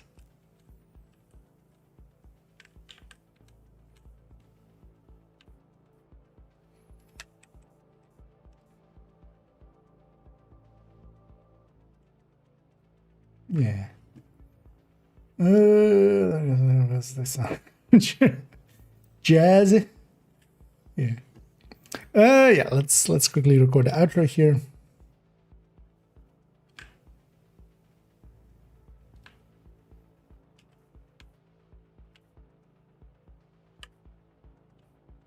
And I'm going to outline the Tempest in the back.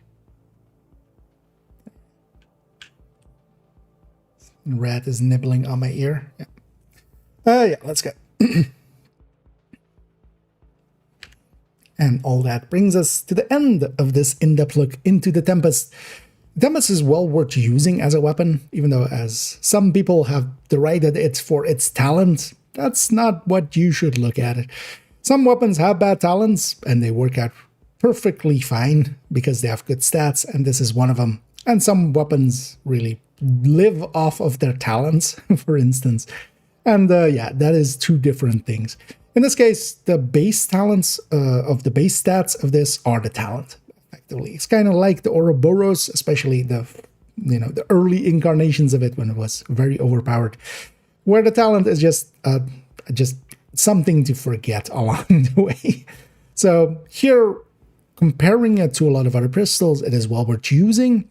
The thing is, though, that for pistols, yeah, the only real reason I have to use pistols overall is if we're going with a lot of directives. That's usually where I take it, and then especially to deal with pistolero or with ammo hoarders. Because if we're not going that, in these cases, like I had here with the Striker Tech Tank, for instance, versus taking it with the pistol variant, the normal Striker Tech Tank using Lexington has a lot more range, has a lot more flexibility, it has a lot more damage, versus taking the pistol here.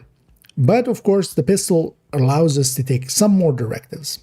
Especially, for instance, in Summit, where we can take both pistolero and ammo hoarders and deal with them very easily. Yeah, there is some value there.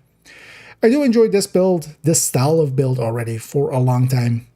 In the past with a Card 45, and the Tempest has slotted into that high-end tech tank, pistol tech tank, just like a dream, effectively. Making it much more easy to use. We can just hold down the button. We don't have to click as much, and I've enjoyed it quite a lot for that. It is situationally well worth using, and if you kind of enjoy the play style of a tech tank, an aggressive tech tank, much more so than, for instance, going OD to deal with 5 directives or going Headhunter to deal with 5 directives, it is well worth trying these out. And likely in the future, we'll actually cover it even more so with a build showcase, even though this video kind of turned almost into a build showcase as we ran it into some Summit and some open world just to show off what it can do. So yeah, thank you for joining me for this one. If you did enjoy this video, please do any and all of the algorithm things down below. It does help out. So I'll do that a little bit of shilling here. In the future, we are going to go into the going, for instance, a retaliation only tips, because I do want to cover that game mode, even though a lot of us have already discovered a lot of it. It is well worth covering it for everybody, so we're all on the same page. And also a build collection update video going over some of the changes done recently to the build collection. So yeah, I hope you join me for those. And as always, have a good night. Hey, one take wonder for once. For those, yeah, on the stream, that's just for the video. That's not the end of the stream. Yeah, let's see if I can still make it in time. Oh, yeah, I can, likely. Yeah, let's just finish this on normal. Screw it.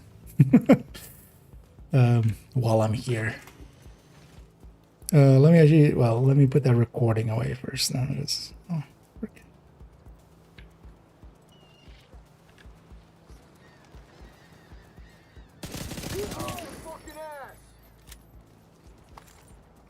And then tomorrow I'll stitch that all together, making for the Tempest in that look.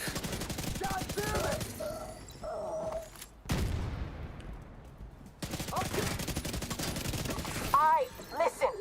Spread the fuck out. Cleaners, division, whoever the hell is in our way. Empty a Need any fucking mag in resources? their head. Is that clear? Yes, ma'am. Okay. Get ready, Agent. Because they look ready for you. Expect contact. Or right inside normal, your how ready are you?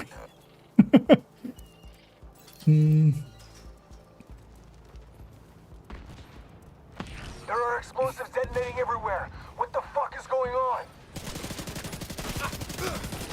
I see them.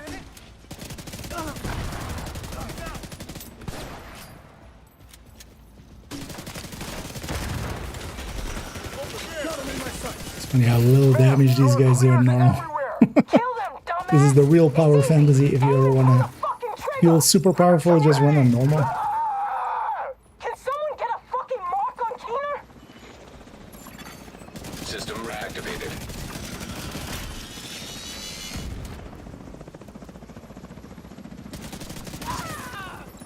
It's raining black dusk. Dolores and the rest of the patrol are Hallelujah. headed to the roller coaster northeast of your position.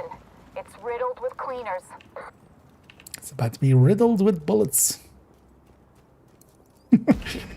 Yeah, personal challenge there. Just can we do this mission on normal in the time, but then also record an outro? Turns out we can.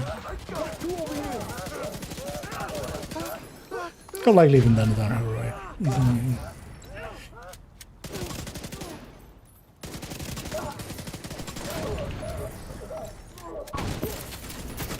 Dolores Jones. I thought you'd be dead by now, but you are one tough cookie. Come out of your little hidey hole, you fucking coward. And I'll show you exactly how tough I am. Thanks, but we're done Can here. we resurrect Dolores and Keener! just go like, hey, Keener's in the basement? Fucking piece of shit! Agent, I've got eyes on Dolores and the surviving members of her unit by the collapsed coaster. Just like, hey, Keener, I brought a friend. Right. I'm ready. Then just let Dolores, let the Dolores clone in and then just have fun. You two play nice now. Or not.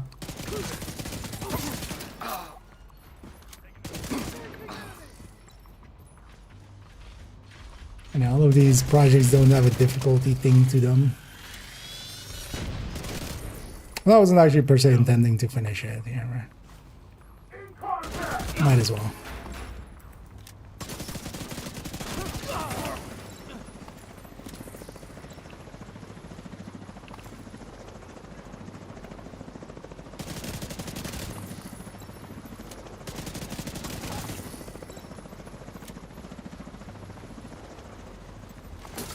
Guess I have to take care of your sorry ass before I can get to Keener. Ma'am, He's very good at ventriloquism come in. Fuck. Jones by is gone. talking through a dead body. We failed the mission. Keener, that son of a bitch. Not only I did know, he it's got that manipulate the project in black there. tusk, he suckered us too. I feel it's so weird that they're just doing one Find out what he knows. for these, just Pretty doing clear that one Keener is planning something big. one piece of Mental gear intel? or one piece of weapon. It, yeah.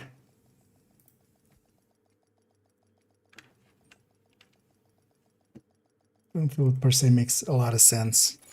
Yeah, let me Entered. burn reanimated challenge. That one just takes a while. If you wanna farm it, you can just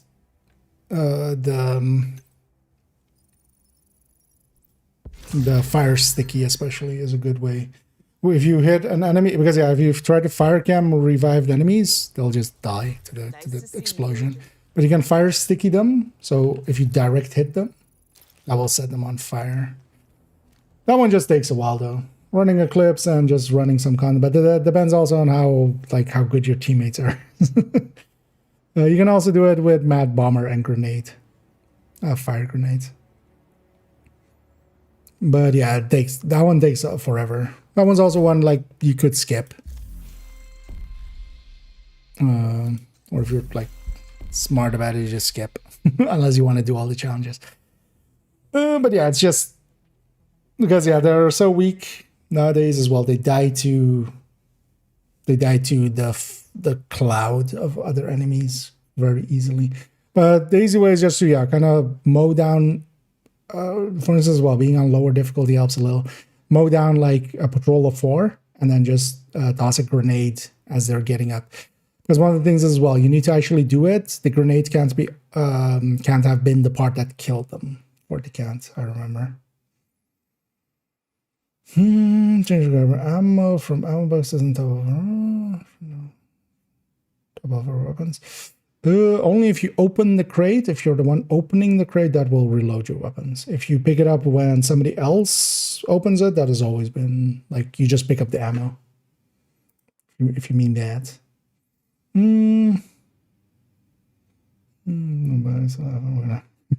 Division 3. Well, unless you're some I don't know, Saudi investment firm. One of the jokes I feel with that is just it's likely just some rich Saudi that just really likes FIFA or football club, and he's just like, fight this shit. I'm just buying EA, and we're gonna make them make good games. And that's what I'm hoping from that. Just he just had it with like the shenanigans, and he's just, how funny would that be? But yeah, I'll have to see actually how that works out in the end. Oh, no, it doesn't work. Well, flamethrower does work, but you're doing a lot of damage before they burn. So you because of that, yeah, you usually kill them first before you because the flamethrower will just kill them outright before they start burning. That's why also, yeah, I wouldn't recommend doing it that way. But flame grenades and Mad Bomber is usually the way I've done it in the past, I believe. But it's also just a grind, basically. Just body shotting, the interior controls, and then just body shot killing everybody, and then just tossing a grenade on top of them as they get up. Well, a little bit of skin there. Yeah, let me get over here all the way, and then it's actually, in the meantime as well, turn on reanimated here again. Yeah, on the way. What am I doing on the vent pass? Okay. On the way. Yeah, let's maybe make our way down that. Automated external defibrillators have been deployed by hostiles.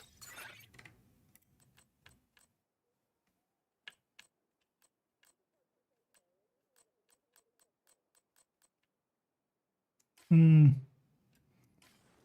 you know what, let's go swap to character 3. Yeah.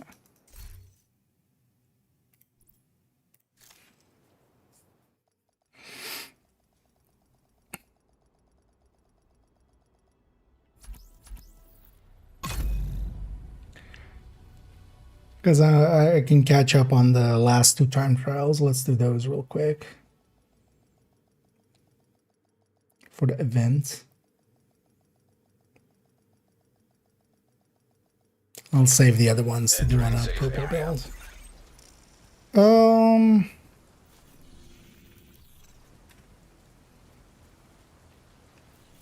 Nah. Turn these off.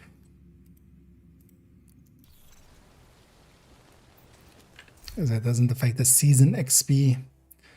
Yeah, let's just run straight to Tick Tank. Let's run a little bit more aggressive. Just gonna go do these 2 missions real quick.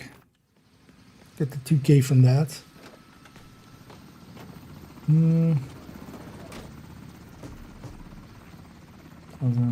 That's odd.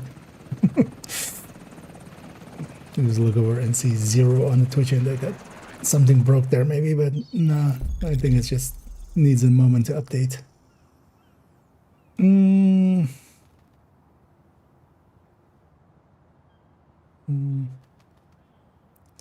Yeah. And then also, if you do it with skills, take off the vial mask, because the vial will also kill them before before they get set on fire. So Eclipse with fire sticky can work as well. And then just direct impact an enemy. That will not, like that doesn't do any explosion damage. No. Just sets them on fire. It's the weirdest. Yeah, it's actually one of the because I never use that photo mode like that. So the only pictures I have in my folder of that is that. Hey, actually, that's part of day 2 here, right? You know what? Let's take ours. That one's also, well, that one's pretty easy. You have to just make sure, yeah, you use the.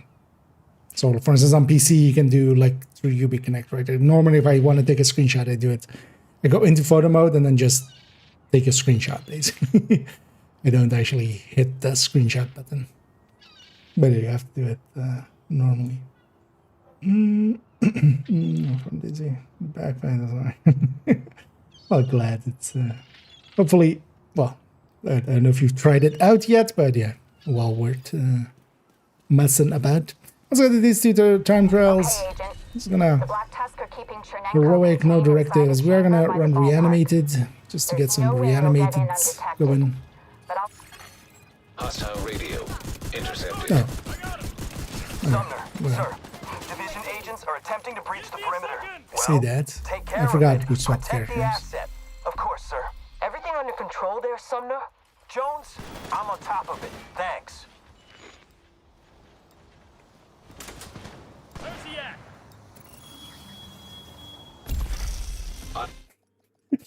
Actually sounded together pretty nice there.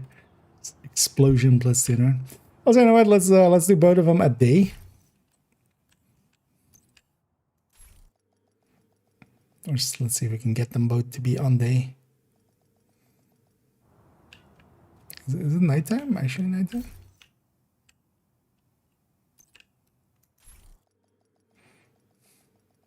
As here, whenever you come here, normally it'll set you to evening. Oh, there we go. It'll set you to 11 o'clock in the evening whenever you come here.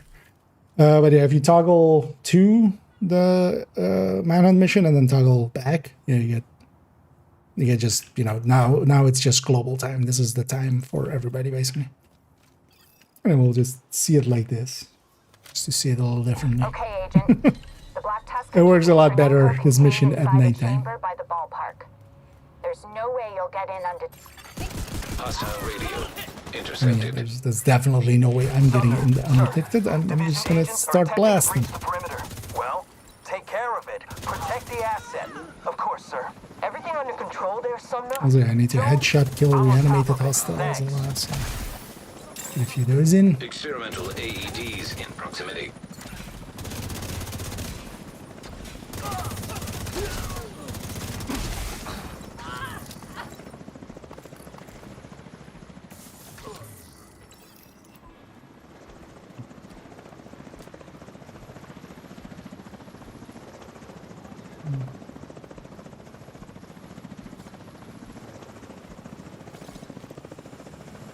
They have Highland built for it, and with Tinker.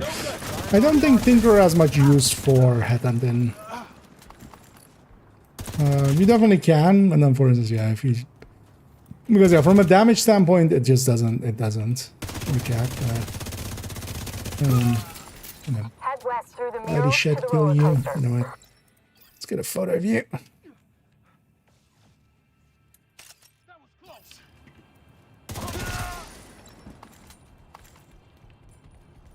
One out of 5. And this place looks quite different just during the day. What is it nice? But yeah, I do have like 3-piece breaking point, 3-piece. Don't work on it. Get it done. I would stick maybe more an Overlord in there. You could stick that in there.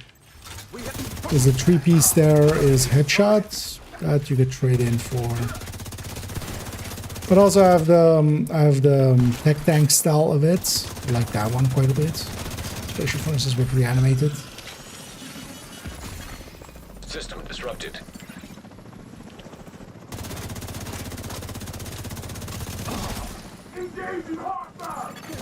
System back online.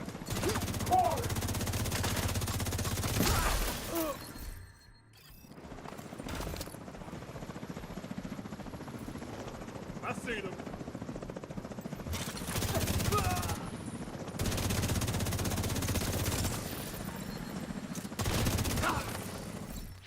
approaching the Yeah, coast. there are multiple enemies in there. It won't actually count. Sir, So but what about our troops? I know, suggest wait for these they two to cross their fingers separate, and maybe? continue to do No. their job. just Yes, sir. gonna go Copy there the that. same way.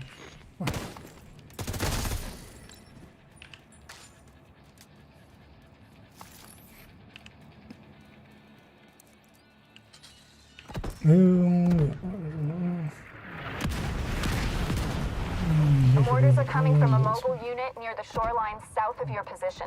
In order to reach Chernenko in one piece. The thing is, things like Rifleman comes in like later in.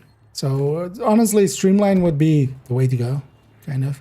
Because Rifleman, yeah, well, it is weapon damage, like it doesn't help you on the first shot, and you would lose quite a bit because you're removing a piece of gear that would have either bonuses towards headshot or, you know, it will be the third piece hotshot, for instance, or the third piece breaking point, which has a bunch of headshot. You're losing a stat, and then also you're, you know, and then the mod, you're just getting to keep headshot as well. Because of that, yeah. But also from the damage perspective, it just doesn't make sense. Because of those things. Like, there is just too many good bonuses on gear and stuff for Attendant. But what it does work out for is, for instance, yeah, if you pair it with Preservation, you get always the 20% headshot. So having Determined plus Preservation.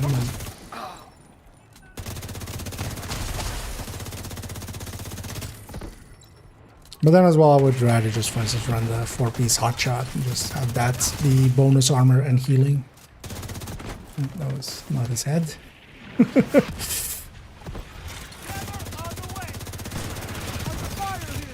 Medics don't respawn on the guy in the back there. I need to headshot a bunch of people anyway, so let's get some of those in. System restore. Blow them to hell. Mini tank. Fire everything we got. Yes, sir.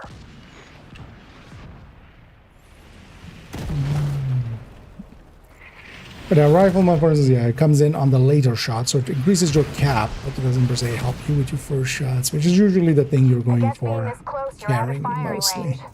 But there are hostiles near the boardwalk. You'll need to take them out before you can disable we the have launcher. Warheads? No. So you have that guy revived. This guy. Targeting system detected. If Isaac can patch me into the firing system, I should be able to control the mortars from here. Okay, we're not getting up.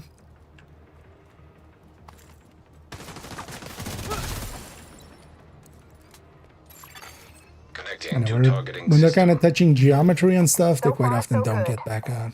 Sir, the enemy is attempting to take control of the launcher. Kill them, or I swear I'll kill you. Yes, sir. Whatever happens, Agent, make sure Isaac completes the process. Whatever happens, you say?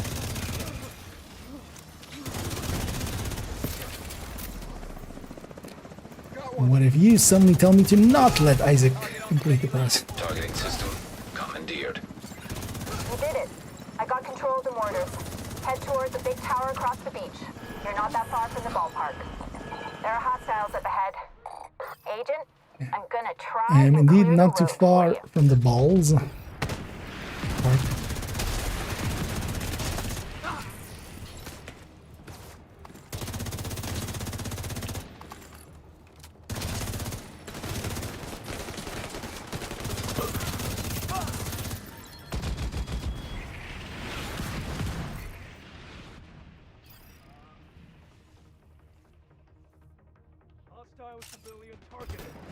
Yeah.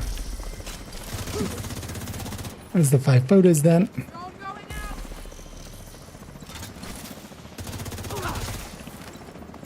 Well, usually as well, I don't care too much about doing the challenges. Oh, actually, Danny.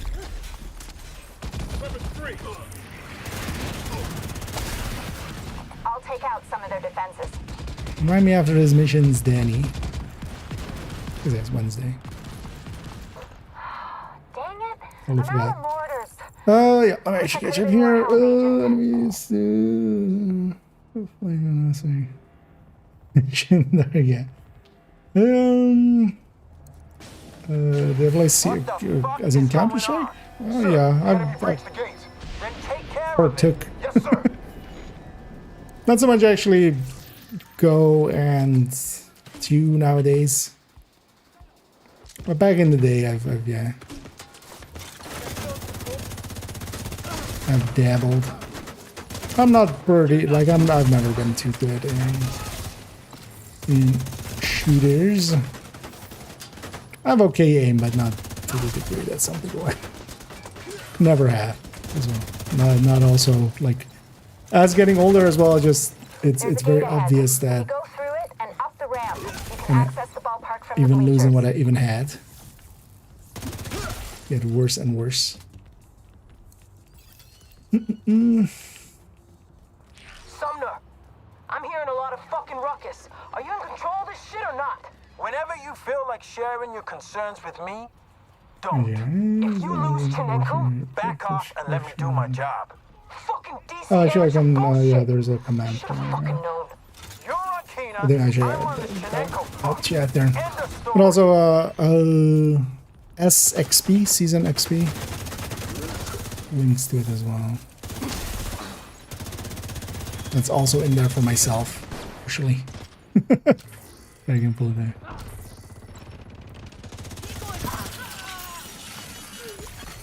System curtailed. Also, it is in the resources in the Discord, in the general resources tab, System reactivated. if you need to find it as well. Actually, wait, let me just double check. I wanna just... That is the same one, right? Yeah. I'll bid them by chats. Oh. As yeah, that is the spreadsheet that contains all of the priority objectives and of the reward. Can lead you to understand exactly what you're gonna get before you're gonna... Oh, actually, oh yeah, I never added it to that side. Yes, yeah. I'll just delete it. I'll be my own bet. I see you at the ballpark, Just Agent. play.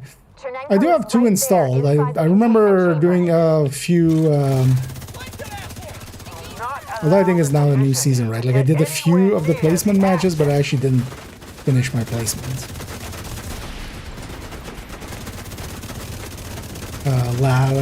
Because actually it's in season 3 now, right? Yeah. But I was actually hearing Toasty talk about it, and I was like, ah, you know what? At least it has a map that I kind of know. As far as shooters go, at least it has, you know, it has VODs, so I at least can recognize that map.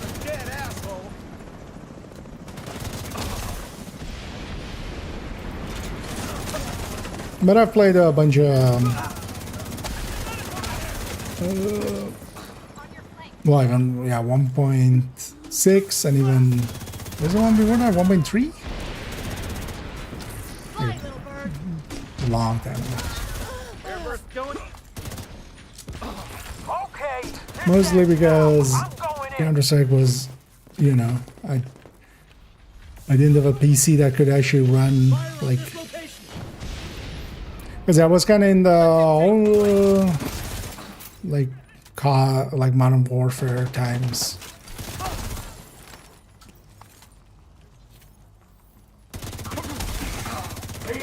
Kind of feel like Modern Warfare 2 timeline, kind of.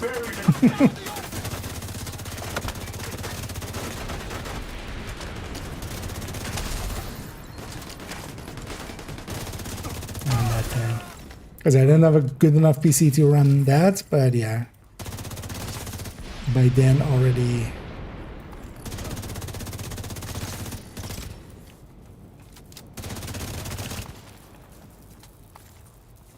Shot on the mark.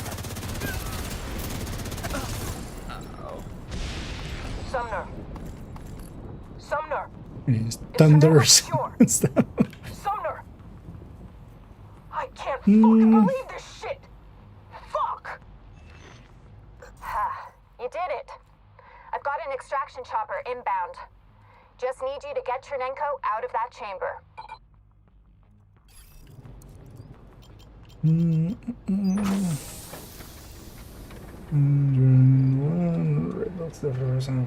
Thank you. I don't feel Very deserve whelmed. enough your help. What I've done, what Kinner made me do. Oh yeah. Thank you. I'm kind of the same at some points in my life as well. Explosions? What the hell? Okay, we need to get Chernenko on that extraction chopper now. This is attention to detail. And this series, wait, I want to now. Well, already counterweights before installing upper counterweight installer.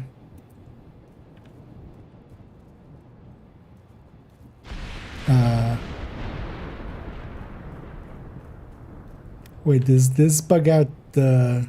Did I bug out the video?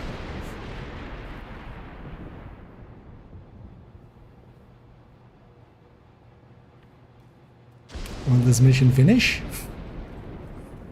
I'm gonna guess the video is kind of like playing in the background. It's a pretty long video, but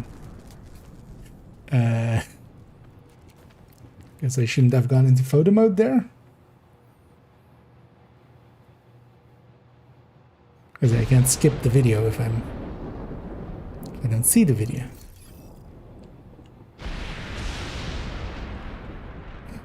How funny would this be if this fucked it up actually and I have to do it again? I mean, it wouldn't be funny, it would be sad. And it would be fun. Okay. Hey, we found the bug. Don't go in photo mode while Chernenko is extracting. That video is not this long. Because what I'm hoping is the video is just playing in the background and I can't skip it or anything. I'm gonna press and hold F actually. See that? No. No. God damn it. That was a timeout. Anyway. I found a way to break the mission.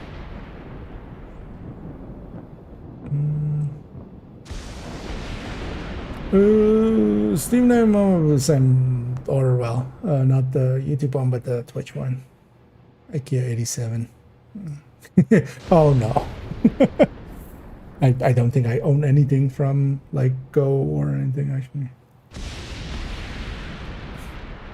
One of the reasons as well that like every time I kind of go like, you know what, I should maybe play some, or I get interested in like watching a few videos on it. There's a bunch of, let's try that again, shall we? Once more with feeling. They took my completion. Yeah.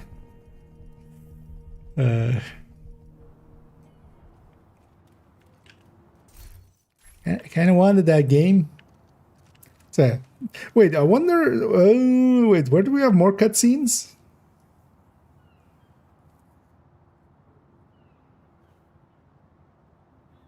End of mission cutscenes. Not really many, right? Oh, maybe, but then also, yeah, you couldn't do it while solo because the cutscene triggers off of the laptop. Although you could go into photo mode real quick. The army terminal and also the mission with "Fuck you, Kina" video. But you kind of interact with the laptop, and then like a few seconds later it plays, right? Okay. So we found a way to break the game. Don't go into photo mode when it's trying to play video. It will fuck shit up, as it fucked my shit up. Hey guys, I'm back. Did you miss me? I was hoping to not miss you. Well, take care of it. Protect the asset. Oh well, I was hoping to miss you, Everything under control, but I'm not missing you. Jones, I'm on top of it. Thanks.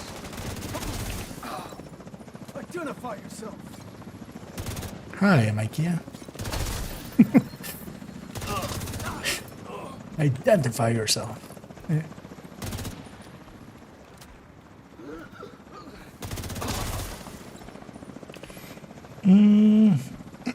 What am I glitch here?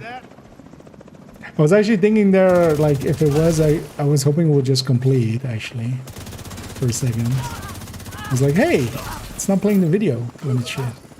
Head west I was through the hoping for murals to the roller coaster. discovering a skip more so than just being SOL.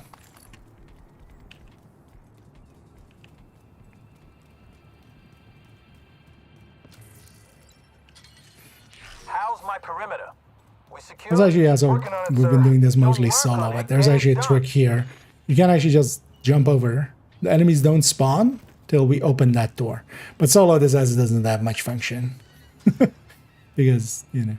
But yeah, in group settings, actually, I quite often jump over that. Like with Eclipse, I already put my hive down here. Just so it is ready to murder.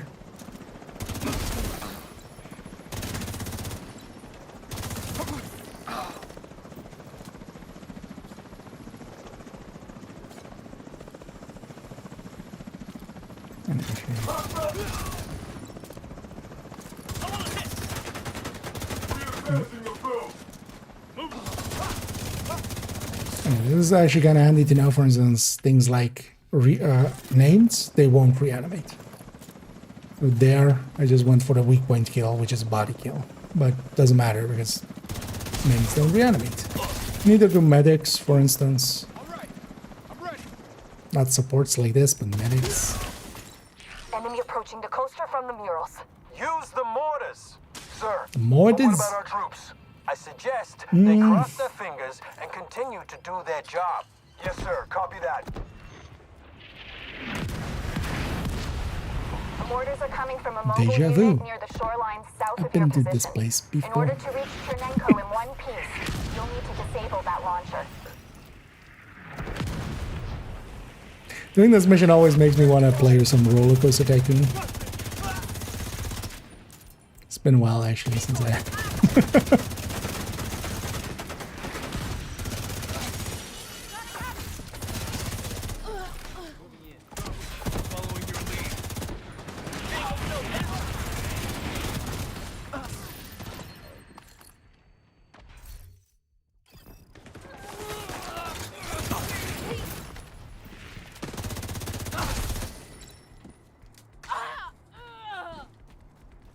At least we've looted everything. Although, well, not everything.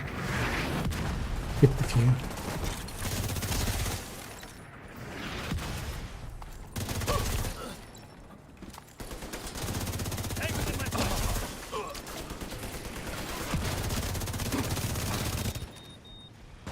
So maybe I should grab the graded weapon, but doesn't matter.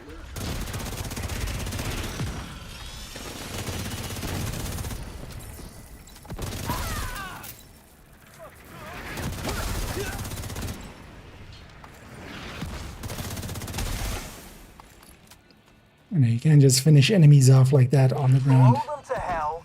Fire everything we got. Yes, sir.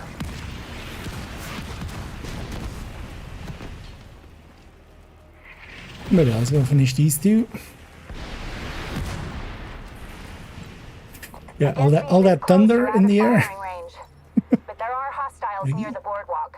You'll need to take them out before you can disable the Sometimes launcher. there's a log. Sometimes there's a dog on that laptop. Targeting system A detected. log on that laptop.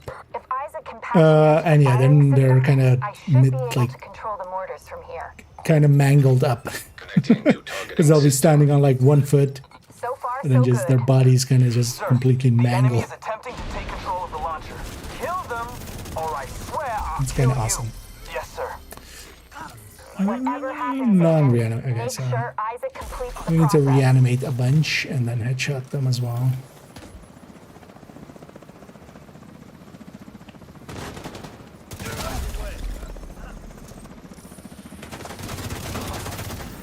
But doing those challenges is not per se Cleared. worth it. You could farm in the time that you do the challenges. Even for instance, yeah, taking some of those pictures ones or yeah, that's setting shit on fire, I'm for gonna instance. try and clear You could be farming a bunch of levels and get more stars out of that. But in my case as well, I'll be going for all of the challenges on main accounts. For every global event down the list, I've done all the challenges except for one time when I was locked out of some of my characters. But even then, we did like almost all of them before we were locked out of all 4 of my main accounts. That one sucked. So. Immediate medical assistance needed. But at least they got fixed eventually. Wish I could have been more help, Agent. Help. Could you send somebody to help against you? Sir, the enemy breached the gates. Then take care of it. Yes, sir. You get this one? Wait.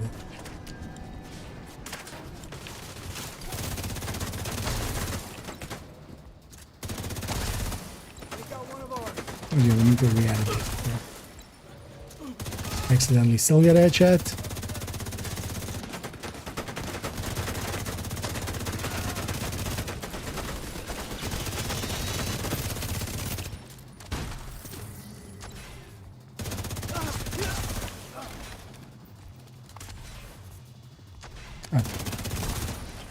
There's a gate ahead.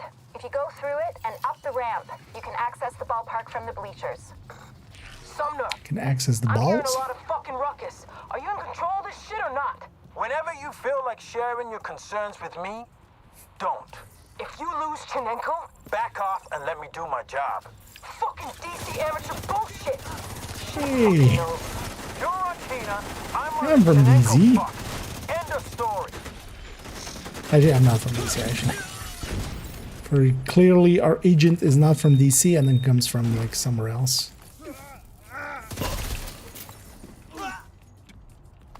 Unlike the Division 1 ones, which are definitely from New York.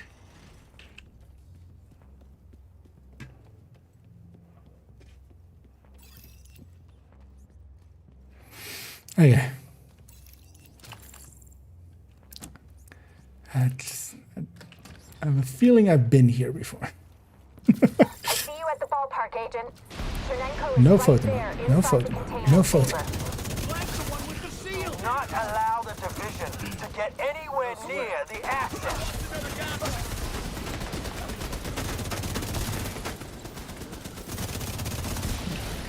In this boss fight, you want to deal with the turrets really quick.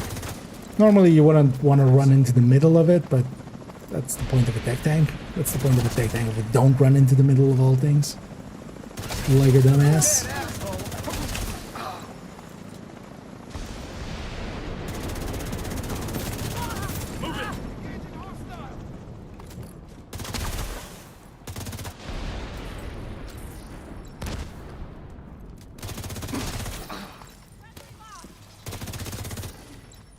We should get a few body kills in, just so we can get some reanimated enemies. Okay, this ends now. I'm going in. Just too good. I'm even hitting headshots when I don't mean to.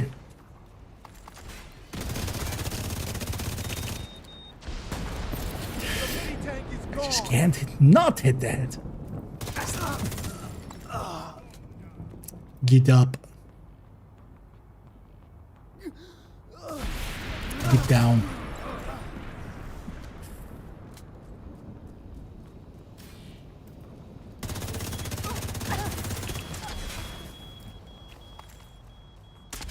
I know we have some time to do some shenaniganery.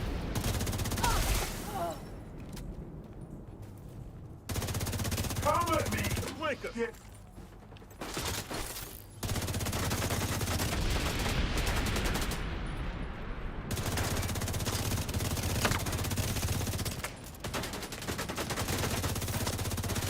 You lose your helmet, thank you.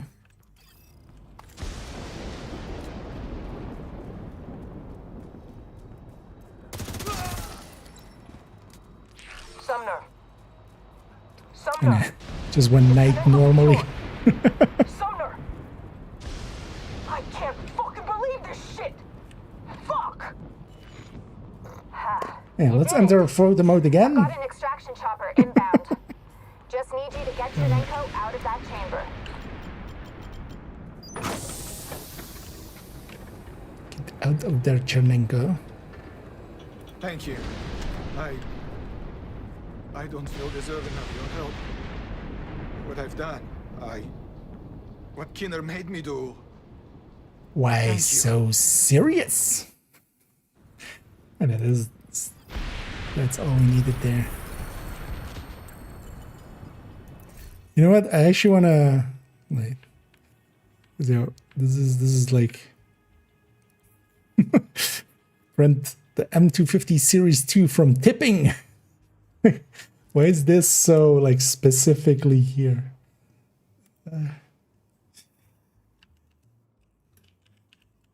Series -2. Somebody really overthought their.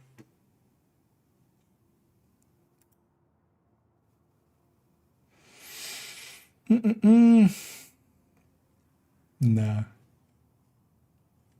Thought maybe this is like a real, based on a real thing or something. It pulls up just a bunch of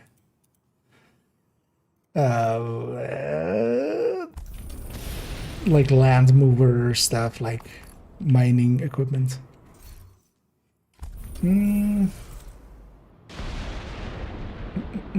Alligator over there. That amount it's one of my favorites actually. It's what was it? Air Dancer. But yeah, it's basically it's like one of those flailing things with the air. Right. Should be using this much more than I am. Actually, let's do it in here. Right. Come on. Oh, we can't emote in here? No.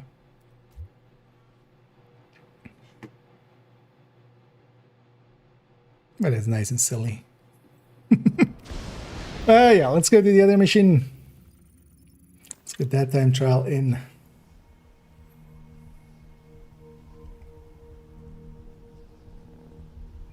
It's kind of annoying that they're not doing emotes and stuff with the season track. Again. Because yeah, they were actually so proud that they were doing emotes, for instance, again, and then also some of the weapon skins. But then yeah, this season there is no like specific weapon skins. There's only like the universal ones.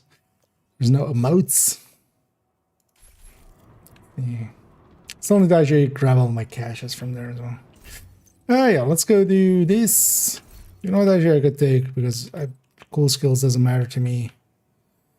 Norwegian doesn't matter to me. Don't want to deal with the rest though.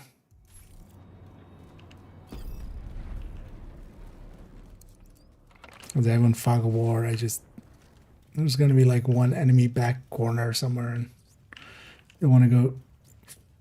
I just want the minimap.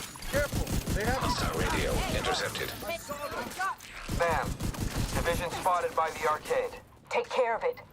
I'm going after Keener, and the last thing I need is some other fucking agent in my way. Understood, ma'am.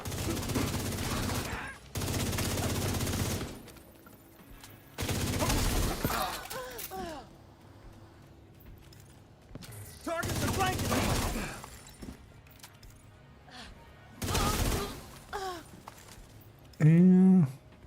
Gotcha. Totally got me. Totally worked out for you. I'm just gonna skip all the loot here. I'll just grab the key quest along the way. We'll retrieve him later. Just to be Focus on Keener. What skip about the down deal, here. man? Fuck the deal. Fuck Trineko, and fuck you. Keener is the objective.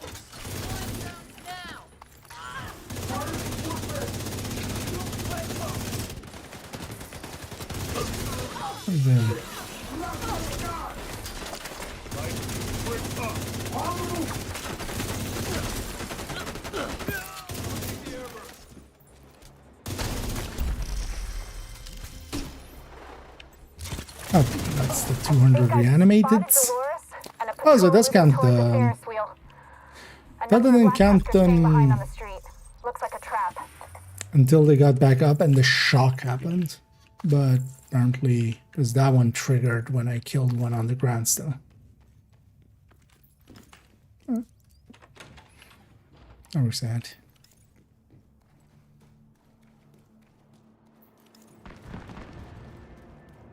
Shit.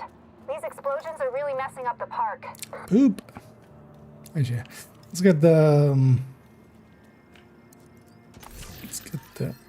key chest. Some resources.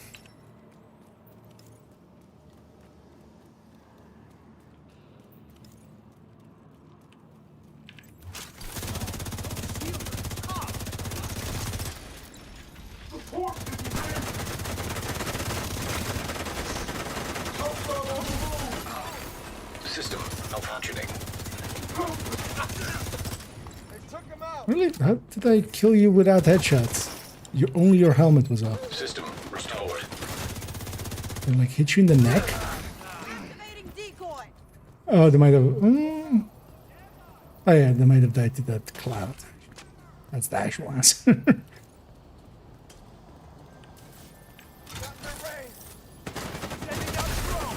Lost a man. Actually, with the double killing sometimes needed is actually not per se quicker with reanimating. Although while we're killing so fast. Also, that should be enough. Just those 2 dead bodies.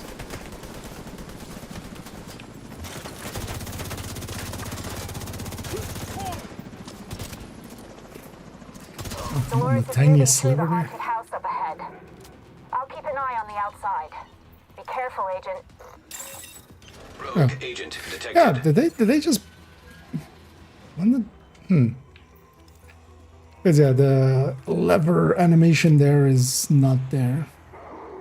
Yeah, we have some rouges. We'll have some bad news for them. They have heads, and reanimated is on. Actually, reanimated... Oh yeah, the reanimate doesn't apply to these guys. Well, fuck. Vital signs critical. Maybe I should have a little bit more respect for my... Hostile fixer drone detected. That reanimated worked against Hostile stinger hive detected. rogues.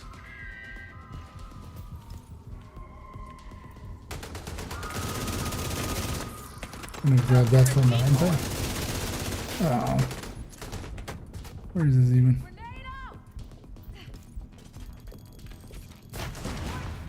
And have Oxy. Ah, not today. Indeed. No healing today.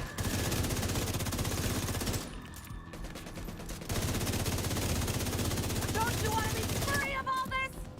Just give in.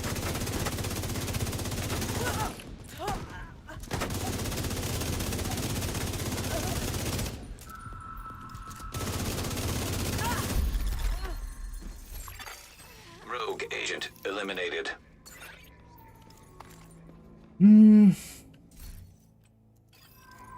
Max mode or smart cover edition. Yeah, those are exceptionally rare. Much more rare than they should be.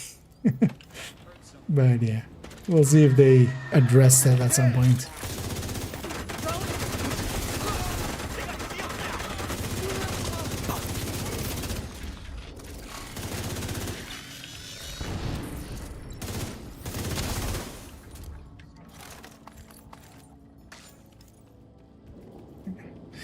Yeah, won't even go for Radigan. Let's get this done.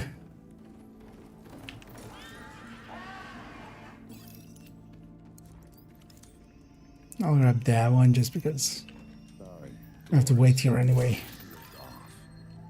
I don't really need you anymore. You stick around. Enjoy the park. It gets cold in here at night. But don't worry. I got something to keep you warm. Hostiles detected. Conserve some ammo, maybe. It'll be fine.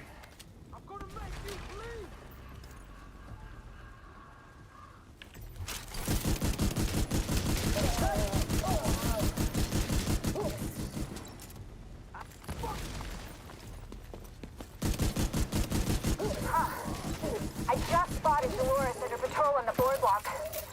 Looks like they barely managed to pass by a group of cleaners. Couldn't find the head end. Took a second.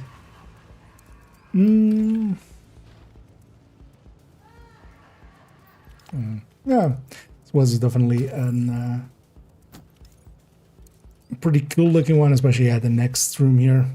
One of the, like, actually, you know what? This is definitely one of the best places as well to have neutral lighting. It, like, really makes it super atmospheric, especially the next room.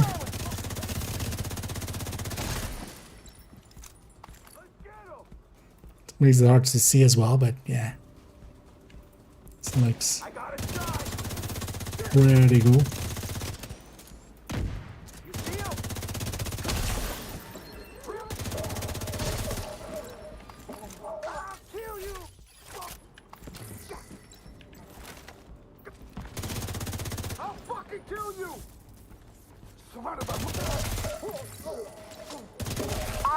Listen. Spread the fuck out. Cleaners, division, whoever the hell is in our way. Empty a fucking mag in their head. Is that clear? Yes, ma'am. That's right. Get ready, Agent. Because they look ready for you. I've gotten Set plenty contact of right inside the old park. still maxed out mods recently. But no, the smart cover ones are very, actually no, it's loading here, are exceptionally rare, kind of, which they shouldn't be to that degree. But you can get enough good ones, because also, yeah, going from the 4 that you can just craft for and get, and to the 5 for DTAC, for instance, yeah, that's not a big difference maker. And for instance, in places like this, especially with explosions, it looks pretty good.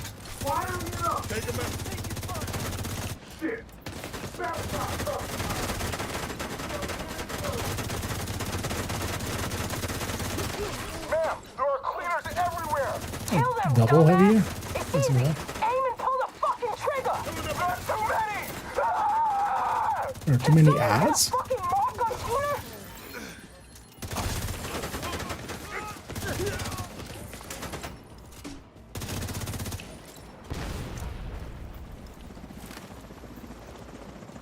Do not let them flank us. Yeah, it does make it hard to see.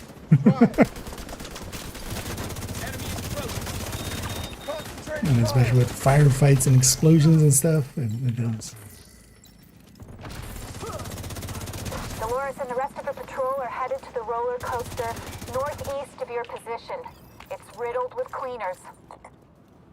So what neutral lighting does is just removes the minimal value for stuff. Basically, the game kind of pulls up shadows and such, so that you don't have like dark normally, and then this turns that off. I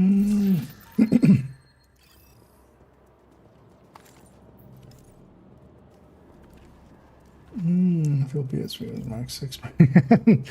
I mean, well, I have 9 here, so. But yeah, for all of those, you need to like grind a little bit too much. Watch out! It's coming down. At least with the PFE, again, yeah, agree. Like they should be a little rare, maybe. There's also, again, also not per se needed. 12s are for a lot of builds fine, and then really just having all 13s on a build opens up just, for instance, you're going firewall instead of survivalist. I thought you'd be dead by now, but you are one tough cookie. Come out of your little hidey hole, you fucking coward, and I'll show you exactly how tough I am. Thanks, but we're done. Skip some of the loot here. Keener! Ah! You goddamn motherfucking piece of shit! Agent, I've got eyes on Dolores. Well, and Dolores the is surviving mad. members of her unit by the collapsed coaster.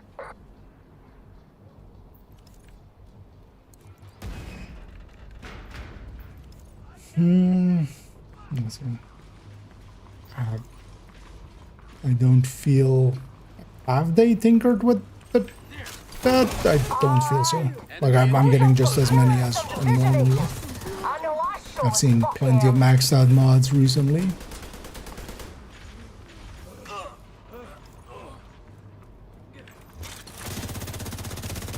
Because yeah, it's very rare that they like tinker with anything drop rate related wise. System disrupted.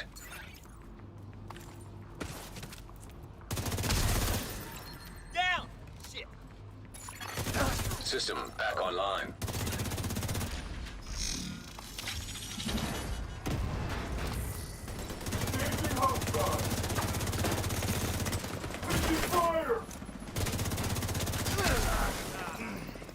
Yeah, with the fire in the background. Just go away.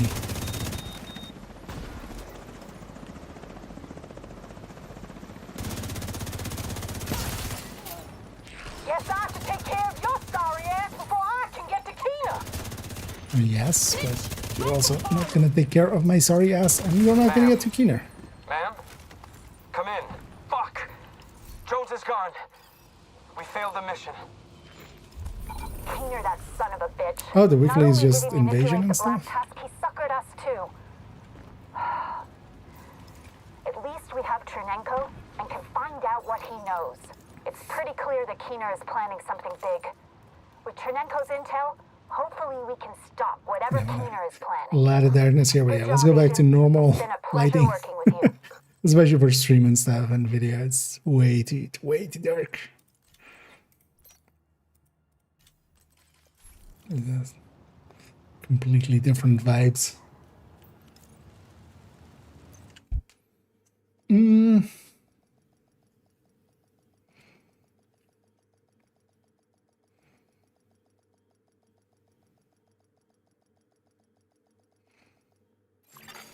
Automated external defibrillators have been deployed by hostiles. So if you see, Safe area do detected. they have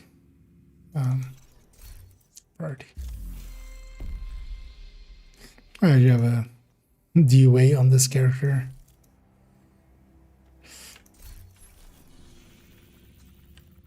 Do these give no? Just still like season XP normally, right? Yeah. So these also didn't give right. And this is the last character that still needs to do the where I want to do these, but I'm gonna actually save them up and do them all on purple builds, and then actually these ones not. I don't want to go up against Black Tusk with purple builds, so just keeping it to those. And these ones are just finishing, just also to get the rewards from it. Although yeah, you can just do like if you play in group or in groups, you would be done like in half day. I want to actually grind everything out myself here. Just because I want to. And yeah, we're actually so 2.5K away. Yeah. Yeah, let's maybe just go do a few priority objectives. Let's finish up the event pass today. Because then as well I can go back to like farming some countdown and stuff for some of the gear that or some of the gears that I would want. Yeah, let's go to the DUA. There's multiple characters. So not the completion of it, but you get like on day 4 and 5, you get 5 exotic components each. So that adds up. Some people are even doing just creating characters, doing these on normal, and then just recycling the character, kind of watch alting, but then for just projects alting. Because nowadays as well, you can just boost to level 40. So. Exactly. That is actually, that's a decent chunk of exotic components. So that character, although, well, it takes you like 2 hours or something, I would guess, to get through all those missions at the very least. Right? So you would get 3 times 15 times 2. So was it 3 for the second day already? Don't even remember. But yeah, that's already 30 at the very least. And then 39. And then even if the first and second day were 1, then 39, 42, 45. 45 is the other components for like 2 hours. The thing is though that, yeah, if you really want to do stuff like that, you might be better off just doing some of that stuff. Yeah, let's take that. We'll just take 3 directives, get a few stars out of it. In one decisive blow. That's also why I'm not Get in there matchmaking and any hunt of them these. down. This would bug out Every last the one of them. event XP. I want to have done it myself. Even though we're doing it in like 2 days, like it wasn't too hard to farm this out.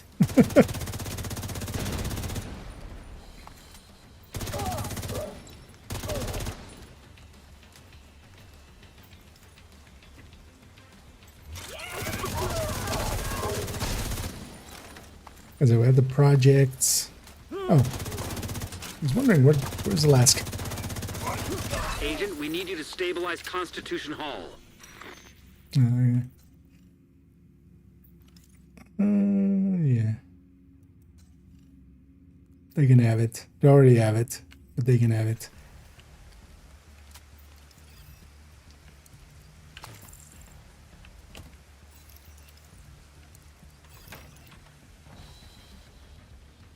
That was the last year. Well, no, it gives a lot of XP. So it gives a lot of event XP in some ways interacting with. You're likely, I don't know what it would be, but guess-wise would be maybe you're like everybody's counting for everybody or something. Like you get. I haven't done too much testing into it, and also, yeah, just doing a countdown or 2 seems to just. I don't know if they fixed it already, maybe as well. I'm gonna skip some of the loot here. What's the target at? It's gonna skip some of the loot here just to go a little faster. It's sacrilegious, but sometimes we have to lidge our sacries.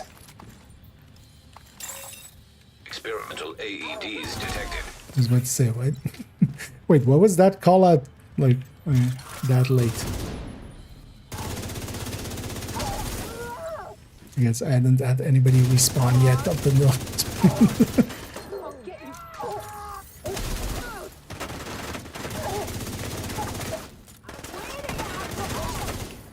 Setting off turret.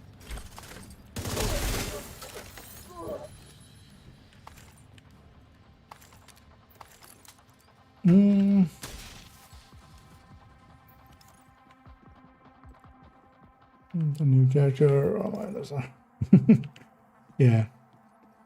One of my biggest requests, if I could have my way, would be a 5th character slot. Even if I have to pay for it. Or something. I'd be totally okay. Like, well, in my case, I'd pay like $100 if I. It's not the price they should ask, but I'd pay it. But also, I'm a fucking idiot, so that evens that out. But yeah, if they made a 5th character slot and, you know, even $15 or something, I'd be like, totally on for that. One of the main things, like on main account, I would love to. One of the reasons, for instance, that I don't spend too much time with hardcore is I only have hardcores on 2nd account. I don't have a slot in on main account to make a hardcore here. It's also why I'm not too interested in doing, for instance, the hardcore raids. It would be on 2nd account, and I don't care about commendations there. I literally have a commendation score of 0. Never claimed the commendation there. But I would love to do it on like main account. And at this point, like, I've invested way too much time on all my characters. I don't want to delete one. Hell, even just, you know, dealing with the build collection and, and stuff like that, that would just be hell.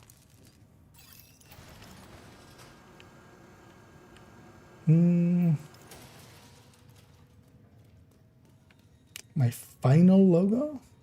What do you mean? You mean just my PFP? That's not per se a logo, that's just that's from a video game that I've appropriated. Let's refresh super quickly for me. Okay, yeah. Well, it's not just the last tiers, it's like any. Like basically you get multiple times over, it seems, of what you should be getting. For me, solo, playing it solo like this, I don't think at any point it, like, didn't give me exactly the amount that it should, but definitely, yeah, group seems to affect it the most.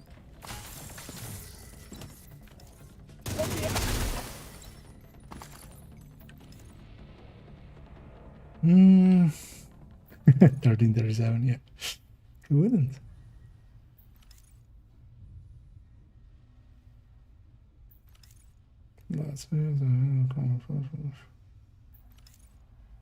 Last device.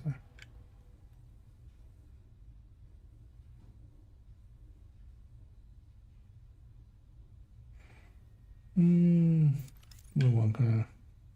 Oh yeah. Okay, so not only. Okay, yeah. I'm guessing there. Yeah. Yeah, I'll keep in mind that those are like, yeah, unless you have basically everything else accounted for already. Because those are, yeah, hard pieces to farm for. They'll take forever.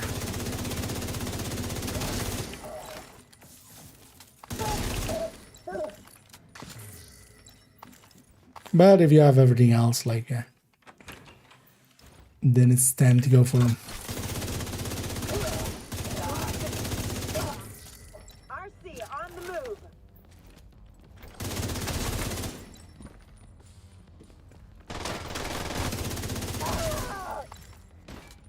We're set up in the mall. They're not getting through here. Don't die, motherfucker. Not No, a you chance. die. Oh wait, is it inside of a mission? Oh no, the turret was still there. I do like the airs on this, where they go up when we're in combat. But there was like, why are they still up? But then that turret was still lavish.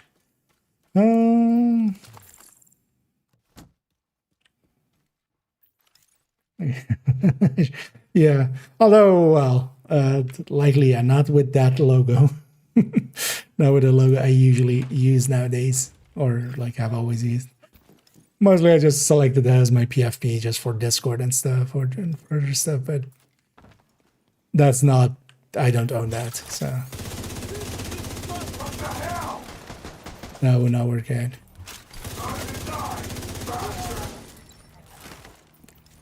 Stop running, sir.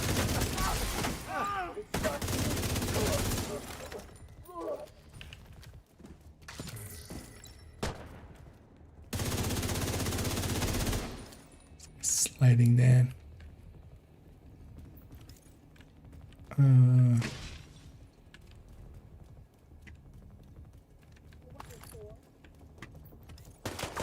that's right.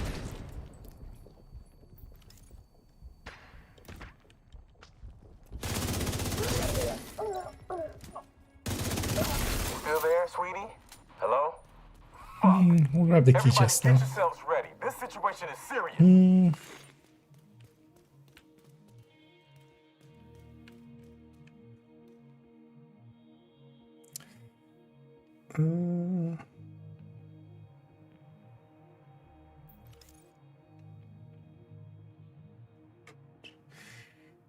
No, for me here it's just going like a normal rate. I'm finishing up some projects and stuff. And hey there, GZ, and thank you so much for the raid there. I'm gonna catching up on chat here. But I hope you had some fun, and I hope you had a good stream. And yeah, welcome in and welcome in raiders. No, I was kind of trying to like, oh wait, is it only the last? Yeah, no. But yeah, the rest of it made it clear. What do you want about? I don't think they will. Especially in front. Well, we were actually joking about it yesterday, but we would just have like either a t-shirt or stuff like that, but then just with only the tip. Right, like I feel that's the or on the hat just going with like hi, I'm like, yeah.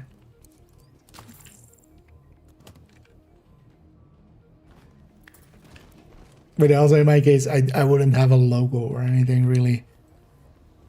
So I would have to do with those kind of things or something. And I feel also if ever that would ever happen, yeah, just some purple, some purple hoodies and shirts and stuff. Just, you know. Oh, maybe even just going with Purple Gang or something. Should totally bring back Purple Gang.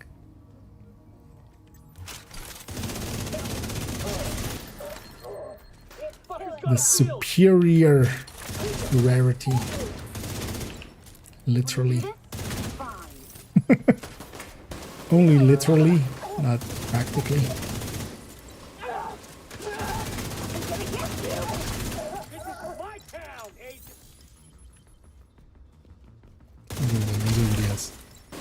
Oh yeah, get it.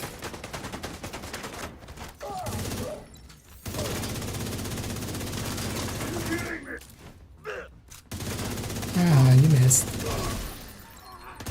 And over here, I'm just, as well, for those coming in, we're just farming out the event. I've been trying to farm it out without, as most have already recognized, is you can, especially those that play in groups, is if you play in groups, it goes by really quick, a lot quicker than it seems intended.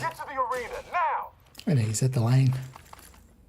But yeah, I'm just trying to grind it out just normally. So, but yeah, we're just most of the way there, even after 2 days. So, just doing a priority here where I'll get a completion bonus and priority. Likely actually doing one more thing after would be enough. Likely as we're on the last 2.5K. Detox. Yeah, we should actually maybe start Detox Gang as well. Yeah. At some point. Yeah, thank you so much, GC, and yeah, thank you so much again for raiding over here. And yeah, we'll catch you around. And welcome in, raiders. Let's add a run here so we run straight. Failing. Just missed it. Air filter function restored. Hi. Acceptable. How fucked up would that be? You just open a door and you're just walking into a room and suddenly there's somebody with an automatic shotgun in your face. Stand and fight. You hear me? Stand and fight. This way they can't follow us. Hey, wait, there's a glow in the dark or something? What's glowing in the... Oh. Wait, that glows in the dark? I'd never noticed that. On the Black Dusk skins, the handles glow. There. On the specialization weapon ones. It's not the curve, that's not the like the one we had recently. There's like an older one. Failing.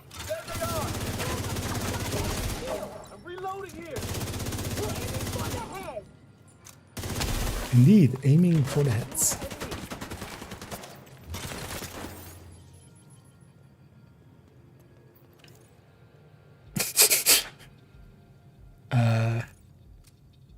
Wait, am I deltaing?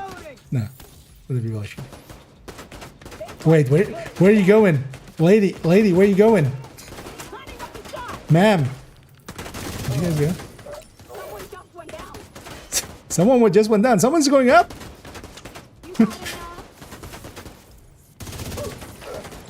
I believe I can fly.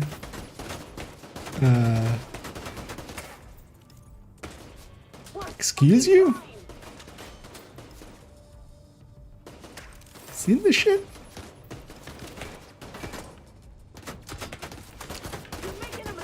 You know what? Let's try to not cause a cloud. Wait, what? Oh, okay, she gave up. Yeah. Oh, the waypoint got set to there, of course. This wave spawn changed the waypoint. What was that? Never seen that before. Too bad we spawned that other wave by killing that one because, yeah, So you got a checkpoint or a waypoint come in. Actually, that's a good illustration of kind of how the AI of the enemies works, where because a new waypoint came in, they drop everything and just go towards that, basically. But that was new.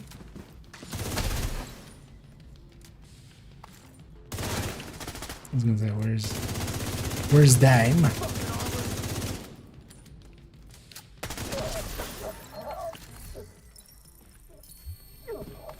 Taking out the hyena leadership leaves the faction in disarray. I'll send teams to start securing the supplies and the equipment those bastards were hoarding. And I'll let Odessa know. The theater settlement will be able to rest a little easier now. She was on top of the world. Yeah, if somebody could clip that, actually, that would be. That was weird. That might be handy to have for some future things. For some silliness. Yeah, we got priority objective then. So that was 600 from that, 600 from completing. And that kind of checks that. So yeah, we're on the final stretch there. Let's just do some priority. This is Roosevelt. What's the target there? This got me done. 800 plus 800-ish, right? What should I need? So 1400. Okay, so that would get me. What was 368? Let's go see what this one was.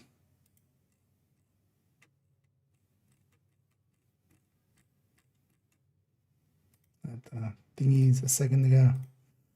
368. 20%. Yeah. Oh no, 10% because we're global event. 368. Oh, actually, that stronghold is maybe also something else then. 854. That's title. No, 843. Zoo. Okay, good thing we didn't pick it then. Because yeah, usually 8. How much is it with 20%? It's like 840 something, right? 829 is result in 20%. 368 though. 368 is American History Museum. Let's maybe do that.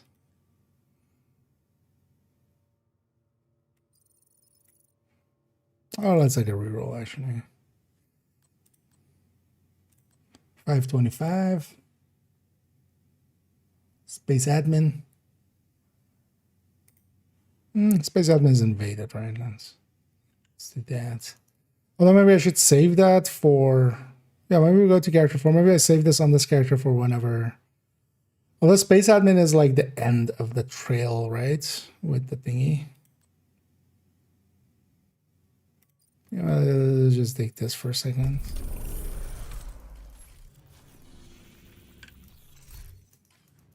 Subbing for 2 territories instead.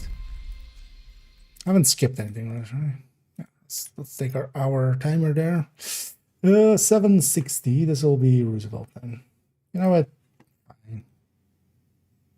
Was 293. It's Descent. Actually, yeah, the sun doesn't rotate yet. Yeah, let's take Roosevelt. Let's go to Roosevelt. Let's invade it. No longer. Should I do Jupiter? No. Jupiter is actually annoying, kind of.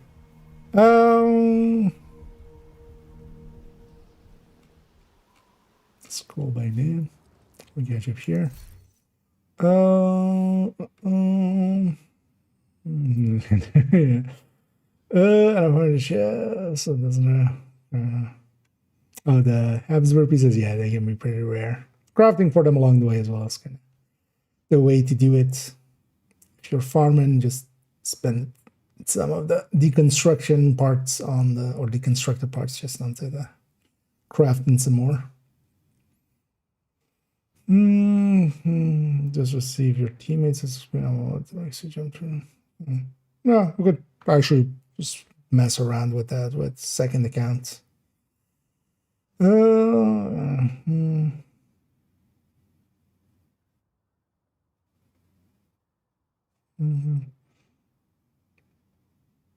Well, if it's whatever it gives, likely. Because I would be, as long as you have exactly the number of like how much it is, because that's usually the thing. Like it's not per se instantly clear how much you are, how much you are or aren't getting. But likely, if you just have the number and then just try to like figure out like how it gets to that number, that would just solve it. Yeah, let's take some directives. Why cannot? Taking down the outcast stronghold and neutralizing their leader, Emmeline Shaw, will do serious damage to the faction. Also, Henry has intel that a mechanical engineer from the campus I had that on a character so today. I was doing some priority objectives, and I did that project first, and I actually hadn't picked or I hadn't looked at my priority objectives, and then I was like, oh, I'll grab a mission real quick, just to do a mission quick after I did the Coney Amusement Park, and I got Coney Amusement Park. But another character is beyond that point, so.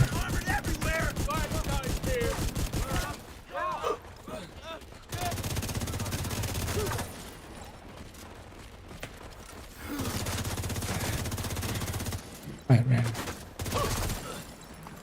I already forgot.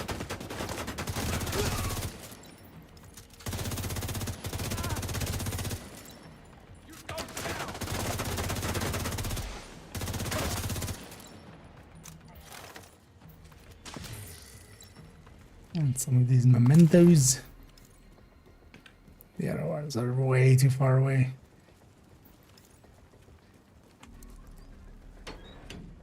This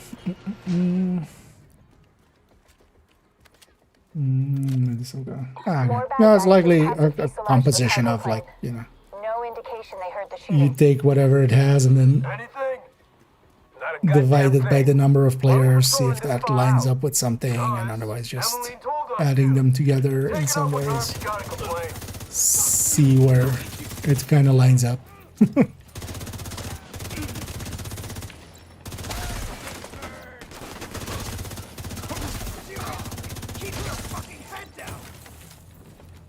Basically in the same way of like back calculating talents or something, and like making sure it's in the right category, just the same way.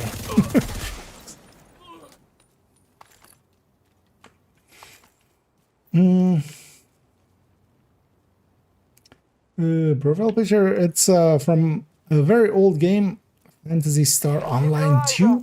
It might be nothing, but it might Yeah, be technically something. 2 right now. Is that supposed to be helpful, Earl? Which was one of my formative games. I kind of like the image, and I've had it as my PFP like for forever. But yeah, it's not per se meant as a logo, but then like when I started streaming and stuff, like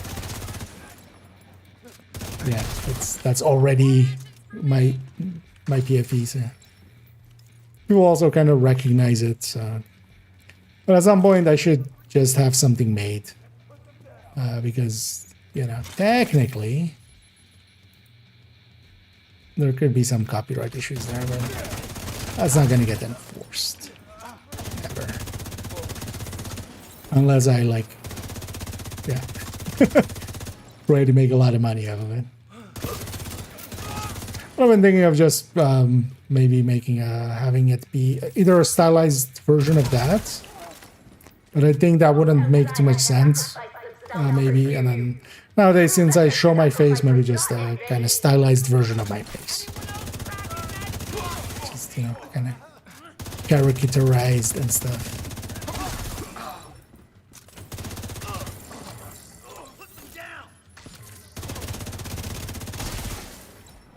And I haven't been in a hurry to... Because one of the things I've been doing as well a lot for the channel and stuff, like I've made everything myself mostly. But that would be beyond my like drawing like that is beyond my skill set. I don't want to AI it. That basically leaves commissioning someone. But I've just been too lazy for that.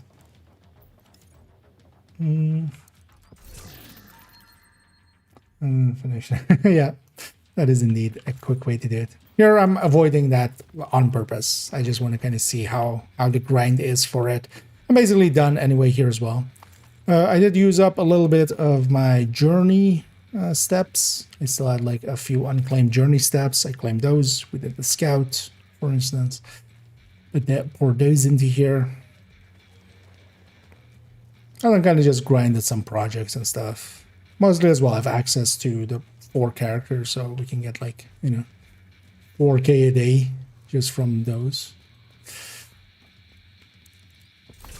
And I kind of avoid it actually on purpose being in groups, but I wouldn't recommend doing that way. Just get her done and move on. You're coming up on a I burn need pit. to let go. At least half a dozen Yeah. hostiles, but it Although doesn't look till like they're now, expecting yeah, haven't. I've also thought of just because that I could make myself. It's just in kind of a stylized writing. Just hire my Kia. Oh, great. That'll be that one I could make.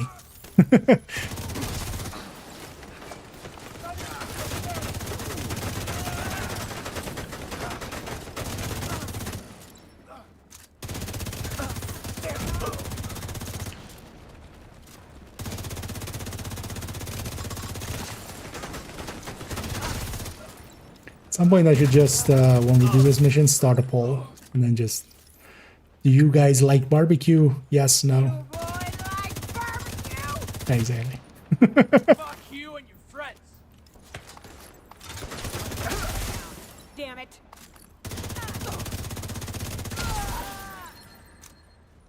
Do you guys like exploding heads?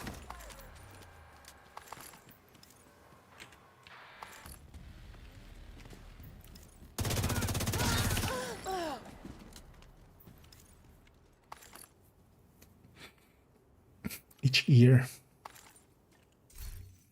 Ghibli. Oh yeah. Maybe something like that indeed.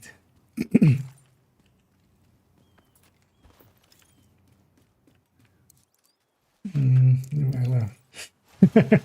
Yeah, we're good. Well, also, yeah, it's not a priority for me. Just always had it on the back burner. We'll see. Maybe that's someday.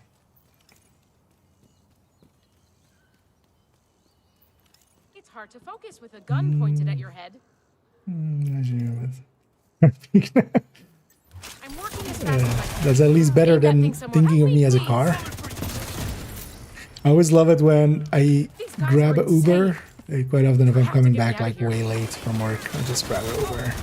Instead of biking, I usually then take public transport there and then come back with a Uber.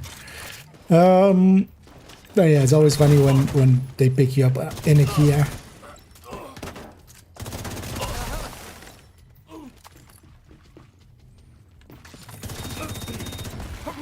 That looked funny. I'm gonna reanimate. Sucks to be you.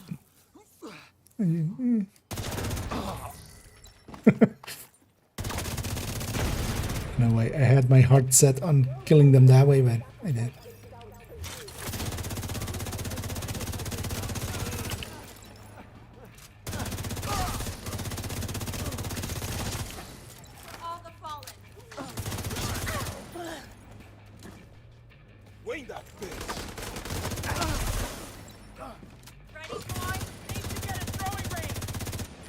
The helmet on Solace is actually kind of handy for knowing when you're in combat.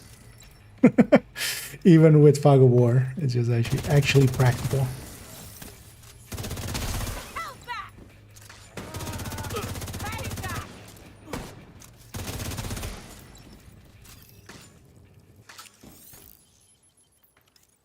What's going on with the game today? It's a little bit drunk. There's those guys jumping around. Okay. This loot. We're off the clock. Might as well loot a little. Little loot. It's like that as well here. We'll finish up this. Maybe one thing more and then round it out.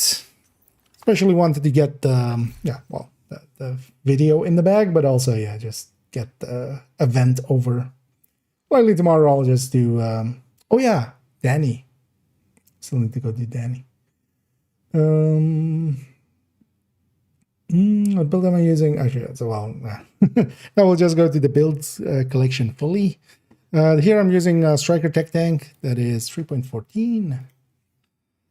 But yeah, that will also take people to the build collection for actually the newer faces in here. Maybe I'll link both actually. The build collection, and then also this build specifically, which is the 3.14. This is a Striker Tech Tank. I like Tech Tanks a lot. This is the style of build. The Memento and the blue cores. I have a strong shield. I still have enough damage. Here though, Reanimated is doing a lot of heavy lifting as well, as I'm just shooting heads a little bit and getting a lot of damage out of it that way. So.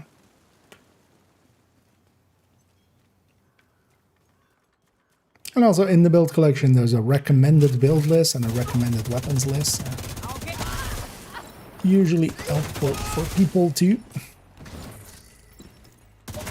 But these are kind of my style of go-to builds for...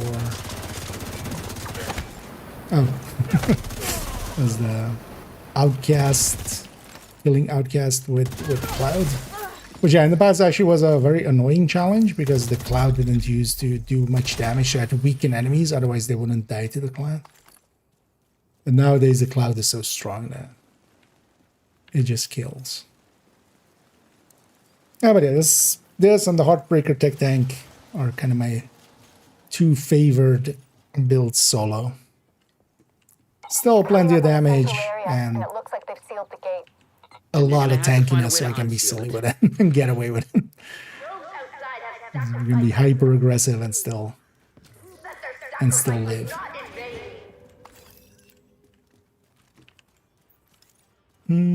Although yeah, these builds do require a little bit more. You need a memento. Nowadays, a little bit easier to get with retaliation game mode. Rose. No, just vengeance.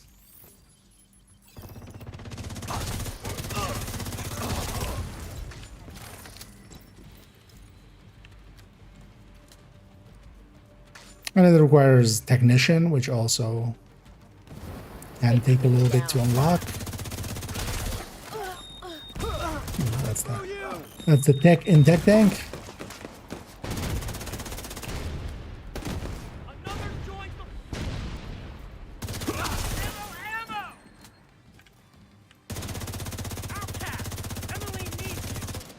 Damn it. Sure. Don't let me headshot you.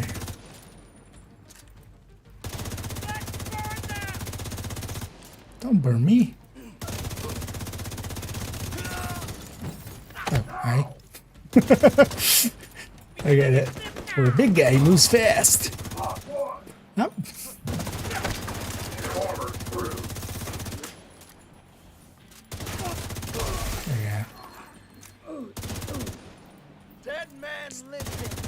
I'm not getting the headshots I need. And again, with Reanimated, just headshot enemies while they're on the ground. You don't have to let them get up.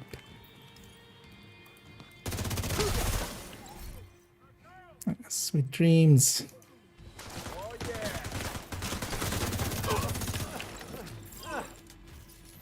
Be careful. They're bound to be expecting you.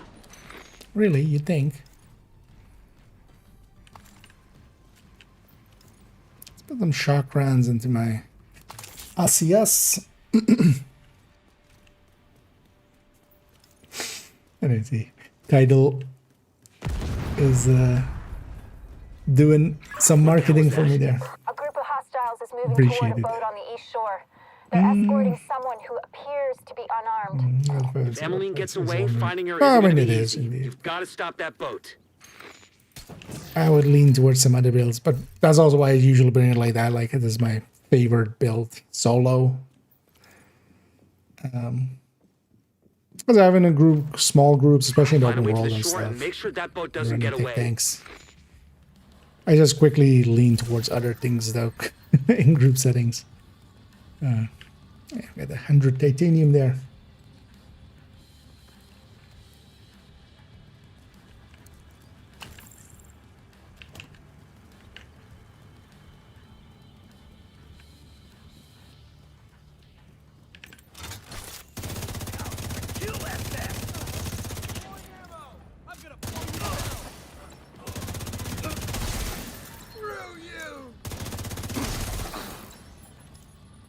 But also here, yeah, Reanimated is doing a lot of heavy lifting here. But actually, this season's modifier is also really strong. But even with that, you can do fine. You have to learn to play aggressively there. Actually, I totally forgot one of the next videos I want to do, even though I kind of forgot it in that. Because we haven't done a toolbox in a while. So actually, I was considering doing, because in the toolbox, like, just to also kind of have it be about different things at different times. I was thinking of doing a movement toolbox. Instead of, for instance, like build or something, but just more the concept of positioning and movement. Lighty. What's going on with that boat? Hasn't launched yet. Looks like they're in the process of fueling it. There are big tanks on either side of the boat. So there's that. There's the build collection updates. What about Emmeline? I'm not done with the Tempest one yet, but yeah, Thinker.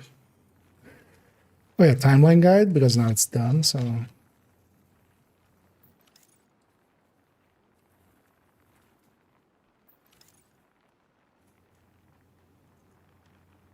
Yeah. I also had one there that I didn't even remember what the concept of it was, but it was best practices.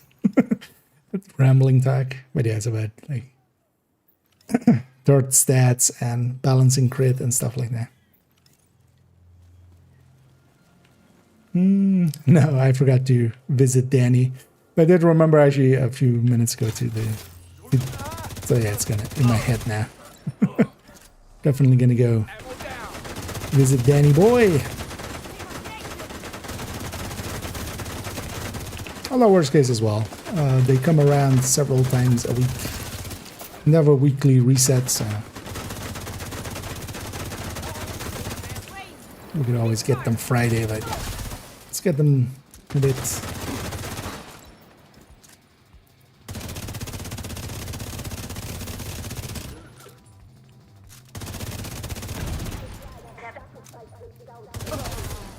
Prove that their sacrifice was not in vain.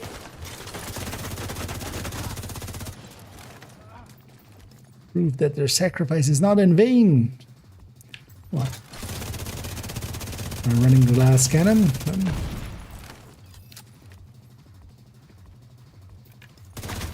It's gonna blow that up. He's shooting at me.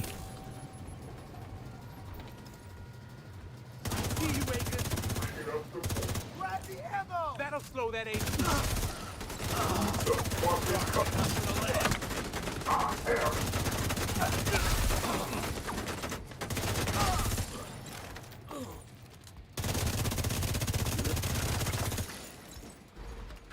Spaten? Push Spaten. Get out. Burn it to the ground. I'll get him out of cover. Now there's attacking. Without their leader and their stronghold, the outcasts are going to be much less of a problem than before. You know. See, it's self-defense. But what they did was even worse. I just hope they're finally at peace. Who's the last guy? Oh. Come on, blow up. Yeah, do it.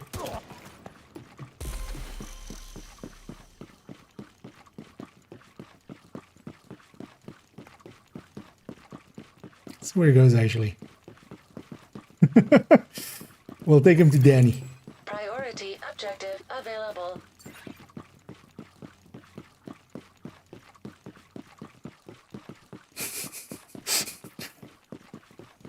I've done this one till the start of the mission. They go all the way to the start of the mission. At least last time through they did. Come in.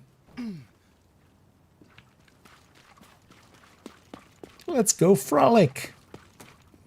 Hi, this is my new friend. His name's Jimmy.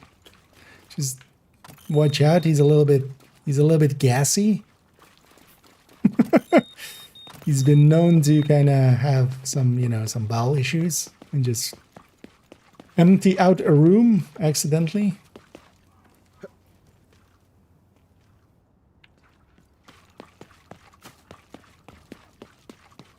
Annoyingly, we'll run into enemies here. Come in. I'll take care of them. Oh yeah. Live, Jimmy. Jimmy. God damn it. It's all your fault. Oh well.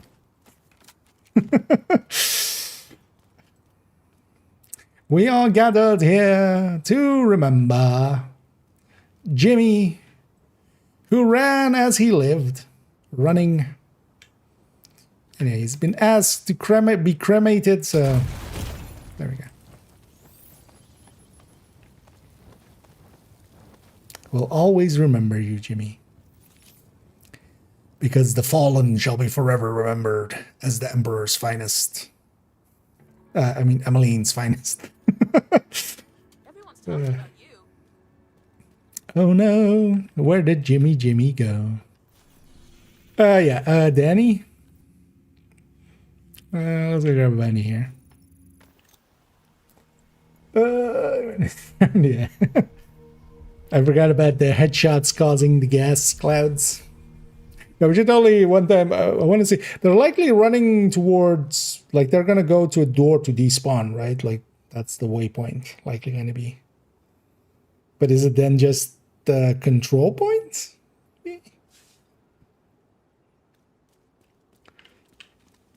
Because it's not too hard to leave one alive, but yeah, just reanimated is maybe not the moment to try to. Control point nearby.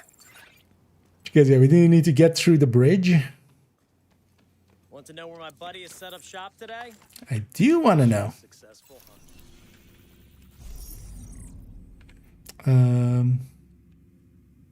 So that's Cassie. That's Danny. You know, let's go check Cassie as well for a second, and then we'll go Danny. If I go Danny first, I'm gonna forget Cassie.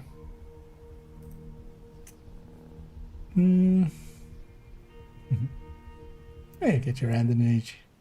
Likely for myself as well. I'm not gonna go way longer. We'll make it to 2 o'clock maybe here. Actually, wait, did I finish? I mean, yeah, right. 1994 out of 2000. You know what, we'll see what the new daily, because the project actually does reset that to you. This is a project. We'll go to till then and then do that project. And then we'll be done with the event. But yeah, we're basically as close to done without being done. Kansas fallen neat.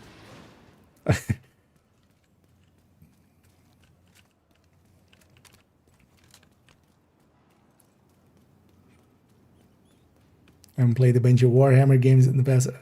Those lines of it as well is just like them talking about the fallen just always makes me go to that thinking it was just like the fallen shall be forever remembered as the Emperor's finest. But Emmeline's finest. Fallen shall be forever remembered as Emmeline's guard. Is there something you want? Actually, yes, I totally forgot to check the vendors, and maybe we will go check the vendors. Yeah. Nothing useful here, not particularly.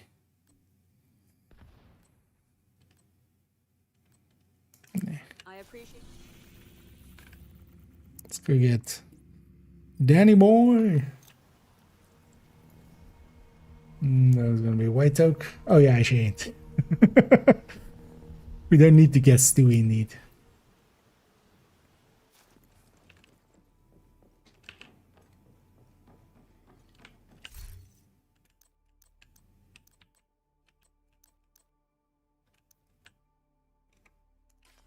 And a bullet king out of it somewhere. Let's actually as well, let's pick a priority objective so Anna doesn't say anything. Well, actually, I can also just do like one active, like an open world thing. 525 space admin. Let's see if we can get 137. This is double public or propaganda. I'm just gonna decrypt it. We're not gonna actually do that one. We're just gonna do whatever the project is, but unless it's like, although Camp White Oak isn't too bad.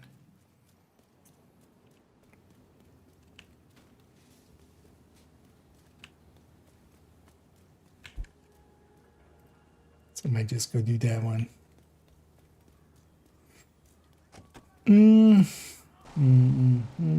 That's right. Oh yeah.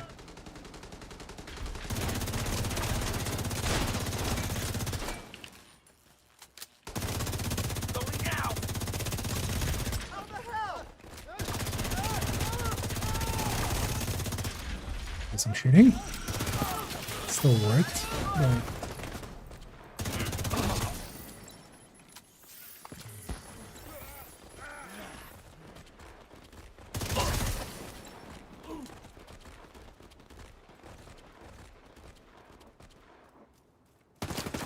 wow. I never knew this was like this. Detected. Nearby location. Guarded by hostiles. Oh, I should totally use this once. Put on the thingy, the bush camo. I feel this is our next intro most likely. But then with the, as you know it.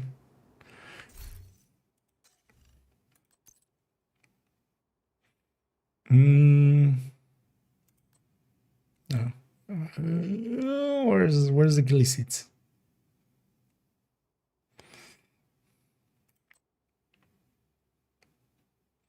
No, is that like not dirty looking one?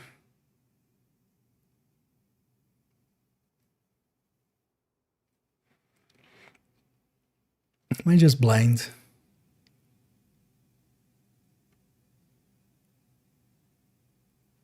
There's a sewer rat, city rat, and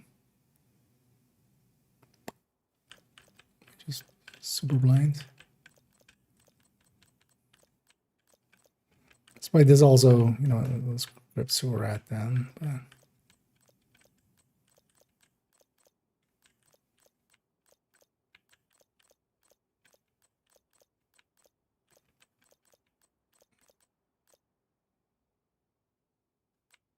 Wasn't there another one?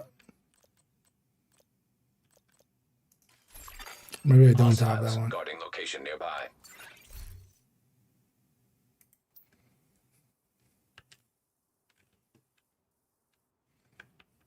But it should be for some sniping video or something. It's like, I'm like, yeah. Shh, I'm hunting rabbits.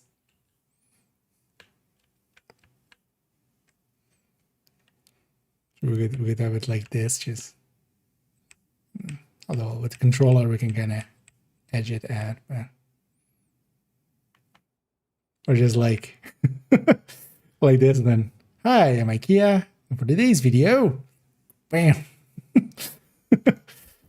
Yeah, we're gonna have some fun with that. Should totally remember that and not forget it.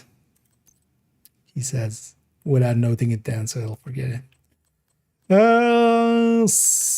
SOLS. Detected. Nearby location. Now let's go meet them.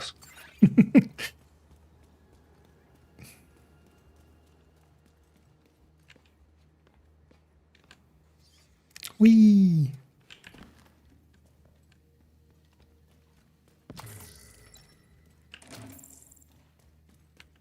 What'd you got, What's up in the Danny? trade?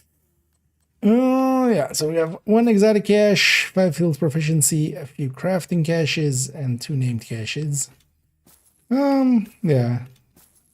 This is back in the day would have been the dream for... Another agent is now in your group. Thanks for trading with me. Hostile Oh, broadcast yes, Stan detected. wanted. Wanted this KT.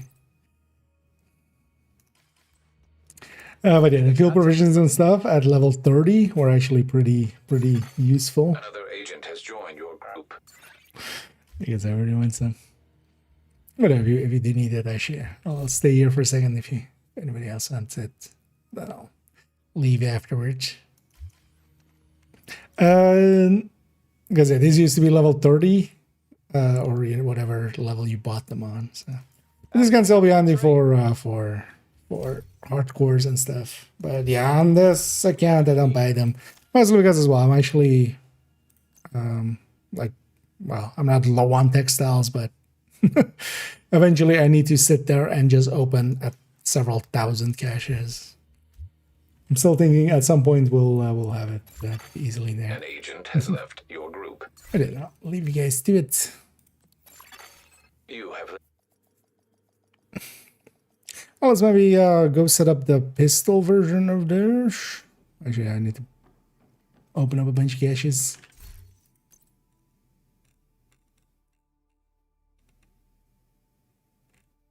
Where do I get all of these from?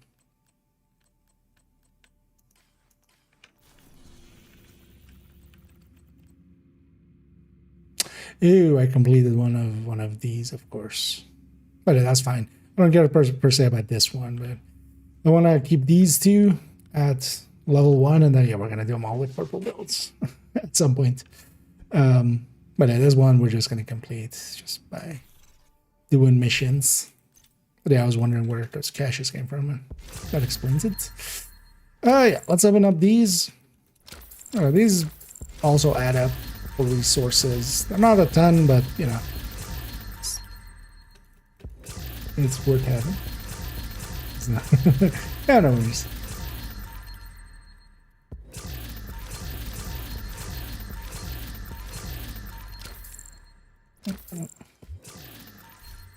Empty ad here.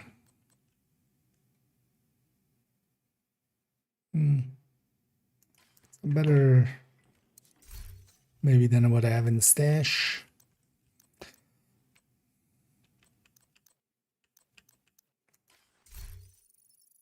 Let's see.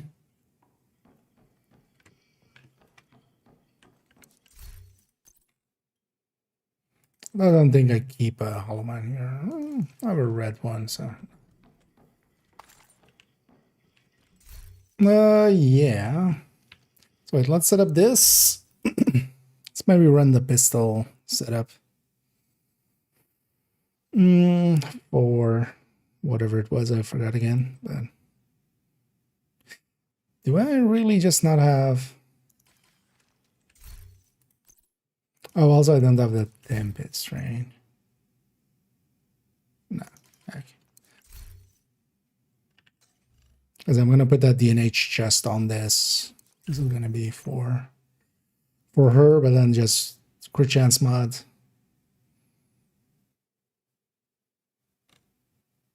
I need to clean out here a little bit at some point. Now let's go to character 1.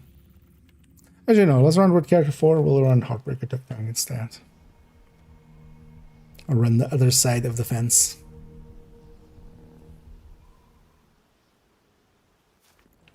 I'll work out as well for my brain, because then we'll have character 4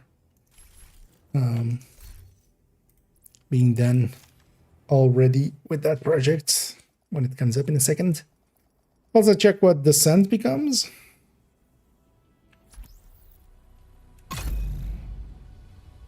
And it is this suit. I forgot about this suit.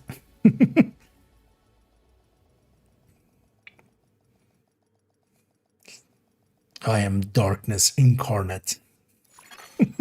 automated external defibrillators detected on hostiles.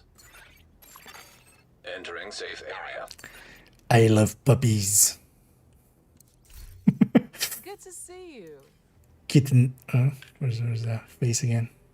Kittens are my favorite. Yeah, let's actually check the vendors. I didn't check the vendors even yesterday. Totally forgot we have a weekly reset. That'll also eat up enough time that we can till the reset happens.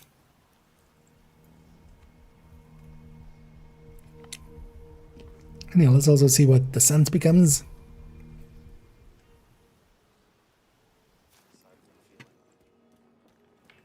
Good to see you, Agent. DTAC Super 90. No good brands so far. And an Urban Lookout for. Even if I feel even actually donating this is even likely better. Although why you wouldn't, right? You just run it. Just run a piece. Or just donate it 3 times. But I feel even buying 100 of those pieces is likely better than printer filament. No, that would be 5 times, right? But even that, actually, that might still. Because I could buy 100 and just donate 100.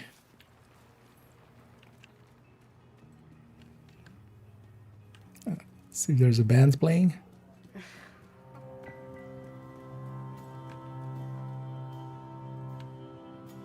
If this guy shows up at your you know, performance.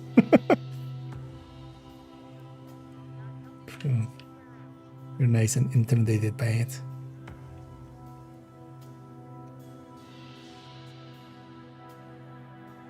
I feel with this track we just go dance.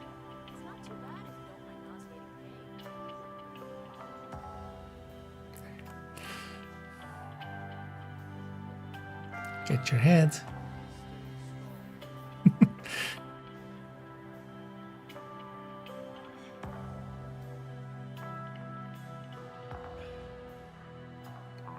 Play Metallica.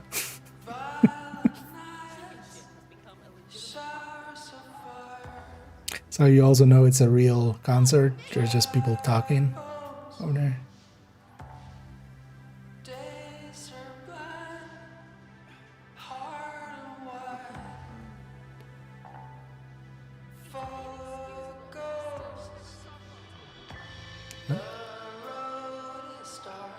I feel I need subtitles for this.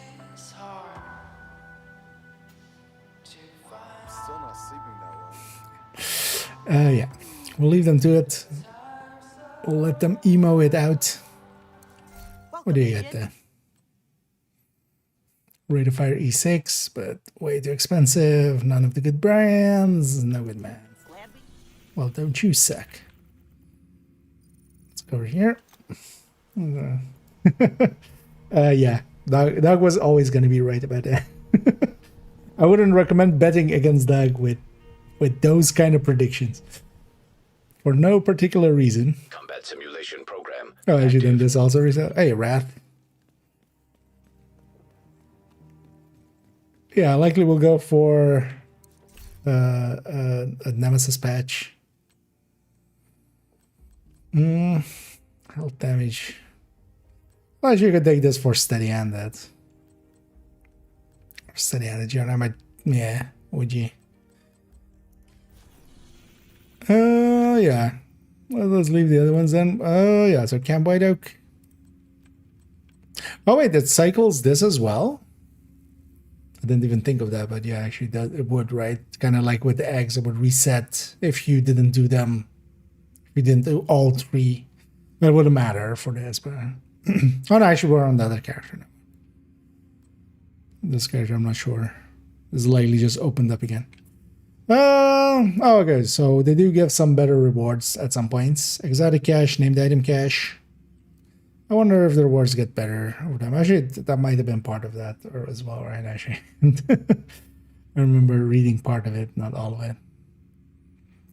Yeah. You know what? Let's go do a Camp White Oak now.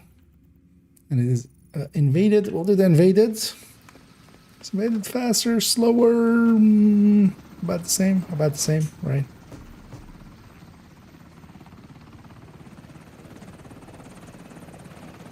It is about the same. We'll also double check that invaded will count for this as well. It did for the others, it should for this. Even though, yeah, it strictly says time trial available on non-invaded mode. That usually doesn't matter. Does invaded have anything going with it? No, right? I mean, more boss fights. Yeah, she wasn't there, so that's okay. Okay. Yeah, that's, I mean, we got some great rewards from the other one, right? So this one not being that impactful. Also, it's kind of good. You don't need to do them if you don't want to. There is not too much rewards for them. You're better off just going and doing an extra priority objective. I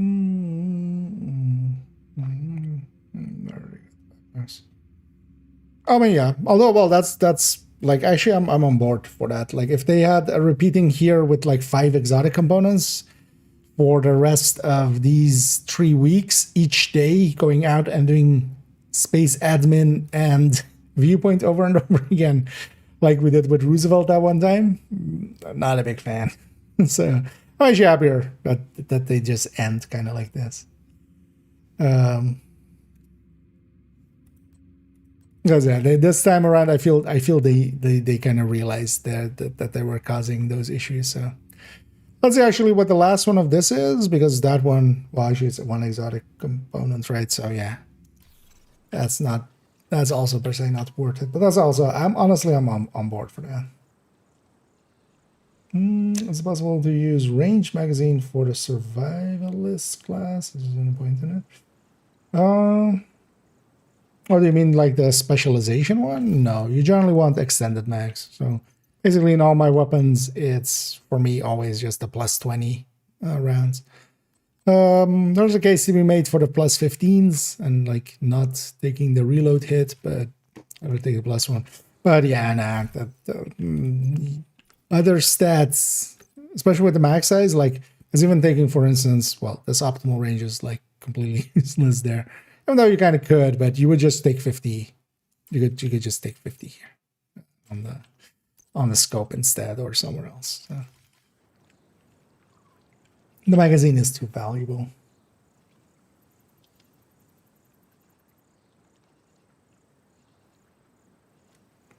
Is it falling on Stronghold? I just do attack the camp before we could finish going through everything they left behind when they extracted us. Wall Street. That suggests there's information here that Wall Street and like getting our hands on.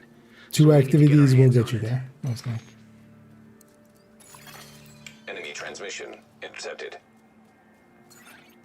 This is Schaefer. Change of plans. I've sent in some new candidates for my unit to oversee the cleanup. Give them timer. So it's still there for like 2 minutes. Black Tusk attacked the camp before we could finish going through everything they left behind when they extracted us. Skip the loot. There's actually one piece of loot over there's there. Information here that Black Tusk doesn't want us getting our hands on, so we need to get our hands on it. Enemy transmission intercepted. This is Schaefer. Change of plans. I've sent in some new candidates for my unit to oversee the cleanup. Give them whatever they need and stay out of their way. I mean, that was a body. It just wasn't an alive body. Being very aggressive, not really being very smart. Advanced AEDs nearby.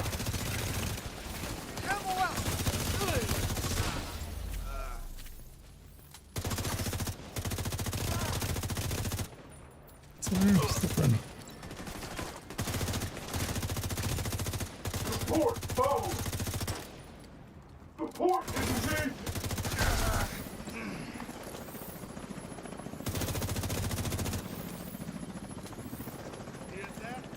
My shooting's only so much worse.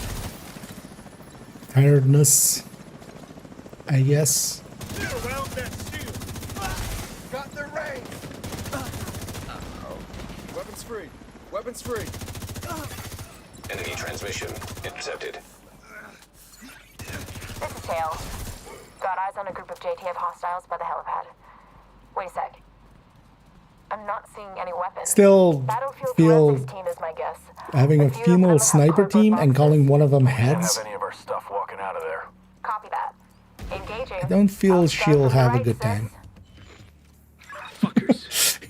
in a military unit like that. Diversion. No, exactly as well. Although the thing is, if you're just farming for exotic components, there's other ways as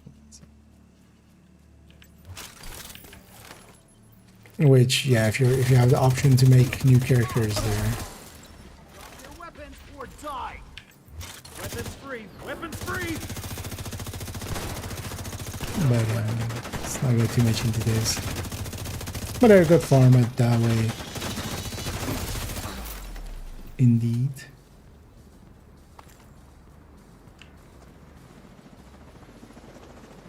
I think I would be curious about, and we might do that on third accounts maybe, just to get the backpacks everywhere. Or maybe actually on second account, and then I maybe do it on second character on second account. Going through the missions on normal, just taking, you know, booking it, not per se full speed run, but just, you know, just booking it on normal, taking how long, knowing how long it takes. I'd be curious to you. But yeah, it will be nice and boring because it will be on normal.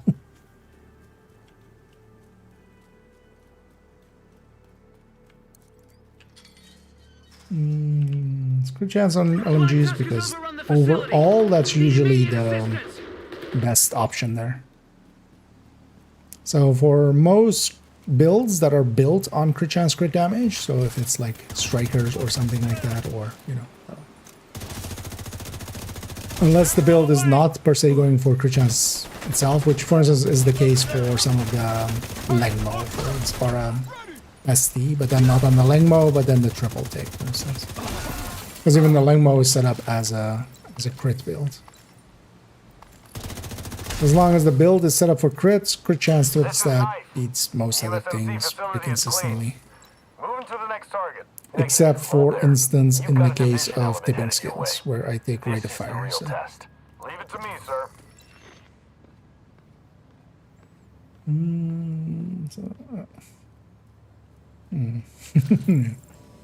Oh yeah, no, we're on a timer. It's just a numbers game basically, so overall crit chance gives the best results, outcomes. Because you have DTA and DTH that can be a lot, but for instance at 60% at 60% DTA rate that I usually pull, neither DTA or DTH will beat crit chance. But then, for instance, yeah, for some things like the Pesty, where it also goes into the, for instance, well, with the triple tick, it goes also into the bleed, it also goes into the foul tick, so then DTA makes a little bit more sense. But even, for instance, the Pesty on Lingmo, I still take crit chance because that overall will work out to give the build especially a little bit more Stand by! Stand by!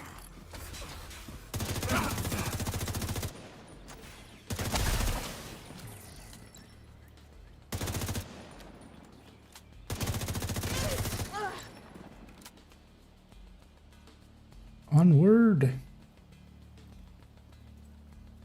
It's annoying not having the time today. Luke, what's your status? Just reached the lake house. Work fast, you got trouble headed your way. Nothing I can't handle, boss. Yeah, I hear that a lot from folks that end up dead a few minutes later. Spare me the swagger and prove you can get results.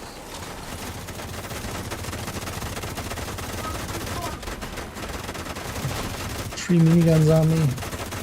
Let's disable a few. Oh. It's too confident in my abilities.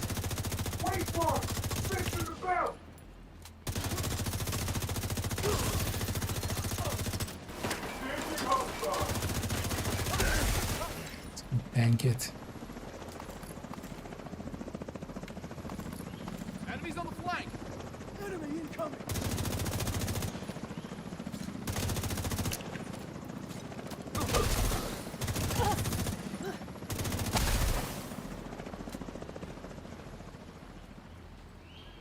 There's actually as many times. I don't care about you. Not even gonna kill you. You'll just have to watch me kill your owner and then explode. Wait, worse than death.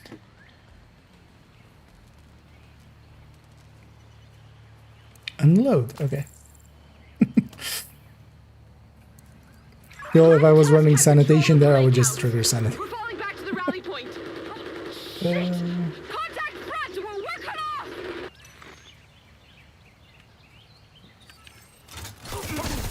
Watch your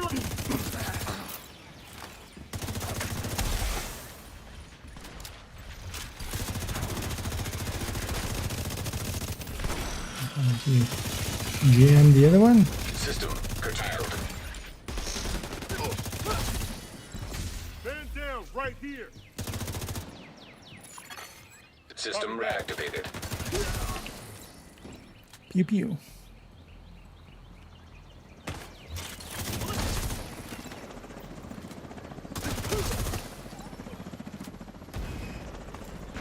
And the downside for stacking builds with reanimated is just, well, the real answer is just run headhunter determined and just make it easy for yourself. Talk to me, Loot. How's it going at the lake house? Just wrapped up. But yeah, I'm killing so fast that Clear. it's kind of hard to get Good stacks. timing. Your party's about to get crashed. We'll be ready. Behind the tree. Target's coming up the side. Put him down.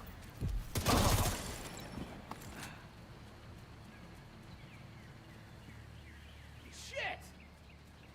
You see this? Over here. What's your name again? Loot. Well, let's turn you into some.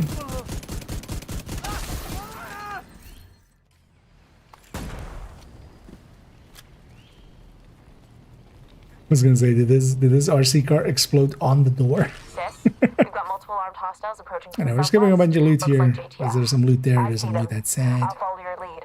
Let's give them another 15 meters so they'll be stuck in the open. Copy that. Gotta put smileys.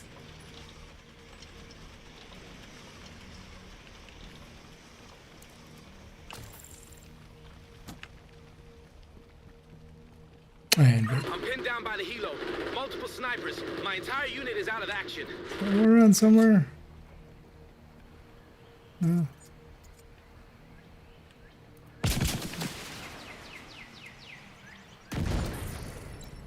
Oh, solo, of course.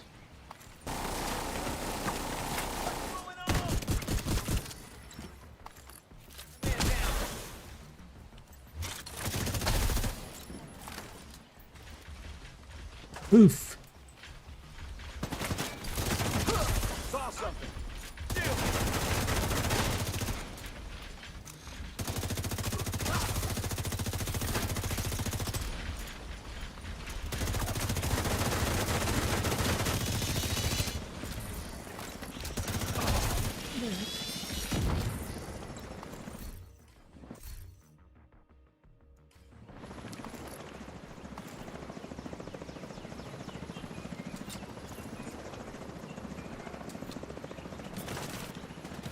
It's just not. Deploying drones now.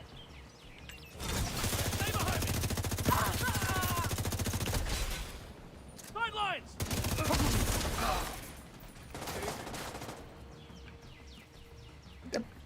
Get up.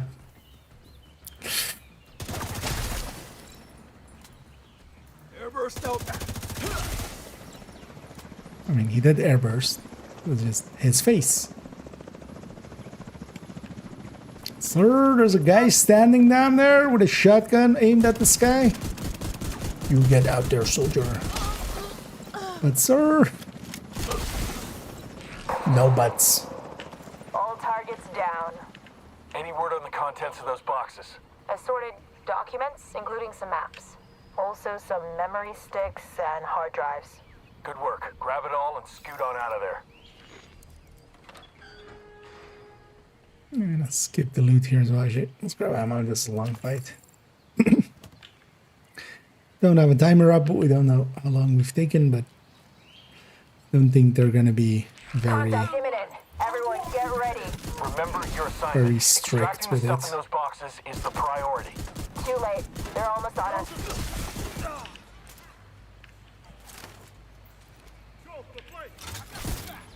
Have my head again.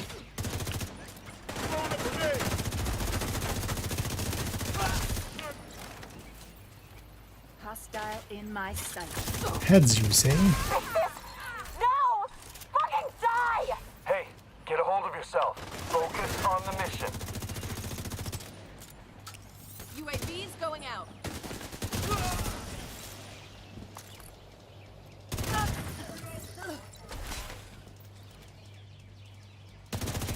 Where's your head? There. Found it. Where's your head? No, seriously, where's your head?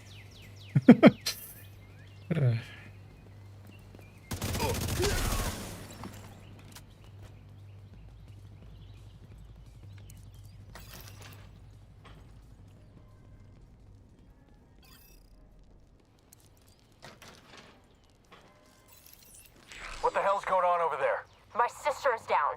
Sorry to hear it, but stick to the mission. Do you copy? Fuck the mission! These fuckers are gonna pay! Do not deviate from the objective, Tails.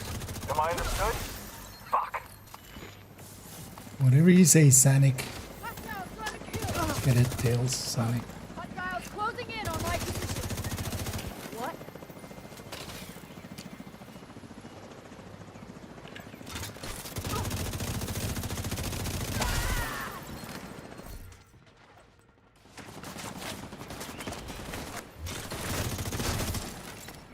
Reloading.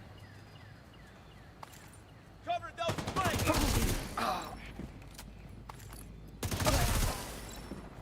Pew pew.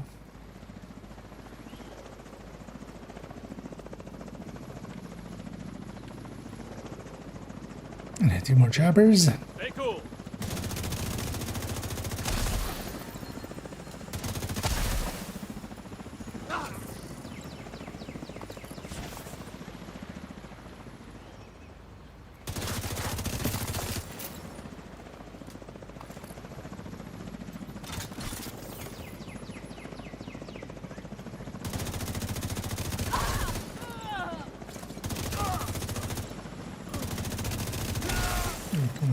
Hey, anybody copy?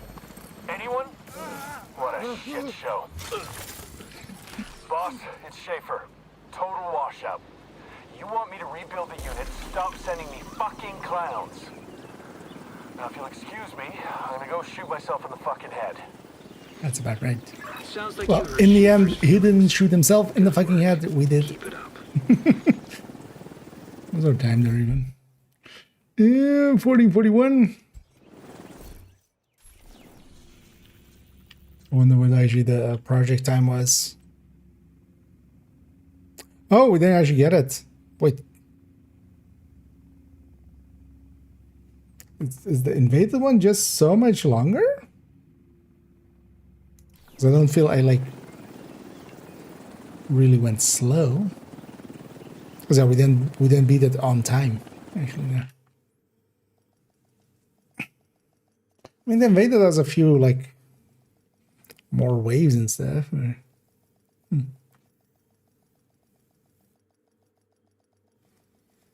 Automated external defibrillators detected on hostiles. And either Safe area detected. RAM address. And yeah, it's going pretty well. Although we're rounding out here because yeah, it is 222. Even though I didn't actually get my, or did they actually make it a challenging time? Well, I still wanted the invaded one anyway because I get also for the project. Oh yeah, don't need there. But yeah, I'm curious actually. Well, we'll try that project tomorrow as well. And see if see. So interesting that still shows event XP for it because yeah, actually even without getting the thing, just the mission completion there, yeah, should have been enough to claim everything. Yeah, let's run that as well with that. We're gonna This is lion, right? This is all lion. Let's just claim all. Let's actually put lion on this character. Or no, not on this character. We'll go to the other character. Put lion on them. And then we'll run that. Good to be seeing you. One exotic cache. In all that for some reason. Now let's go to character 2. Let's suit them up in that. And then we'll run that here. In the background already, I'm gonna go and find somebody for us to raid in a little bit on the Twitch end. I get the feeling it's gonna be somebody we've raided a lot already. Let's actually see who else is in the category. Maybe we go with someone else.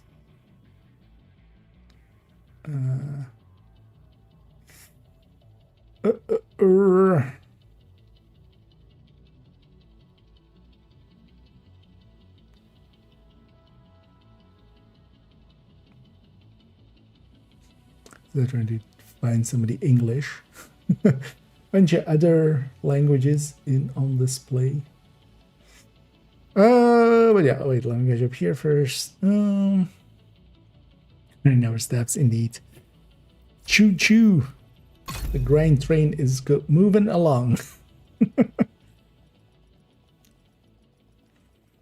LMG in it up.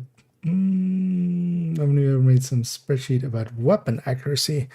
Not per se spreadsheets. The accuracy models and stuff are kind of hard to extract from the numbers and stuff. Even though I haven't even seen data mined from the weapons for a long while, but even then it's kind of harder. Some people have some stuff on it. As little of a fan as I am of Fog of War, he did put out a decent video, for instance, on that, on accuracy models and stuff. Just the rest of his stuff is I don't agree with, but just by itself on accuracy and stability and stuff like that, it's also gets affected by weapon handling quite heavily, and it also really depends on if you're on controller or on PC with mouse and keyboard and stuff like that. So, but at least, for instance, yeah, the recoil patterns on weapons, it's basically the only Fog of War video I'll ever recommend, but it's doable. Wait, what's this called? Lion. Let's equip Lion here. And then we'll round it out here. Because it's getting quite late. Also, we started pretty early. Also, my mind's kind of gone after as well. The video recording in-depth look there. We'll even take the backpack instead of the kitty cat one. I know we have all of them. And actually, it's kind of looks silly, but also I kind of like it, actually. It's just like kind of heavy body armory. On all of these, I wish they had covered up the neck. Like the neck being uncovered up kind of stands out. Same on Deimos as well. But I gotta like this. And yeah, we can be gigging. We can be gigging. Yeah, let me catch up some more here. Nice. Yeah, thanks for the kind words. Snicker. Yeah, indeed. And then we can all take those into a bounty.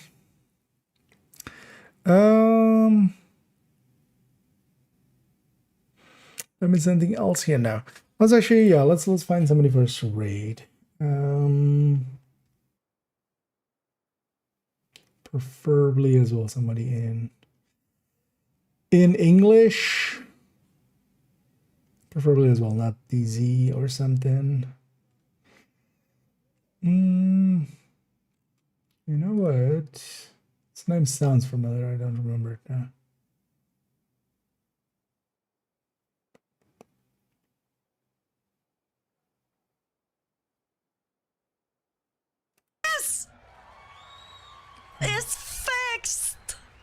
Okay.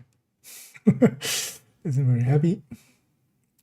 Yeah, let's go raid Neuro is delicious. That's a name. But yeah, and then I'll be back tomorrow, and we'll continue on. I want to start working on the build collection update, so that'll likely be the next video upcoming after the Tempest, but that'll be next Tuesday, so we have some time. But yeah, I want to give a pass on the build collection, and then there's a few cleanup things I want to do there. I'm more likely going to make a Tempest recommended folder. Tempest/pistol recommended folder. Oh, well, it's going to be Tempest, but it's for that striker with DNH and stuff. We kind of need that. Let me catch up one last time here before we send everybody off. There's a real sentence there. Hi.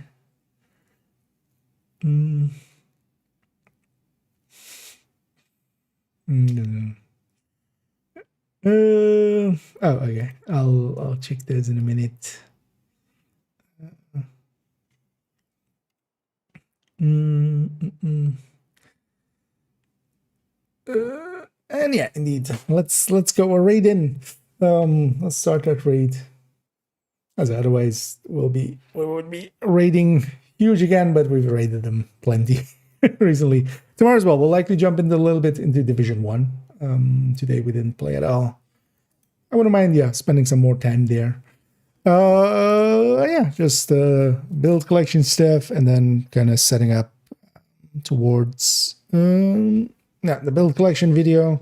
It's likely as well. It'll be the retaliation timeline guide. Timeline guide is done, so we can do the video on it.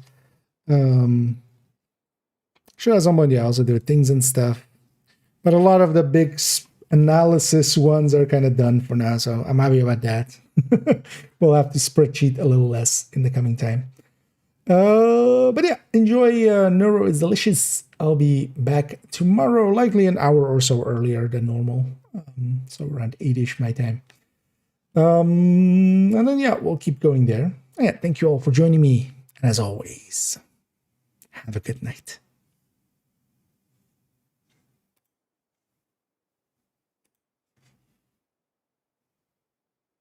This isn't a bad space to set up in.